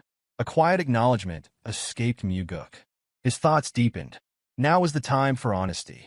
When schemes and truths intertwined so seamlessly that the foundation of a plan became indiscernible, that was when a strategy truly flourished. A moment of silence stretched between them. Mugeuk pondered whether she had discerned his intentions from the start. Yeonrang, however, offered no immediate reply. The weight of the situation settled. Mugeuk considered the doubts she might harbor. The reasoning behind the elder's choice to abandon a brother in order to place trust in him remained uncertain. The thought lingered. Breaking the silence, Yeonrang voiced an understanding. At last, the reasoning behind the sect leader's decision became clear. The appointment of this young master to the Nirvana Pavilion made sense. Mugeuk, caught off guard, reacted with a single word of surprise. Yeonrang turned briefly, striding toward Mugeuk with a swift, elegant step. In an instant, she appeared directly in front of him. The sudden movement caught him off guard, and his eyes widened in surprise as he struggled to grasp her intent. The proximity between them was so close that, for a fleeting moment, it seemed as though she might kiss him. Yet, she halted. A quiet murmur escaped her lips, noting how this young master had a peculiar way of stirring emotions. A gentle smile accompanied the words before she abruptly turned away. Without hesitation, she declared her decision. Jango would receive her recommendation as well. Mugeuk's response came quickly, laced with disbelief. The confirmation prompted Yeonrang to walk away, but not without offering a final remark. The choice, she explained, was not merely for his benefit. Rather, it served as proof that Blood Heaven Sword Demon was not the only demon supreme who prioritized the sect's well-being. As she spoke, she turned her head back momentarily before continuing forward. Mugeuk clasped his hands together in acceptance, acknowledging the favor. His thoughts deepened as he departed from the Northern Heaven Sword. The outcome had been somewhat expected. If he was indeed perceived as a potential successor, and if Blood Heaven Sword Demon had recognized that possibility before anyone else, then Yeonrang's decision made perfect sense. She would never allow the elder to have complete influence over him. Her disdain for that old man ran too deep. She detested him to such an extent that she wouldn't even spare him discarded refuse from the roadside. Her hatred was absolute. A testament to this was the first act she carried out upon becoming sect leader, eliminating Blood Heaven Sword Demon. Meanwhile, within the Heavenly Demon Pavilion, Myung observed the unfolding situation and addressed Chanhwa. The development had been unexpected. The young master had chosen to involve the Sword Elder. Chanhwa, seated in his place, voiced his thoughts aloud. The move had clearly been a calculated one, exploiting the deep-seated discord between Yeonrang and Blood Heaven Sword Demon. Attention then settled on Jango, prompting an underlying uncertainty regarding his suitability for the role of Demon Supreme. Myung responded without hesitation. Jango's martial abilities were exceptional. However, his political influence remained weak.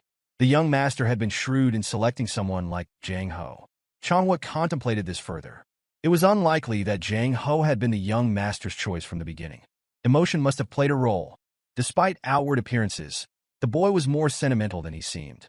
Myung, the chief advisor, murmured in response, recognizing both the strength and the vulnerability in such a trait. Chanhwa, however, dismissed the sentiment entirely. From his perspective, such emotional inclinations were solely a weakness. With the discussion settled, Myung sought clarity on the next step regarding the Demon Supreme appointment. Chanhwa considered the matter carefully before deciding aloud. If both Yeonrang and Blood Heaven Sword Demon had issued recommendations, rejecting the nomination would be impossible. For the sake of their standing, Jango would be appointed Demonic Army Commander. Only after reaching his decision did he formally announce it, declaring that Jango would ascend as one of the 8 Demon Supremes. His voice carried the weight of command. Myung acknowledged the ruling with a slight bow. clasping his hands together in formal deference before preparing to act upon the order. Mugeuk watched as Jango stood there, clearly struggling to find the right words to express his gratitude. Jango had spoken earlier, unsure of how he could ever repay the favor. Mugeuk's gaze turned toward the yard, and he responded with a matter-of-fact tone, explaining that Jango probably wouldn't be able to repay it. He went on, elaborating on the reasons behind his decision to appoint Jango as the Demon Supreme. The first reason, Mugeuk explained, was that he believed Jango was the most suitable candidate for the position, not for his own sake, nor Jango's, but for the demonic army and the main sect. Jango, still processing this, asked what the second reason was. Mugeuk then told him that the second reason was his hope that the demonic army would become his strength, although this created a paradox. He explained that while the first and second reasons seemed contradictory, Jango's upright nature would make maintaining personal relationships difficult. Mugeuk added that he had no intention of forcing friendship on him, so Jango needn't worry. Jango then surprised Mugeuk by revealing something unexpected. He said he abandoned the organization for the sake of personal reason, which caught Mugeuk off guard. Jango reminded him of their first meeting, when he had submitted a report regarding his friend's death, driven by a desire for revenge. He went on to say that, despite being an emotional person who valued relationships above all else, he wanted to be loyal to Mugeuk. However, he clarified that he already considered himself loyal to Mugeuk, and while he would also be loyal to the sect and work for the demonic army, yet his greatest loyalty lay with Mugeuk. Mugeuk knew Jango was speaking the truth. If it hadn't been for his intervention, Jango would have died in that incident. He realized he had gained a far more reliable subordinate than he had initially expected. Mugeuk smiled, acknowledging the bond between them. He looked forward to working with him, and Jango affirmed the feeling, clasping his hands in acknowledgement. Later that evening, just as always, Kianpa waited in Mugeuk's yard, standing tall like a silent guardian statue. Mugeuk chuckled at the sight of the old man, noting that his presence seemed like a protective force. Kianpa, not one to miss a chance to tease, shot back, asking if Mugeuk was calling him a blockhead. Mugeuk denied it quickly, assuring him that wasn't the case. The conversation shifted when Kianpa congratulated Mugeuk on making Jango the Demon Supreme, and Mugeuk thanked him in return. As Mugeuk pondered the situation, he noted to himself how surprisingly calm Kianpa had been about involving the Flower Sword Supreme. He had expected anger but saw none. However, he reminded himself not to let his guard down, knowing Kianpa's cunning ways. Mugeuk knew the old man might be planning something unexpected. Kianpa, ever inquisitive, asked how Mugeuk had managed to persuade the Sword Supreme. Mugeuk, with a teasing glint in his eye, made a light-hearted promise to tell him honestly, if Kianpa promised not to get angry.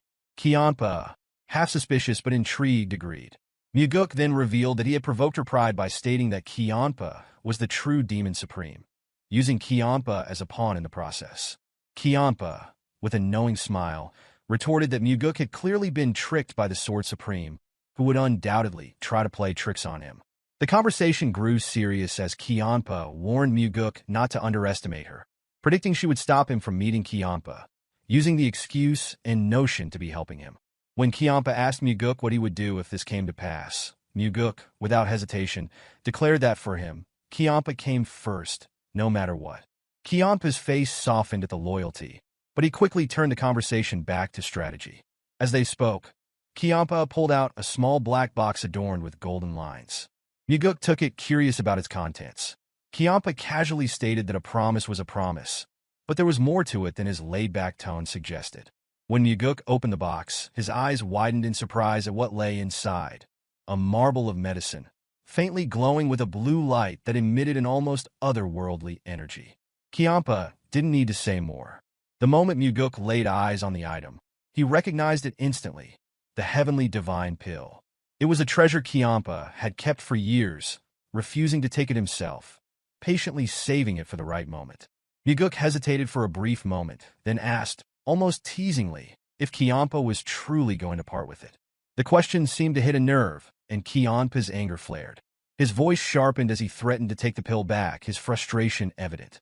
Mugeuk, half amused by Kianpa's sudden temper, quickly reassured him, making it clear that he wasn't about to let him back out now. Kianpa's actions were not lost on Mugeuk. After a moment, the old man took a seat, planting his broadsword in the ground in front of him, as though preparing for a final stand. Then, with grim determination, Kiampa pledged his loyalty, declaring that he would bet the rest of his life on Mugeuk. His words were solemn, but the resolve in his voice was undeniable. Mugeuk, reflecting on the past, realized the full significance of Kiampa's loyalty. When he had first encountered the Blood Heaven Sword Demon, he had believed that this old man was a liability. Now, Kiampa's willingness to support him meant everything. Mugeuk silently vowed to treasure that loyalty. Mugeuk clasped his hands in gratitude, silently thanking Kiampa for his trust. Kiampa, however, did not respond with words. Instead, he offered a silent nod, his actions speaking far louder than anything he could have said. As Mugeuk prepared to take the heavenly divine pill, he turned to Kiampa, asking if he would stand guard while he meditated. Kiampa's surprise was evident, as he questioned if Mugeuk was serious.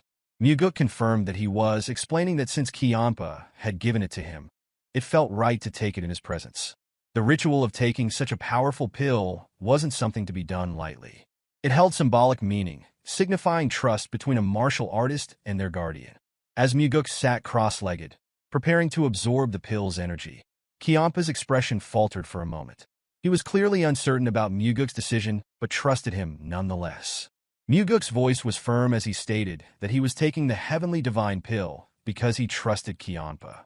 Kiampa asked, his voice filled with a trace of concern, what would happen if Mugeuk's intuition turned out to be wrong? Mugeuk, however, was unconcerned. He simply replied that he would deal with the consequences when the time came. With that, Mugeuk took the pill without hesitation, closing his eyes as the powerful energy of the heavenly divine pill began to spread through his body. As the energy rushed through his blood vessels, strengthening and opening their passages, Mugeuk focused on absorbing the energy completely, channeling it into his inner reserves. The process was intense, but he had to make sure the energy melded perfectly with his own to achieve its full potential. After several elaborate rotations of his inner energy, Mugeuk finally succeeded in capturing the magical energy of the heavenly divine pill within his meridian. The transformation was palpable. As he opened his eyes, a contented smile spread across his face. The increase in his inner energy was dramatic, far beyond what he had expected. Kiampa, standing at a little distance with his arms crossed, observed him silently. He asked casually how the pill had tasted. Mugeuk's response was almost playful as he confessed that it had been the most delicious thing he'd ever consumed. Kiampa, however, immediately regretted not eating it himself, cursing under his breath at the lost opportunity. Mugeuk chuckled and reassured him that he had likely absorbed the energy far better than Kiampa ever could have. As Mugeuk rose to his feet, a surge of newfound power coursed through him, filling every fiber of his being. The strength he had gained left no room for doubt. If he were to face the Blood Heaven Sword Demon now, the battle would no longer be determined by a lack of inner energy. A deep sense of satisfaction settled within him as he acknowledged this truth, certain that no one could claim his defeat would stem from weakness. Kiampa stepped closer, a playful, yet slightly serious question on his lips. He asked who Mugeuk had become, as if he had somehow transformed before his very eyes. Mugeuk responded with an enigmatic declaration, explaining that he was the one who would lead Kiampa in the future, if the old man was still alive by then. Kiampa, visibly taken aback by the change in Mugeuk's aura, stood his ground despite the suffocating energy that pressed down on him. Emotions flickered across his face, but he didn't laugh or dismiss Mugeuk's words, even though he was clearly annoyed. Mugeuk's next question came unexpectedly, catching Kiampa off guard. With a steady and inquisitive tone, he pressed forward, wanting to know what Kiampa ultimately sought. Kiampa's response was grave. His gaze turned to the night sky as he reflected on his life. He confessed that he was too old to have any grand desires, living only by habit as he moved forward. Mugeuk, however, couldn't help but notice that Kiampa seemed far too passionate to be so indifferent. When Mugeuk pointed this out, Kiampa seemed surprised, asking if he truly appeared that way to the younger man. Mugeuk affirmed, saying that when Kiampa pushed him, he seemed to embody the fire of youth, the same burning spirit that could only come from someone who had much left to prove. Kiampa, still processing Mugeuk's words, admitted that he had begun to feel as though he had cooled down lately. Mugeuk could understand that feeling. He had long realized that no matter how many ambitions and desires one carried, time would inevitably take some of them away. It was a harsh truth, but it was a part of life. Mugeuk's attention was drawn to the cup and jar sitting nearby. He picked up the glass and, with a smirk, asked for some alcohol. Kiampa was puzzled at first, wondering why Mugeuk was asking for a drink after everything that had just transpired. Mugeuk, however, explained that the moment Kiampa had given away the heavenly divine pill without hesitation, he had already won the bet between them. As a result, Mugeuk felt it was only right to accept the drink from the old man. As Kiampa began to pour, Mugeuk's thoughts turned inward. He wondered if it was even possible to fully bring the Blood Heaven Sword Demon into his fold as an ally. With the heavenly divine pill helped his inner strength bolstered, Mugeuk felt that the foundations of his power had been laid, but the true test of his alliances lay ahead. Kiampa told him to drink, and Mugeuk took it without hesitation, savoring the warmth as it slid down his throat. Kiampa, offering a knowing smile, hoped they would do well moving forward. Mugeuk responded with a playful challenge, asking that Kiampa keep his tricks within his limits. Kiampa's voice rose in amusement at the mention of tricks, a hint of mock offense in his tone, before laughter burst from him, hearty and unrestrained. Mugeuk, unable to hold back his own grin, lifted his cup and casually requested another drink. Although Kiampa laughed, Mugeuk understood that the Blood Heaven Sword Demon hadn't yet fully opened his heart to him. There were layers to that man, layers that couldn't be understood by simply peering through a slightly open door. Mugeuk knew that the true nature of their relationship would only be revealed the day that door was fully opened. Whether they would become eternal allies or mortal enemies, whether he would burn to death in Kiampa's flames or he will be pierced by Mugeuk's sword, everything would be decided when that door was finally pushed wide. Later, Mugeuk continued practicing martial arts at the training ground, pushing himself well into the night. The weight of his new responsibilities, his new power, and the looming threats ahead made every moment of training essential. He could not afford to lose to Wamugi. If he did, everything he had worked for would be wasted, no matter how valuable it seemed now. When the training became especially difficult, Mugeuk often found himself imagining the worst, dying by fire simply because he wasn't prepared. Though he knew such things were unlikely, these grim thoughts helped fuel his determination to overcome any laziness or hesitation. His strength had grown to the point where he could now compete in a life-or-death battle with the Demon Supremes. The progress he had made at his age was unbelievable to most. Even with continued training, Mugeuk knew there would come a time when he would hit a wall, but for now, he was still in the early stages, feeling the improvement with each strike of his blade. The more he wielded it, the more a burning desire to fight began to rise within him. The blade seemed to awaken a spirit of investment and ambition that urged him forward. Chanhua's voice interrupted Mugeuk's concentration. He was startled and turned to find his father standing nearby. With a smug grin, Mugeuk proudly announced that he had obtained the heavenly divine pill from the cursed old man. Noticing his father's calm reaction, Mugeuk couldn't help but ask, a hint of frustration in his voice, why Chanhua seemed so unfazed. He emphasized again, as if trying to provoke a reaction, that he had indeed obtained the heavenly divine pill. Unfazed, Chanhua revealed that he already knew about it. In fact, he had been aware that the Blood Heaven Sword Demon had the pill for quite some time. When Mugeuk asked how his father had known, Chanhua casually answered that he had given the pill to the Sword Demon long ago. Mugeuk's mind reeled as he processed the information. So, the line that the Blood Heaven Sword Demon had drawn all those nights ago hadn't been entirely wrong. Chanhua then asked what Mugeuk had wagered in his bet with Kiampa. Mugeuk answered simply. He had bet himself. Chanhua chuckled lightly, pointing out that Kiampa had clearly lost in that deal. Now that the game had truly begun, Mugeuk explained his plans to properly challenge the 8 Demon Supremes. But when he looked to his father for acknowledgement, Chanhua remained silent, which struck Mugeuk as odd. He thought his father would dismiss the idea as nonsense, but now, Chanhua was simply listening. Mugeuk asked why his father wasn't saying anything, and Chanhua, after a long pause, finally spoke. He said he thought Mugeuk might actually be able to pull it off. A satisfied smirk spread across Mugeuk's face as he felt a sense of validation. He could sense that his father was beginning to recognize his true worth. Chanhua, however, offered only a brief response, telling him to keep training before turning and walking away. Mugeuk, never one to let an opportunity slip, thanked his father for placing Jango as the Demon Supreme. Chanhua, without turning back, said that it wasn't because of Mugeuk. It was the recommendation of two other Demon Supremes. Undeterred, Mugeuk remarked that he will chase to be happy in this path. Just then, he felt his father's back tremble slightly, as if the statement had caught him off guard. Mugeuk pressed on, his voice steady as he expressed his belief that if he was happy, those around him would be happy as well, and that happiness would extend to their sect. Chanhua's response was swift, his tone sharp as if Mugeuk's words had struck a nerve. He asked bluntly if Mugeuk was seeking death. Mugeuk, with a wry smile, anticipated his father's response and beat him to the punch, remarking on how it was a cheap sentiment about a good way to die. Chanhua paused for a moment, his gaze settling on his son before he responded. He spoke firmly, warning that if Mugeuk was truly set on this path, he should not expect to find happiness along the way. With those words, Chanhua turned and opened the door, ready to leave. Mugeuk, undeterred, called out after him, his voice rising with conviction, declaring that he would still find happiness, even if it meant walking this difficult path.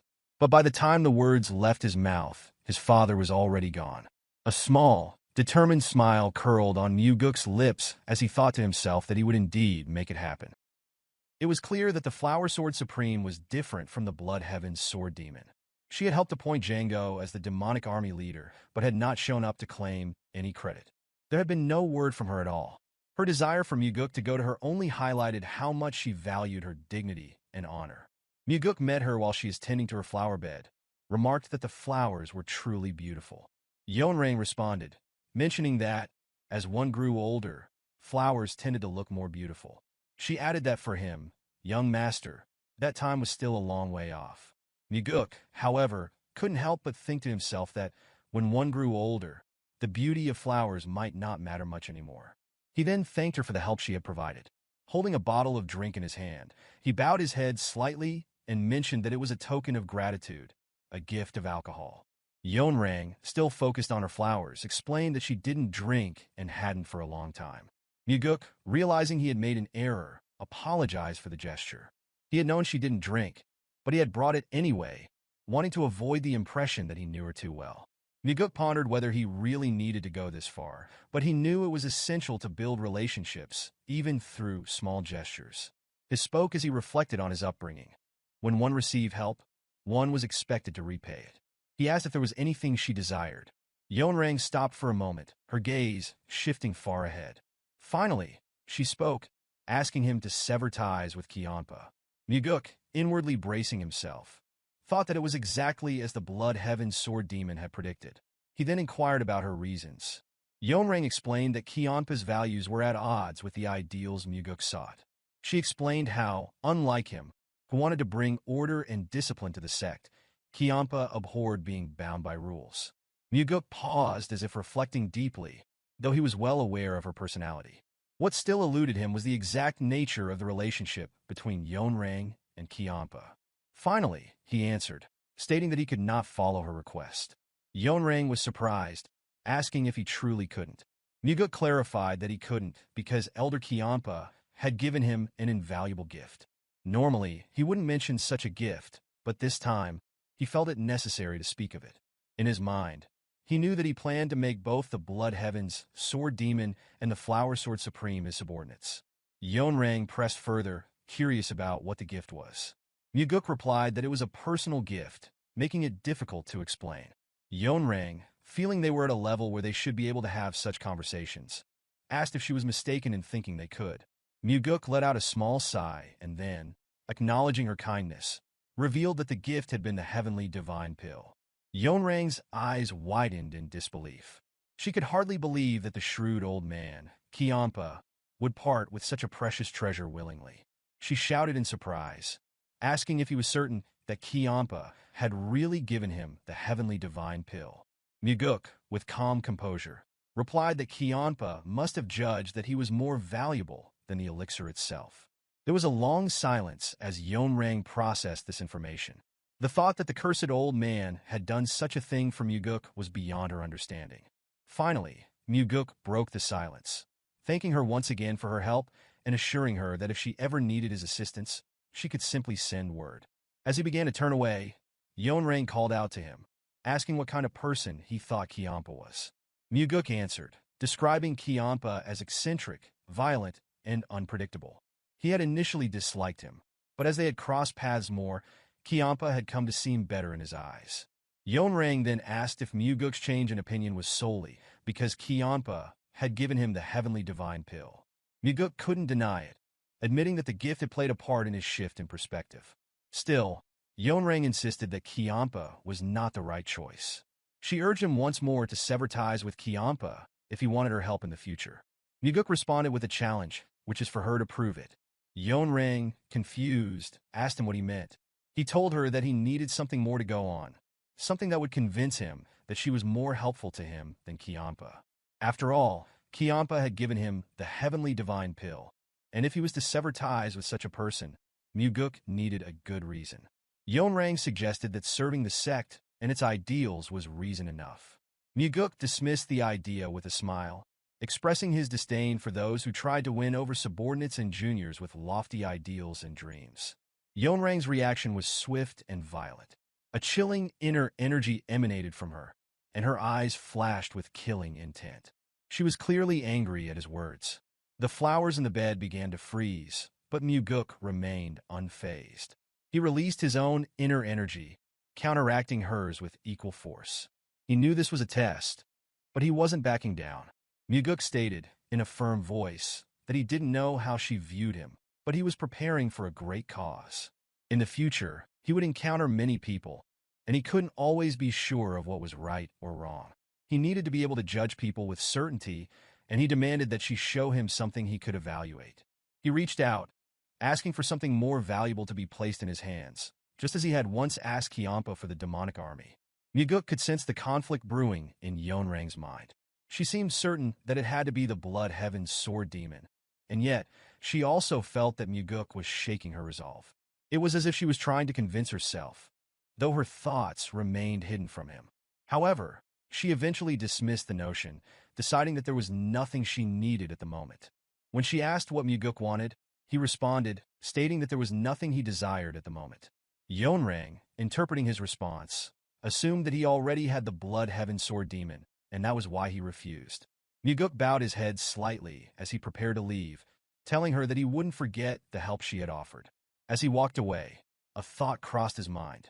Since he had said that he wanted nothing, the Flower Sword Supreme would likely grow more impatient. He smiled to himself, aware that his refusal would only escalate her desire to find a way to sway him. Upon returning from the meeting with the Flower Sword Supreme, Mugeuk found Kiampa waiting in his usual spot. Kiampa wasted no time, asking what the fox had said. Mugeuk answered that she had told him to cut ties with the elder. Kiampa grinned knowingly, exclaiming that he had been right all along and asking if she had provided a reason. Mugeuk explained that she had said their ideals were too different, with Kiampa being too free-spirited. Kiampa growled in response, dismissing her words as nonsense. Then Kiampa asked, with some curiosity, what Mugeuk intended to do. Mugeuk nonchalantly replied that he would side with the one who offered better terms, which caught Kiampa off guard. Mugeuk elaborated further, stating that he had to weigh his options while he still could, and questioned if Kiampa wouldn't do the same in his position. For now, Mugeuk continued. Kiampa still had the upper hand, but he was curious if Yeonrang could offer something better than the heavenly divine pill. Kiampa, somewhat irritated, admitted that she might be a shrewd woman who would go to any lengths to ruin him. Mugeuk then asked, genuinely curious, why Kiampa had fallen out with the Flower Sword Supreme. Kiampa hesitated, as if ready to reveal something, but then stopped short, leaving Mugeuk with no new insight. Mugeuk, however, mused to himself that he already knew the reason. Kiampa responded to Mugeuk's question with a rhetorical inquiry, wondering if a reason was truly necessary to dislike someone. Mugeuk, sensing the tension, quickly sought to shift the topic. He offered to get a drink, suggesting that if Kiampa left in his current state, he would only feel frustrated and bitter. Kiampa, snapping back, questioned what Mugeuk took him for, a drunkard. Mugeuk, unfazed, countered that cold rationality wasn't always a virtue.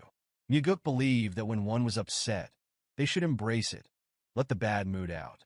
He insisted that they go out for a drink, offering once more to cover the cost. Kiampa hesitated for a moment before suddenly leaping into the air. He declared that he would be waiting in Mega Village and disappeared in an instant. Mugeuk, watching him vanish, couldn't help but smile, reflecting on Kiampa's temper. It had certainly changed from the time he had first met the old man, when he had poked at Mugeuk's side and left bruises. Soon, the two met at the tavern. The other customers present felt a palpable sense of nervousness, fearing a fight might break out. Mugeuk had expected Kiampa to suggest going to a pleasure house, but Kiampa revealed he didn't like places with women. Mugeuk found it surprising, commenting that Kiampa's late brother had liked such places. This remark seemed to unsettle Kiampa, who retorted sharply, asking him to stop bringing up the past. Mugeuk briefly acknowledged the request, but deep down, he had brought it up intentionally to prevent the wound in his heart from festering. The innkeeper approached them, welcoming them both with great respect, calling their presence an honor. Mugeuk responded by saying they had come because the drinks and food were known to be good. The innkeeper thanked them before leaving to prepare the requested drinks and food. Kiampa expressed his opinion that Mugeuk was being unnecessarily kind. Mugeuk asked with a smug smile if there was anything wrong with being kind. Kiampa sighed and responded, cautioning that letting emotions dictate actions could lead to mistakes. He further noted that the first young master, who chose intimidation over kindness, had an advantage over Mugeuk. Mugeuk, however, stared intently at Kiampa, saying that while being ruthless certainly made life easier, he would not ride that ruthless carriage. When Kiampa asked for clarification, Mugeuk explained that he believed food made with joy and whistling lips always tasted better than food made with fear. To Kiampa, this reasoning sounded like nonsense. Kiampa warned that one day, Mugeuk's kindness would be exploited by someone who would ask for something greater. If he refused, they would criticize and curse him. Staring Mugeuk dead in the eye, Kiampa added that this was simply human nature. Mugeuk responded in kind, stating that one day, the kindness he had shown would return to him in the form of something greater, perhaps even saving his life. He locked eyes with Kiampa again, adding that this, too, was human nature. Kiampa crossed his arms, frustration evident in his expression as he responded, suggesting they should wait and see. Mugeuk observed that Kiampa appeared to be the more emotional one. Kiampa, annoyed, asked how Mugeuk had blocked his strike earlier, accusing him of underestimating him. Mugeuk thought to himself that he had judged Kiampa accurately. Mugeuk reflected on the conversation, realizing how much emotion he had expended, which was unlike his usual self. Even now, he was engaging in an entirely new kind of conversation, wasting emotions. Changing the topic, Mugeuk suggested that Kiampa start managing his disciples, or else he would keep clashing with Nirvana Pavilion. Instead of answering, Mugeuk demanded Kiampa's attention. Kiampa, with anger flaring up, retorted that Mugeuk was becoming more arrogant. Mugeuk responded, pointing out that it was Kiampa who was being arrogant. He then asked if Kiampa was looking down on both the sect and his father. As their conversation seemed to escalate, other customers grew visibly nervous. Mugeuk then provocatively mentioned that Kiampa's title as the Blood Heaven Blade Demon should not give him the right to ignore his disciples' actions. This comment struck a nerve with Kiampa, and his inner energy surged, pulverizing the table they were seated at. The innkeeper and the other customers, panicked, watched the destruction unfold. Kiampa, seething with anger, shouted at Mugeuk, expressing his desire to beat him to death before turning away. In the same breath, he demanded that the innkeeper bring out new drinks and food. Mugeuk, unruffled, calmly took out a handful of gold coins and instructed the innkeeper to accept the payment, ensuring it would cover the damages and losses. The innkeeper hesitated, reluctant to accept the money, but Mugeuk insisted, urging him to set up another feast and make the table legs bend. Kiampa, still incredulous, asked if Mugeuk truly expected him to go along with such an absurd request. Mugeuk countered, suggesting that Kiampa shouldn't have smashed things in the first place if he didn't want to deal with the consequences. Kiampa then asked if Mugeuk was trying to teach good deeds to a demon supreme. Mugeuk, however, explained that the demonic path he intended to establish wouldn't involve destroying in simply due to a bad mood. Frustrated, Kiampa screamed, demanding to know what Mugeuk was trying to achieve. Mugeuk, in a stern tone, instructed him to stop shouting and sit down. Despite the flare of anger within him, Kiampa begrudgingly moved, then sat, crossing his arms and looking away like a child throwing a tantrum. Kiampa muttered under his breath, calling Mugeuk an insane, arrogant brat. Mugeuk, unperturbed, only continued to stare intently at the cursed old man, waiting for whatever would come next. Kiampa threatened that if Mugeuk betrayed him, he would kill him. The innkeeper approached, placed the drink on the table, and quickly left, seemingly in a hurry. Mugeuk, still calm, asked if Kiampa was serious. Kiampa affirmed without hesitation. Mugeuk then suggested that Kiampa should truly be loyal to him. He explained that threats only work when one has shown true loyalty, and that only after being betrayed and discarded could one drive a sword into their master's heart. Kiampa was stunned into silence, his anger almost palpable. Mugeuk offered his drink in the same manner as Kiampa had once offered a drink for their alliance. The key difference now was that Mugeuk was the one asking for loyalty. Once Mugeuk finished pouring, he raised a glass for Kiampa to clink to. The cursed old man glanced at it for a moment, then brushed it aside, drinking on his own instead. However, Mugeuk knew that while the glasses did not clink, in his heart, he had already done so. Elsewhere that night, Yeonrang stood bathed in the moonlight, deep in thought in her plane full of blooming flowers. A man reported that the second young master was drinking with the blood heaven sword demon, calling him an arrogant brat. Yeonrang immediately retorted, warning him to be careful with his words, as speaking recklessly behind someone's back was the lowest of acts. The man quickly acknowledged his mistake. Yeonrang, reflecting on the situation, remarked that the second young master was not the person she had known. The man suggested it was merely a storm in a teacup. Yeonrang, however, wondered aloud what would happen if that teacup were large enough to hold the entire Murim, prompting surprise from the man. She then commented on the greedy old man offering the heavenly divine pill, as if giving up his entire being. Yeonrang believed the old man must have seen potential in Mugeuk as a successor. The man, curious, asked if Yeonrang herself had seen that potential. Yeonrang remained silent, lost in thought. Mugeuk certainly had shown an unexpected side to him, but it wasn't enough to convince her to offer something as significant as the heavenly divine pill. She thought about it further, feeling a sense of annoyance. She wondered if the old man may have seen something she had missed, or there could be something she, the Flower Sword Supreme, had failed to recognize. The man, sensing her deep contemplation, suggested that she rest now. A new man had been prepared for her.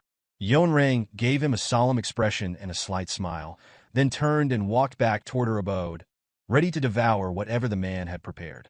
The man, left to wonder, couldn't help but feel a pang of envy. Perhaps it was the second young master's potential that stirred such complex thoughts in his master. The next day, Mugeuk went to the Heavenly Demon Pavilion early in the morning to find his father. Chanhwa was not in the main hall, but in his personal training hall. As Mugeuk entered, a feeling of nervousness crept over him, for it was his first time stepping into his father's personal training space. Inside, he noticed an iron slab hanging from the ceiling, its thickness about the width of a hand. The surface bore deep fist imprints. Surprisingly, the material was millennial iron. Mugeuk was astonished. He marveled at the sight, wondering aloud just how strong one's fists must be to leave such marks. The thought crossed his mind that the millennial iron might be subjected to extreme abuse. Chanhwa dismissed the musings, commanding his son to come forward and demonstrate his wind god's force stride. Mugeuk briefly acknowledged his father's command before channeling his inner energy. Opportunities to receive his father's guidance were rare, so he put his utmost effort into showcasing the technique. The wind god's force stride was made up of 4 primary techniques, each of which contained over 900 variations. Depending on one's interpretation, these variations could either increase or decrease. The way each practitioner interpreted and executed the technique altered the movement and, in turn, the power of the wind god's force stride. This was why even the same martial art could appear entirely different depending on the understanding of the individual performing it. Once Mugeuk completed the technique, his father's reaction was one mild of visible enthusiasm, likely because Mugeuk's performance exceeded his expectations. Their initial discussion centered on whether to focus more strength into the foot or twist the waist faster. Mugeuk openly shared his thoughts and, on occasion, disagreed with his father's opinions. However, Chanhwa proved surprisingly flexible in his thinking and accepted Mugeuk's suggestions. Encouraged by the exchange, Chanhwa began demonstrating the technique in his mind, incorporating Mugeuk's suggestions. He remarked that, as Mugeuk had said, it seemed correct to put more strength into the right foot. Mugeuk smiled in response. Moments like these, when discussing martial arts, revealed a different side of his father, which was one's mind that was open, generous, and rational. Chanhua then instructed his son to close his eyes, explaining that he would now share the realizations he had gained. Mugeuk complied, and Chanhua began to chant his understanding of the technique. In Mugeuk's mind, he followed each step as his father explained it, integrating his father's interpretation with his own understanding. The ripples of each step he took spread through his mental world, embodying the movement of his foot, waist, and the deployment of inner energy. Through this mental exchange, Mugeuk's mastery of the wind god's fourth stride deepened even further. Grateful for his father's teachings, Mugeuk clasped his hands in a gesture of respect. Inwardly, he resolved to repay this kindness by killing Mugeuk, though he humorously promised to show his appreciation by offering some pocket money later. However, Chanhua interrupted his son's jest, telling him to stop talking nonsense and stay for a meal before leaving. Mugeuk was taken aback for a moment, as it was rare for his father to make such a request. Noticing his surprise, Chanhua asked why he looked so stunned. Still surprised, Mugeuk explained that it was the first time he had heard his father invite him to share a meal together. Chanhua dismissed his son's reaction as trivial and insisted that there was no need to be surprised as he stood up. They ended up having a meal together. Chanhua remarked that there was plenty of food, encouraging Mugeuk to eat his fill. Mugeuk ate quietly, savoring the rare opportunity. He made no jokes, fully aware that such moments did not come often, and he tried to remember it well. Chanhua observed his son in silence for a while, puzzled by his quiet demeanor. After a few moments, Chanhua ate, without speaking as well. Mugeuk realized that his father must have thought he was not joking as usual. However, Chanhua, unaware of the internal thoughts of his son, Mugeuk saw themselves simply as two grown men having a meal, martial artists, yet still father and son. In the past, Mugeuk had never once longed for such moments. But now that he had arrived, he found himself finally understanding the significance. Deep within his heart, he had been longing for this moment. After a while, Chanhua asked if Mugeuk had enjoyed the food. Mugeuk, feeling himself return to his usual self, jokingly responded that perhaps it was time to switch chefs. Chanhua declined the suggestion with a sigh, and then, after a moment of quiet, asked what had brought Mugeuk to see him that day. Mugeuk revealed that he has a request. Elaborated, Mugeuk wanted to add one person to his family, surprising his father. Chanhua inquired if Mugeuk was speaking of marriage. Mugeuk quickly clarified that it was not a marriage he was seeking. He intended to pass down the soaring sword art to Leon. Inwardly, Mugeuk think that mastering the technique was necessary for her to protect her position as the captain of Phantom Shadow Corporation. However, since the soaring sword art could only be passed down through the heavenly demon's bloodline, it presented a unique challenge. Somewhat bemused, Chanhua remarked on the irony of Mugeuk looking down on his own blood brother, yet now wishing to make his personal guard a member of the family. Mugeuk spoke with unwavering confidence, stating that Leon was more precious to him than blood, and that she would accomplish great things in the future. However, Chanhua questioned him further, asking if he was sure about passing down the soaring sword art, as it was his personal technique. Without hesitation, Mugeuk confirmed that his personal martial art would be the Nine Calamities demon art. He thought to himself that the Nine Calamities demon art was not something that could be passed down simply because one was of the heavenly demon's bloodline. It was a martial art reserved only for the successor. Observing Mugeuk's confidence, Chanhua commented on his boldness and gave his approval, though Mugeuk was initially stunned. He could hardly believe his father had agreed so easily. Chanhua then asked Mugeuk for a promise. He required that if Mugeuk ever decided to kill a demon supreme, he must inform him first, no matter which one it would be. Mugeuk agreed, a slight smile appearing on his face as he gave his word. With his father's permission granted, Mugeuk immediately called for Leon to come to his personal training hall. As she entered, she announced her arrival. Mugeuk greeted her formally, addressing her as the Phantom Shadow Corp captain. Leon immediately bowed, acknowledging his command. Mugeuk informed her that from this moment on, he would be teaching her a new martial art. Leon was taken aback, asking if he was serious. Mugeuk confirmed, adding that he intended to pass down the soaring sword art to her. Leon's response was a stern refusal. She exclaimed in disbelief that the soaring sword art was only passed down to those of the heavenly demon's bloodline. Her shock was evident, and she expressed her concern, warning Mugeuk of the consequences if the heavenly demon found out. Mugeuk calmly asked if she was finished speaking and urged her to calm down. Leon continued to protest, insisting that it was impossible for her to learn the soaring sword art. She feared what would happen if their secret got out. Mugeuk reassured her that he had already received his father's permission, surprising Leon further. She questioned the validity of his claim, but Mugeuk confirmed that it was true. Still uncertain, Leon hesitated, asking why Mugeuk would teach her the soaring sword art, a technique so personal to him. Mugeuk explained that Leon needed to master at least this level of martial art to properly lead the Phantom Shadow Corp, and that she was like family to him, so she was worthy of learning it. Leon's disbelief remained, as she stuttered, expressing that she could never dare to learn Mugeuk's personal technique. Her voice quivered as she repeated her refusal. Mugeuk moved closer to her, noticing the tremor in her body. He could see that something deep inside her was struggling to surface. Leon finally broke down, confessing that she had never been treasured this much by anyone before. Her words were shaky, filled with emotion as the realization dawned on her. Mugeuk gently patted Leon's shoulder and assured her that she had always been precious to him. At these words, Leon burst into loud sobs, as if something long held within her had been released. Mugeuk stood quietly, allowing her to cry, understanding that she needed this release.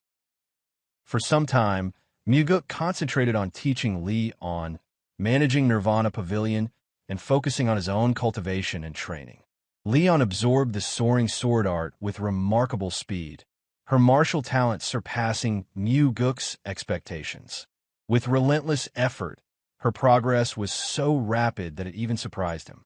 Mugeuk also came to a realization that teaching was, for him, a learning experience as well.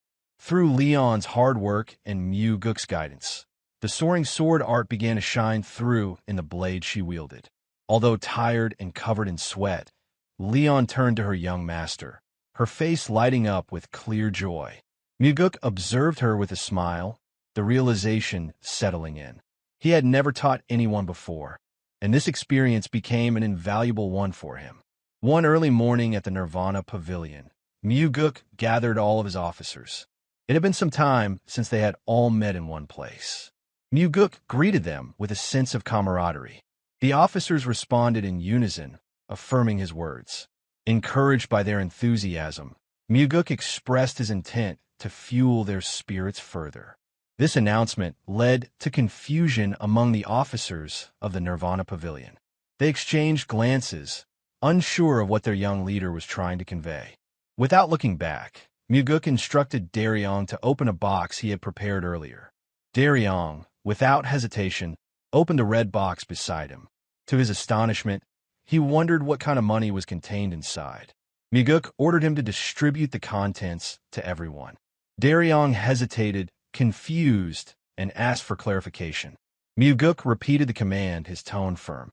Daryong complied and began distributing the money to the officers. Mugeuk explained that the money was a special gift from him to all of them. The officers cheered in response, expressing their gratitude. The money was meant to ensure that Nirvana Pavilion remained free from external pressure, emphasizing that no bribes should be accepted. Mugeuk clarified that if anyone needed money, they could come to him for an advance on their monthly stipend or even borrow from his personal funds.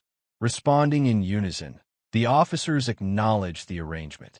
Their faces brightened with the unexpected gift. With this matter resolved, Mugeuk dismissed them, and as he left the main hall, Daryong followed. Curious, Daryong asked how Mugeuk knew about Echhi's situation. Mugeuk feigned ignorance and asked what Daryong meant. Daryong explained that Echhi was struggling to gather funds for his younger sibling's wedding and had spent all his money supporting his parents' medical expenses before their deaths. Now he was left with nothing, constantly scraping by. Mugeuk responded casually that he had no idea about Echhi's circumstances. Daryong pressed, asking Mugeuk not to lie. Mugeuk, with a slight pause, thought to himself that he had known. He had found out by chance and initially intended to give the money only to Echhi. However, when things turned out this way, he decided to share it with everyone. Mugeuk asked whether that was really that important. Daryong insisted that loyalty didn't come without reason, and that such gestures were important. Mugeuk, slightly turning, dismissed the importance of such gestures, calling it a trick to appear good in front of the officers. However, Daryong disagreed, asserting that in a world where even such tricks weren't used, people would still exploit others. He spoke with sincerity, looking intently at Mugeuk. Mugeuk, reflecting on Daryong's words, offered no immediate reply.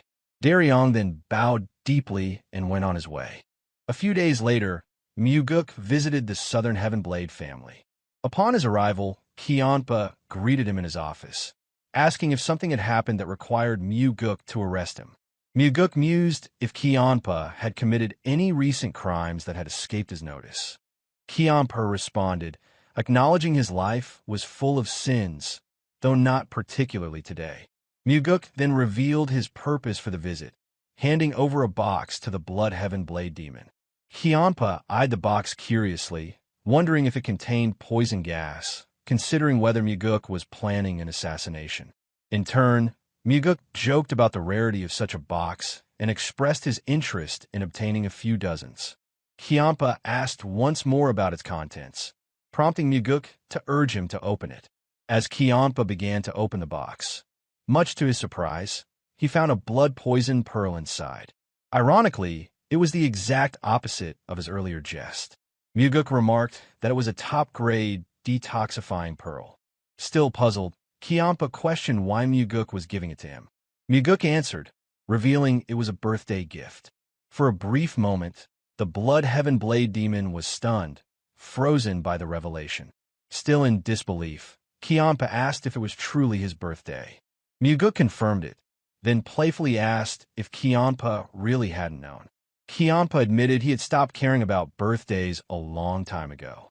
He then inquired how Mugeuk knew, to which Mugeuk confidently replied that there was no information Nirvana Pavilion didn't possess, even jokingly adding he knew how many sets of underwear Kionpa owned. Kionpa asked seriously about the number of pairs, but Mugeuk quickly dismissed it, stating it was an exaggeration. Nonetheless, he wished Kionpa a happy birthday and reiterated that the gift was a gesture of goodwill to strengthen their bond. Mugeuk then bowed and prepared to leave. Before he could go, Kionpa asked if he had truly come just to give a gift. Mugeuk assured him it was purely for his birthday, with no other intentions, and suggested they drink together that evening at their usual tavern. With his usual casual air, Mugeuk departed, leaving Kionpa in stunned silence.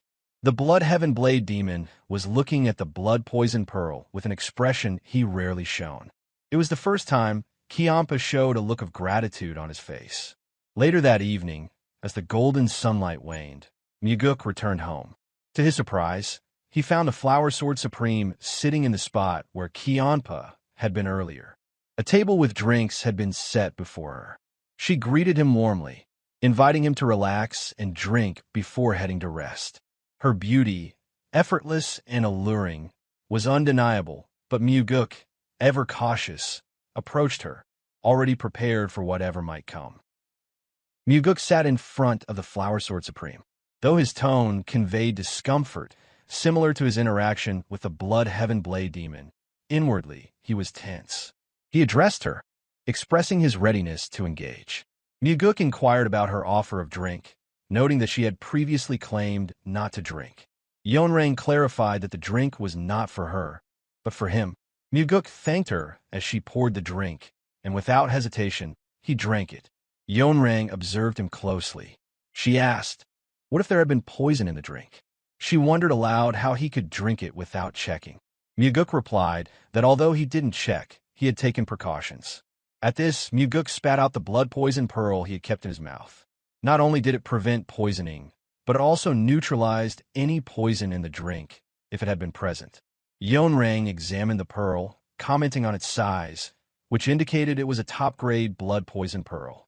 Mugeuk acknowledged that he had been cautious, noting that he couldn't simply drink what she offered without considering the possibility of danger, given the tension between them.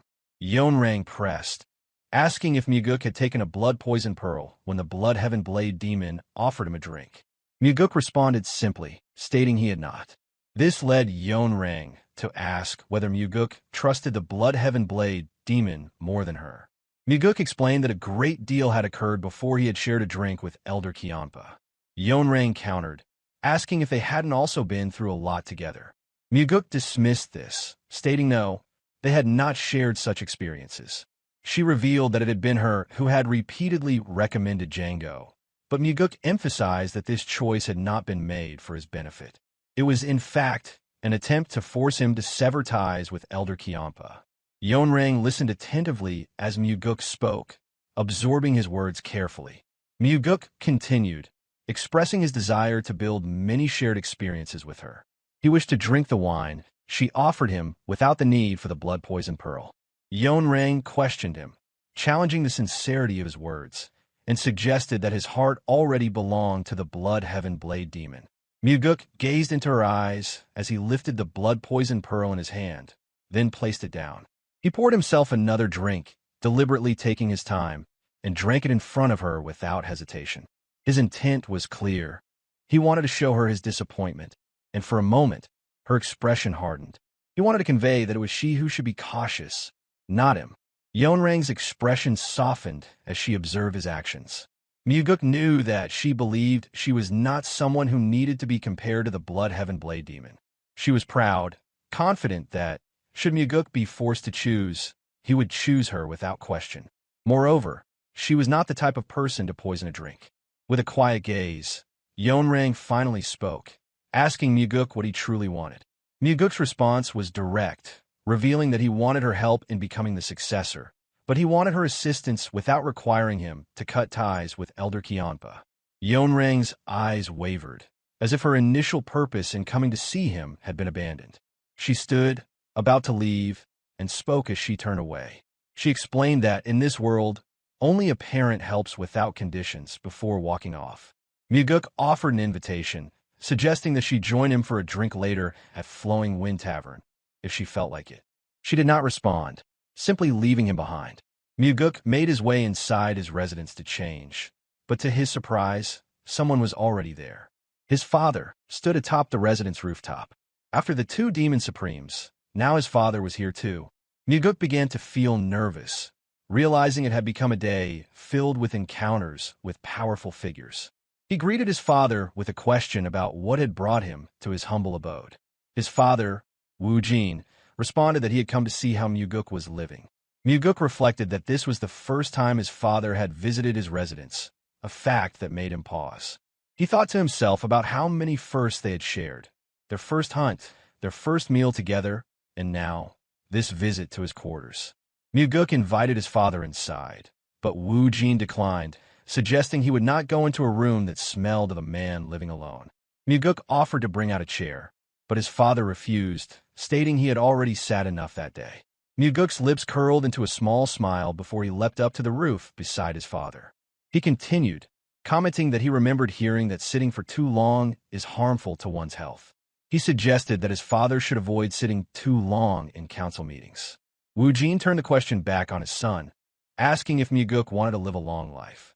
Mugeuk answered affirmatively, explaining there was still so much he wished to experience. He then asked his father if there was anything he wished to do besides being the heavenly demon.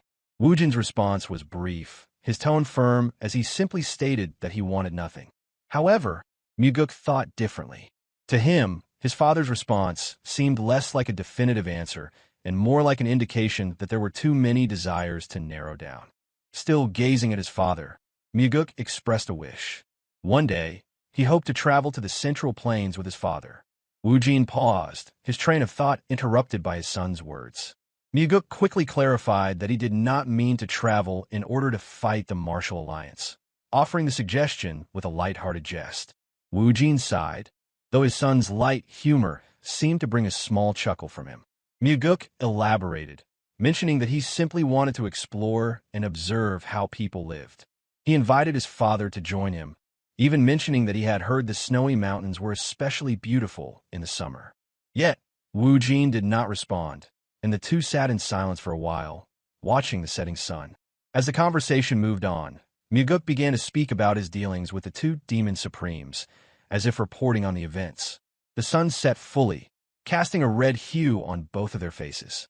Mugeuk reiterated his determination to bring both demon supremes along on his journey, and he would bear the scars from each of them. Later that evening, Mugeuk arrived at the Flowing Wind Tavern for a drink. He had invited both the Blood Heaven Blade Demon and the Flower Sword Supreme, and now he waited to see who would show up first.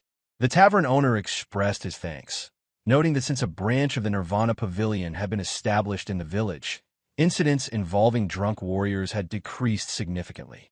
Mugeuk smiled, pleased to hear this, and expressed his gratitude.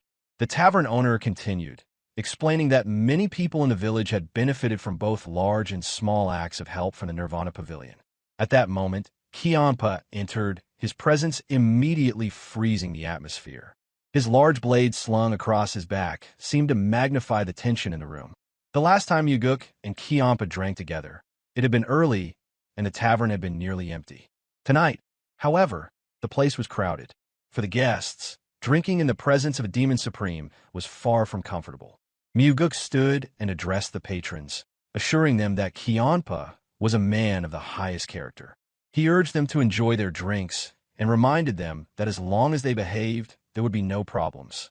The two sat down, and Kianpa grumbled in response, questioning why Mugeuk had lied to the patrons. Mugeuk shrugged, explaining that it was a harmless lie. If people paid for a drink, they should be able to enjoy it without feeling uncomfortable. Kianpa suggested that if the other guests didn't like his presence, they should just leave. Mugeuk countered, remarking that Kianpa should perhaps give them some money before telling them to leave. Kianpa grumbled again, accusing Mugeuk of acting righteous. Mugeuk calmly replied that it wasn't about acting righteous, but simply about common decency. Kianpa asked if this was how a demonic cultivator behaved. Mugeuk responded by pointing out that demonic cultivators were still human. For a moment, Kianpa paused, seemingly unsure of how to respond. Then he spoke again, wondering aloud if Mugeuk actually belonged to their sect or the Martial Alliance. Instead of retorting, Mugeuk simply smiled. He thought to himself that his identity wasn't based on being from the demonic sect. It had been inevitable. In his past life, he had left the sect in his youth and spent a lifetime wandering the Central Plains. During that time, he had met many people and experienced all kinds of human emotions, pain, anger, and compassion. His values have been shaped by these experiences, so, in a sense, he didn't belong to any one path.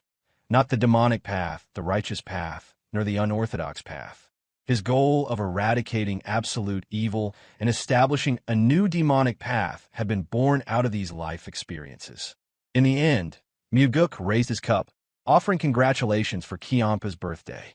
Startled by the mention of his birthday, Kianpa told Mugeuk to lower his voice and stop with pointless celebrations. He dismissed the idea, questioning why getting older was worth celebrating. Mugeuk explained that they were simply using it as an excuse to drink and have fun. Kianpa remarked that Mugeuk enjoyed drinking more than he let on. Mugeuk agreed, then asked Kianpa if he liked drinking. Suddenly, Kianpa went silent. After a moment, he replied solemnly, admitting that he used to enjoy it, but had since cut back. It was then that a clear voice rang out from the entrance of the tavern. It was the Flower Sword Supreme, Yeonrang, making her entrance and walking toward them. She had accepted Mugeuk's invitation to have a drink. Both men were taken aback. Mugeuk hadn't expected Yeonrang to actually show up, and Kianpa was surprised by her sudden appearance. Mugeuk had not informed Kianpa that he had invited the Flower Sword Supreme. Thus, the sly old fox came to meet the cursed old man. The prideful demon supremes had once been romantically involved with each other, but a third party, who seemed either jealous or simply disapproving of their relationship, made up false stories about the Blood Heaven Blade Demon. This caused her to break her relationship with him and develop a deep resentment toward him. Since then, the Blood Heaven Blade Demon had suffered from severe depression due to his broken heart. On the other hand, the Flower Sword Supreme succumbed to her desires, filling her nights with men, left and right. Their conflict began due to a massive misunderstanding, with the old man remaining in the dark the entire time, while the old lady seemed unwilling to confirm the rumors about him. Yeonrang's hatred was palpable. She could hardly bear the presence of the cursed old man. and the only reason she remained was her curiosity to hear the young master out. Meanwhile, Kiampa's mind raced as he still wondered how it was possible for her to despise him so much. The tension in the room was thick, and the guests stood silently, observing the two demon supremes in the same space. Mugeuk rose from his seat and pulled a chair out for Yeonrang. With a calm voice, he welcomed her. He urged her to sit, addressing her with the utmost politeness, aware that she might leave at any moment. Yeonrang walked to the table, completely ignoring the cursed old man. Her anger simmered beneath the surface, still seething, ready to erupt at any moment. She sat down and placed her sword beside her, attempting to calm her racing mind. Kiampa gazed at her, still perplexed by what had gone wrong between them, while the sly old fox didn't spare him a single glance. Mugeuk understood the depth of their hatred, yet he had orchestrated this meeting. Yeonrang's cold gaze turned toward the young master as she asked why she had been called there. Mugeuk answered, explaining that it was Elder Kiampa's birthday. He was taught that, no matter how much one dislikes someone, a birthday should at least be acknowledged and celebrated. He looked between the two elders as he continued, saying it was a good occasion and that he had called her to celebrate. Without warning, Yeonrang stood up abruptly, intending to leave. She told him that next time, he should call her when he was alone. Unfazed, Kiampa casually asked what had upset her. Yeonrang turned her icy stare toward him, demanding to know how he could ask such a question if he truly didn't know what he had done. Kiampa admitted he didn't understand and asked again what had made her so angry. In that moment, the long-held grievances, which had festered like open wounds, erupted. Yeonrang flared up and shouted, directing all her fury at him, telling him it was all because of him. Kiampa shot back, asking what he had done wrong back then. Yeonrang's fury was palpable as she screamed for him to shut up. She tensed, clearly worried that their past would be dragged into the open. Kiampa paused for a moment, but Yeonrang, her anger barely contained, gathered herself before speaking again. She called him a selfish idiot, saying it in such a way that it sounded like a casual statement, but with unmistakable venom. At her words, Kiampa stood up abruptly. His anger flared, and he demanded her to repeat what she had said. Yeonrang taunted him, daring him to swing his blade, as he always did, mocking his tendency to speak drunken nonsense. She spoke her words with disdain, daring him to act. Kiampa stood silently, the annihilation blade trembling in his hands, but he made no move. Mugeuk observed their argument, but did not intervene. He knew the two would never actually draw their weapons against each other, as the Demon Supremes followed an unspoken rule to never fight among themselves. This rule had kept them alive for so long, and was essential to their survival as the 8 Demon Supremes. Mugeuk, sensing the rising tension, suggested they calm down, noting that there was still time before midnight. Then, suddenly, Yeonrang raised her voice in sharp anger. She demanded to know what Mugeuk thought he was doing, accusing him of despising her enough to pull such a stunt. Her usual calm, respectful demeanor shattered in that moment. Mugeuk attempted to calm her, explaining that he had brought her there because he needed her, hoping that today, she and Kiampa could reconcile. He admitted that he didn't understand the depth of their animosity, but wished to see it resolved. Yeonrang sighed deeply, struggling to regain her composure. She then asked, with cold practicality, that if a simple drink could have fixed things between them, why had they remained at odds for so long? Undeterred, Mugeuk suggested they meet again, even if it meant to curse at each other, pull each other's hair, and fight out until there's nothing left to fight. His suggestion was blunt, but it carried the weight of his desire to see the conflict resolved. Yeonrang shot back, saying that Mugeuk was being greedy. She reminded him of the first day they had met when she had told him that she could not work with the cursed old man. With a fierce glare, she left the room, unable to tolerate the situation any longer. Kiampa, ignoring her leave, drank his cup to signify the end of the matter, muttering under his breath in irritation. He accepted the congratulations with a sneer, calling Mugeuk as a damn brat while putting his cup down. Before he leave, Kiampa broke yet another innocent table in his frustration. Left with the aftermath, Mugeuk left money for the innkeeper. He mused aloud that they should start by fixing that old man's habit of breaking things. Smiling awkwardly, The innkeeper commented that he might make more money as a carpenter than as an innkeeper, which brought a small laugh from Mugeuk before he left the inn. Mugeuk had expected the meeting to unfold as it had, but he also knew it was necessary. He had to continue bringing the two demon supremes together, pulling out their buried emotions and allowing them to clash and argue. He believed that eventually, the resentment that had eaten away at them for so long would seem insignificant when they looked back on it. Later that night, Mugeuk awoke from his sleep. He had sensed an energy outside, and as he rose from his bed, he strapped on the black demon sword before heading outside. There, standing in the middle of the yard, was the Flower Sword Supreme. As expected, Yeonrang thought to herself. The young master was no ordinary talent. Though she had made no effort to reveal her presence, she was surprised that he had awakened. Mugeuk responded casually, explaining that he was just a light sleeper. After a brief exchange of pleasantries, Yeonrang began a long rant. She recalled something Mugeuk had once told her. He had said that he despised those who tried to win their subordinates' loyalty with nothing but dreams and ideals. She spoke solemnly, adding that there was also a type of person she despised. This prompted Mugeuk to ask what she meant. Yeonrang muttered that she despised people who spoke eloquently but lacked the skills to back it up. Mugeuk inquired if she was suggesting that he was such a person, to which she responded by raising her sword slowly, implying that she wanted to test his abilities. With her back still turned, Yeonrang drew her sword in a perfect, fluid motion. Despite facing away from him, Mugeuk felt no opening in her defense. Mugeuk then muttered that there was another type of person he disliked. Without turning to face him, Yeonrang asked who that was. Mugeuk explained that he despised people who were strong but lacked consideration for others, those who use their power to suppress others and manipulate relationships for their own benefit. He could not stand seeing others hurt by such a lack of imagination. At that, the demonic energy radiating from Yeonrang's body exploded outward, sending winds in all directions. But Mugeuk stood still, unfazed by the surge.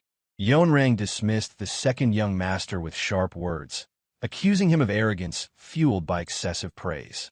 She turned her head toward him, expecting some reaction, but Mugeuk remained unfazed. It was not fear that kept him still, but the confidence of one who knew how to handle such challenges. With calm determination, Mugeuk posed a question, asking what she would do if he emerged victorious. Understanding her coming to him immediately after their previous conflict, he recognized that the only way to subdue her was through sheer strength. At that moment, disbelief flickered across Yeonrang's face as she processed his words. She asked whether he truly believed he could win now. In response, Mugeuk offered nothing more than a simple affirmation. A sense of unwavering determination marked her next statement. If he were to defeat her, she declared she would grant him anything he desired. Even if he were to demand her life, she would comply. It was a bold declaration, spoken as if she had already calculated her ability to deal with him. Mugeuk readily accepted her proposal without hesitation. But then, she turned the question back on him, asking what he would do if he lost. Without pause, he promised to do whatever she wished as well, addressing her with the respect of an elder. Her demand was direct. She wanted him to sever ties with the Bloodheaven Blade Demon. That was the sole condition she set. His gaze never wavered as he studied her. Her confidence was understandable. After his father, Wu Jin, the heavenly demon and the strongest figure known, Yeonrang stood unrivaled within the demonic cult. Mugeuk then posed a question of his own, wondering aloud if she was not at all curious about what he wanted. Her reply came without hesitation. She saw no need to hear it, certain that such knowledge would never be necessary. With quiet assurance, Mugeuk countered, stating that she would soon discover his desire. He acknowledged that his sword, the black demonic sword, might damage hers. He spoke this aloud as he slowly unsheathed the pitch-black blade, almost as if musing to himself. Both warriors drew their swords, facing each other in silence. Mugeuk understood well the terrifying speed of a martial master at the Demon Supreme level. Without properly honed instincts, facing such an opponent meant certain death. Yeonrang made only a slight movement, subtly twisting the tip of her lowered sword. That single adjustment transformed the atmosphere entirely. It had been a long time since Mugeuk had experienced such tension. Without acknowledging his warning, Yeonrang made a concession, offering him 3 moves. In the past, such gestures were common among seniors when facing juniors. Though this tradition had faded over time, the Flower Sword Supreme held onto such romantic notions of battle. Mugeuk accepted her generosity with a respectful acknowledgement, stating that he would begin. Though he refrained from arrogance, he made a calculated decision to withhold one technique, the Wind God's Force Stride. Instead, he resolved to end the battle within the 3 moves allotted to him. Without any preliminary testing through a few early clashes, he launched into the perfect execution of the soaring sword art. Closing the distance between them with precision, he unleashed the first form, balancing the heavens. A brilliant streak of light traced the path of his sword, cutting through the air in a dazzling line. The shining sword path appeared to carve a horizontal line across her form. The sound of clashing metal rang clearly as the swords met just before her chest. The force behind Mugeuk's attack carried a weight beyond her expectations. Through the blade, her surprise was evident. The sheer internal power within his strike unsettled her, presenting her with the unfamiliar sensation of facing a true rival. Despite the intensity of the clash, Mugeuk remained composed. His gaze held the distant, solemn quality of an old soul, yet within his chest, his heart pounded with excitement. Their inner energy collided through their swords, and the explosive force rang through the empty yard. The violent clash sent Mugeuk hurtling backward, while the Flower Sword Supreme leaped high into the air as their blades separated, the sound of their impact still echoing in the air. Mugeuk quickly regained his balance, his mind already calculating his next move. His eyes were sharp, focused, scanning his opponent. Yeonrang still hovered, her gaze following his every movement with a watchful intensity, waiting for any sign of weakness. Without hesitation, Mugeuk launched his second strike, an embodiment of the second form of the soaring sword art, the transforming heaven style. 12 sharp sword energies manifested around the black demon sword, swirling with inner energy. Mugeuk sent them racing toward his opponent, each one designed to overwhelm. The Flower Sword Supreme was forced into action. She parried the first 8 strikes with rapid precision, retreating gracefully with every blocked attack, but the energy of the blows pushed her backward. Yet, Mugeuk was not content to stop there. Even as the Flower Sword Supreme retreated, he sent another 4 sword energies her way. With gritted teeth, she prepared to face them head-on, her determination rising as she countered the relentless barrage. But this time, she broke her promise. Her sword blazed with a brilliant light as she executed a technique that shone like a comet cutting through the night. She thrust her sword forward with overwhelming force, the sword energy surging through the air, ripping through Mugeuk's attacks, and continuing toward him with a deadly momentum. Her strike flew directly at Mugeuk's chest, but his reflexes were quicker. He twisted his body midair, deflecting her attack with a black demon sword, his movements fluid and precise. In that brief moment, Mugeuk realized that the Flower Sword Supreme had broken her vow. She had not held to the agreed-upon 3 moves, but had launched an offensive of her own. Realizing what she did, Yeonrang cursed under her breath. Instinctively, she prepared to counter the incoming strike. Mugeuk knew that defending against the onslaught of sword energies from the transforming heaven style alone would not suffice. Forced into action, she shifted her stance and launched her own counterattack, unless she does not want to be struck down. Her face betrayed her distress as she struggled to match Mugeuk's relentless assault. But Mugeuk was already planning his next move, his mind calculating with terrifying precision.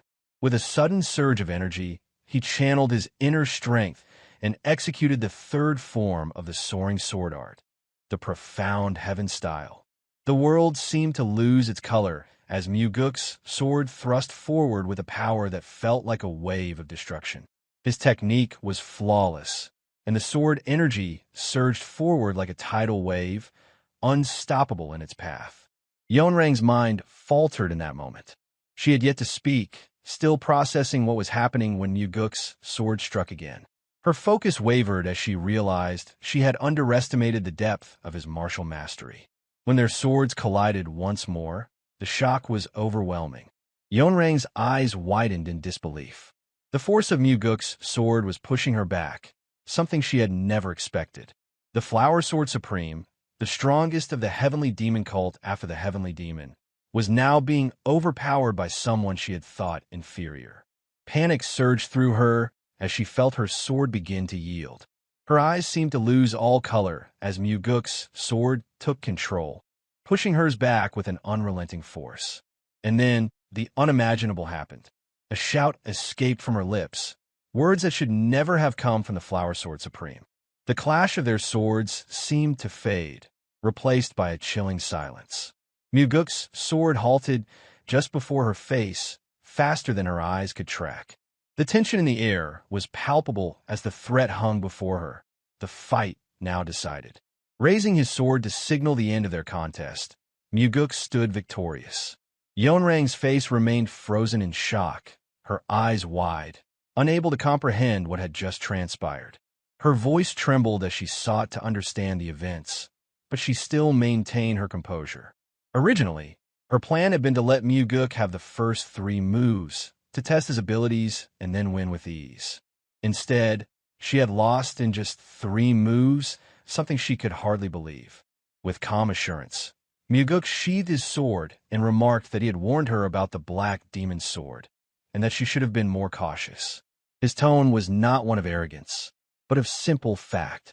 Though stunned by the outcome, Yeonrang did not seek excuses for her defeat. She knew it had not been the sword that caused her loss, but her own inadequacies. Even if it had been the Heavenly Demon Sword, she admitted to herself that this was a fight she should never have lost. Surprise flickered across her face once more when Mugeuk casually revealed that he had already mastered the soaring sword art. She had always known that the art was one of the highest levels of martial mastery, comparable to the techniques of the Demon Supremes. She had doubted his claim at first, but the evidence before her was undeniable. Unfazed by her disbelief, Mugeuk pointed out that his father would never have made him the leader of Nirvana Pavilion if he were not truly capable. His confidence was unwavering. Despite his words, Yeonrang remained unconvinced. Her disbelief only deepened when Mugeuk casually mentioned that he had already taken the celestial heavenly pill, ensuring that his internal energy would never run dry. Mugeuk then made a final declaration, stating that the martial contest was his victory and asking if she acknowledged it. Yet, despite the overwhelming evidence, Yeonrang could not bring herself to admit it. If Yeonrang had known Mugeuk's skill was at this level, she would not have let her guard down. She had been unaware of his martial prowess, and the situation had unfolded while she was yielding the first 3 moves. Mugeuk's words broke the tense silence, his voice calm but pointed. He reminded her that if word spread that the Flower Sword Supreme had broken her promise, the label of coward would stick with her forever. Yeonrang's expression hardened, and she responded sharply, telling him to stop provoking her with such unnecessary words. Her tone remained unflinching. She claimed that she always kept her promises, asking what he wanted now. His brow furrowed. Mugeuk reminded her that she had said she would give his life if she lost. Yeonrang nodded, acknowledging their wager. She asked him then, did he want her life? Mugeuk's response was casual. He admitted that while Elder Kionpa had often called him mad, he was not crazy enough to demand her life. Yeonrang pressed again, asking what he truly wanted. Mugeuk's expression softened as he requested her forgiveness. He apologized for being rude to her up until that point, explaining that his apology was sincere and asking for her forgiveness. She looked at him, puzzled, and questioned if he was mocking her. Mugeuk quickly reassured her, saying that he had indeed been rude and should not have invited her to that place. He bowed respectfully as he spoke. Still confused, Yeonrang asked why he was apologizing when he had won the duel. Mugeuk answered honestly, expressing that he wanted both to apologize and to gain her favor.